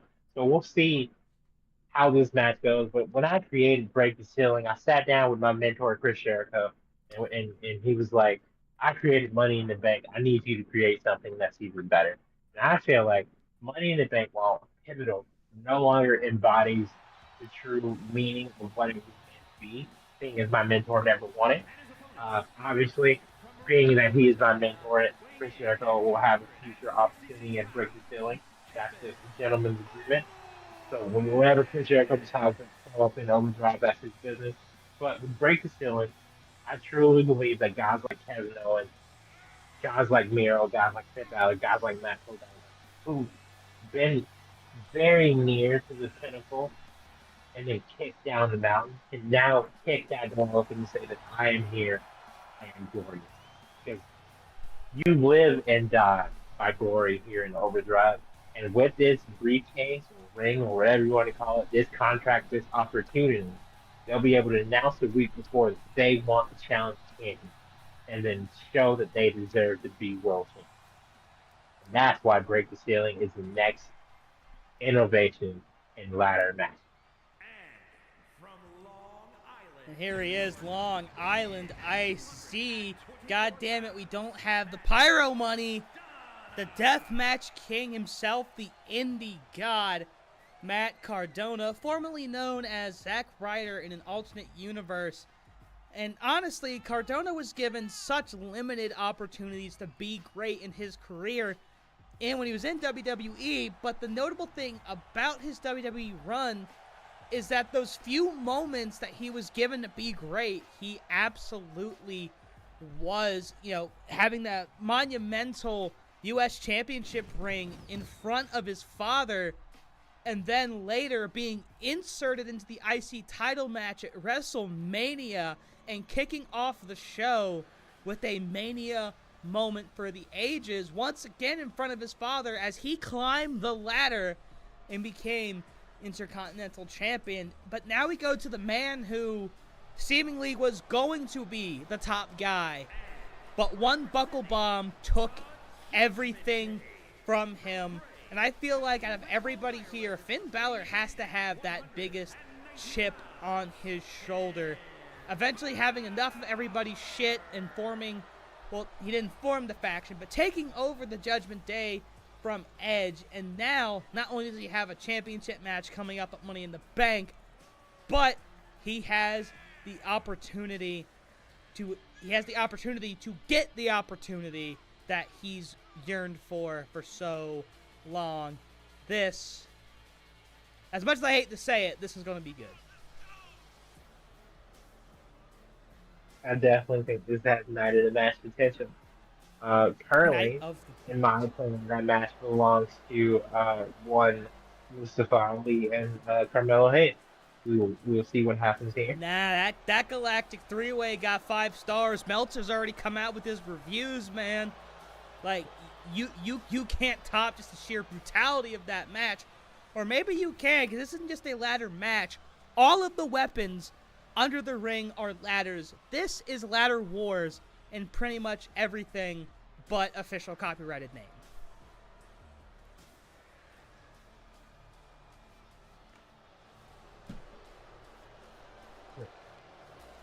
Finn Balor, the leader of Judgment Day, is the guy I take to win this match here tonight.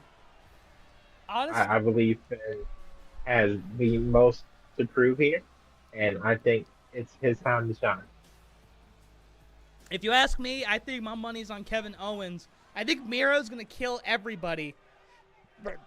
Oh, excuse me. But the thing about Kevin Owens, you really can't kill him. You can knock him down as many times as possible. He will find some way to limp back up the ladder if he has to. You can see that in his... Way back there on Kevin. Good. Miro 10, with Matt Cardona dragging him across the ring. And Cardona is wearing his Buzz Lightyear gear. I'm not sure where he wore that in real life, but damn, do it look good. Hopefully we won't get a copyright takedown for that. It's Kevin Owens. Yeah, Oh my yeah. God, trying to throw him out, but it's planted by Miro. And Miro doing what I thought he would, just taking over early and killing everybody.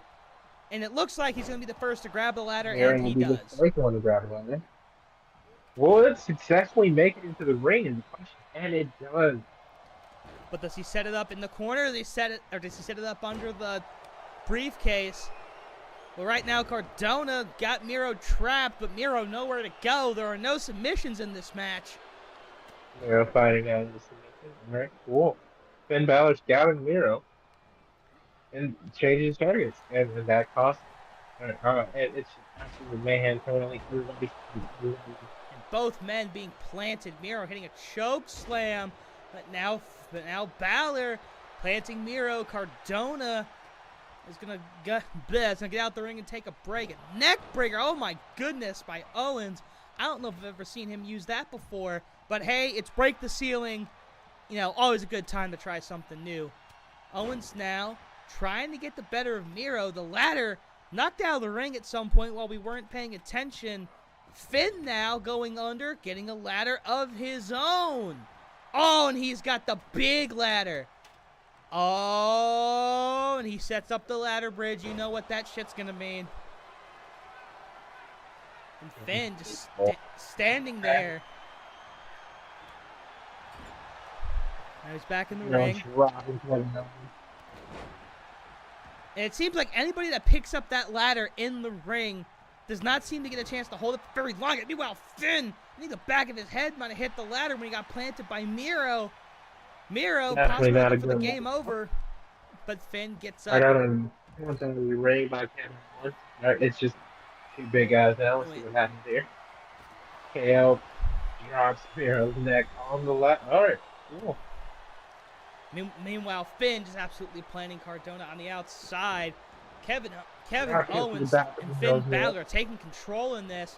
And Kevin Owens will leave a turn from there to successfully set up the. Oh, no. No, he's not. Kevin Owens, a ROH Ladder Wars veteran. He knows what he's doing better than anybody else. Is he going to toss him back? No, he's not. What a neck breaker by Owens. Cardona is the next person to immediately throw him back. Cardona dumped out. Big boot by Owens. And Owens hits the stunner.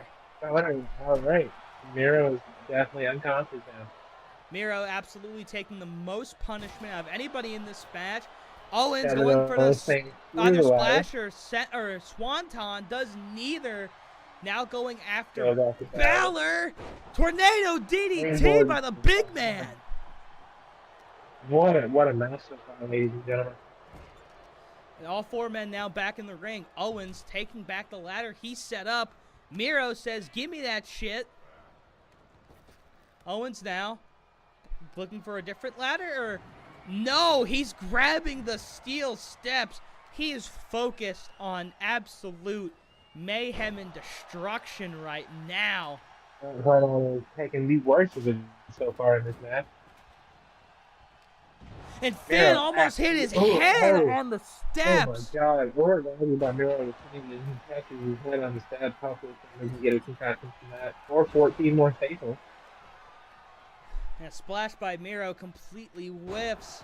And Finn now, his face, I think, might have hit the edge of that ladder. Yeah, successfully sets up the ladder in the middle of the ring. But who's going to be the first to climb it? All three men. Owens looking for a package pile driver, a call back to ROH, but no. Cardona successfully counters with the lariat. Finn and Finn up on the ladder now. Cardona, DDT. Miro, we didn't see it. God damn it, Kevin Dunn. He just splashed Finn Balor on the ladder. Why did we hire Kevin Dunn? Why did you tell me this was a good idea? God damn it, Eli. Owens now climbing the ladder, reaching for it. Owens grabbing the cage. He's got it, but it doesn't have it for long. But he keeps a hand on it. Butterfingers that is professional wrestling ladder matches. Kevin Owens is now rolling out of the ring after falling and hitting his head.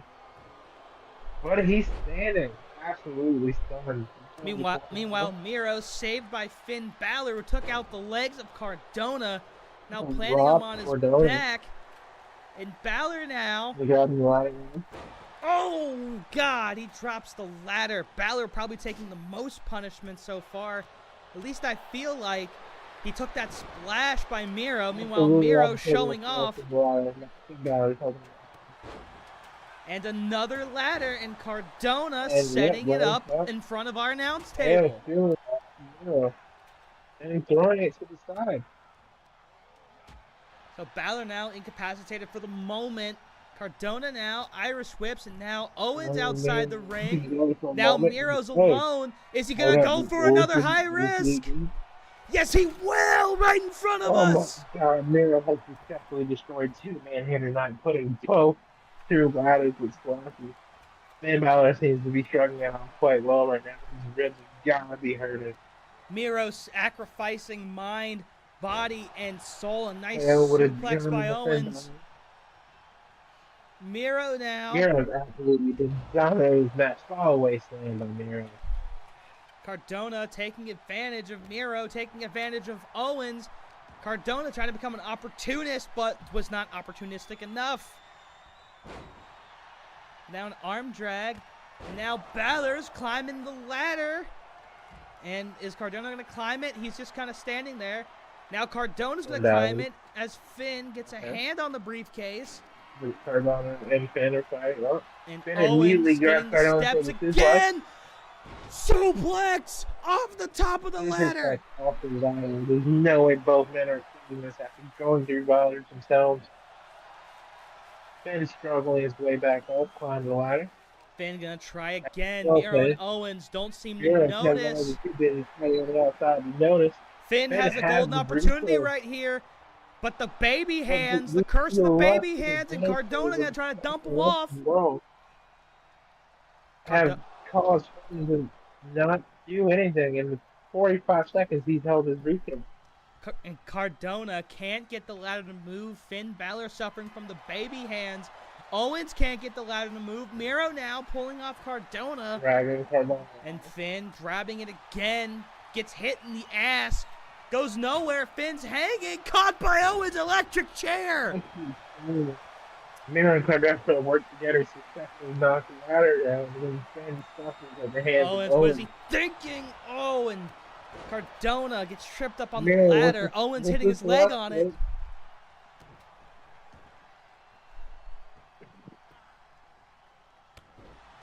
And Finn now somehow still standing. He's going to set the ladder up again. No way. Going to the corner with it. Miro is, Miro is fucking Owens in the ass very sensually. It's taking a long time, and once again, not noticing that Balor's climbing up. Cardona notices, though, and he's going to knock him right down. Balor has so far been the only man to touch the briefcase. Cardona now power bombs him off the ladder. Finn rolling out of the ring. Gotta be feeling that one. And Balor incapacitated Owens. Standing in the middle of the ring. Miro working over Matt Cardona. Miro now probably the healthiest man. Now he's going to climb the ladder. The briefcase in a weird position. Miro now trying to hang on. Owens hitting him, shoving his fist up his ass. Continuing to do so when Miro's had enough of the fisting action. He's going to fall down and go out of the ring. Finn now climbing the ladder for the umpteenth time. Owens is now shoving his fist in Balor's ass.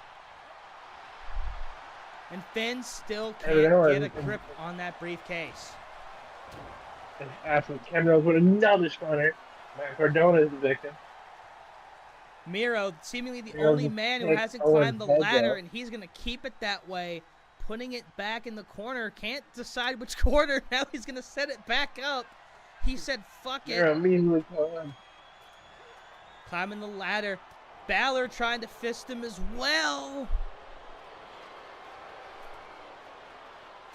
And Miro just trying to stay up. Owens now climbing the ladder. Cardona can't push the Oh, ladder over. What the fuck? The ladder just fell on Kevin Owens. The ladder gave Miro and way, Kevin Owens folded from the back longest up. falling.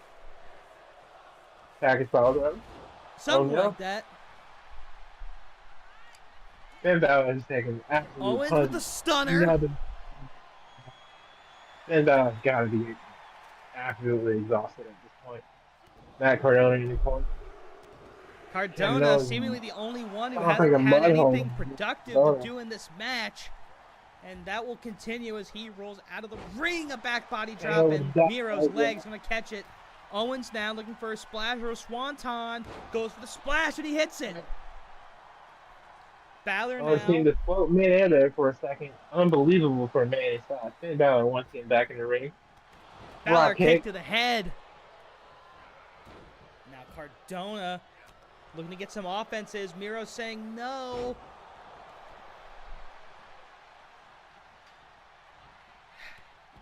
Finn chooses, standing meteor of the Kevin Owens of Finn Balor.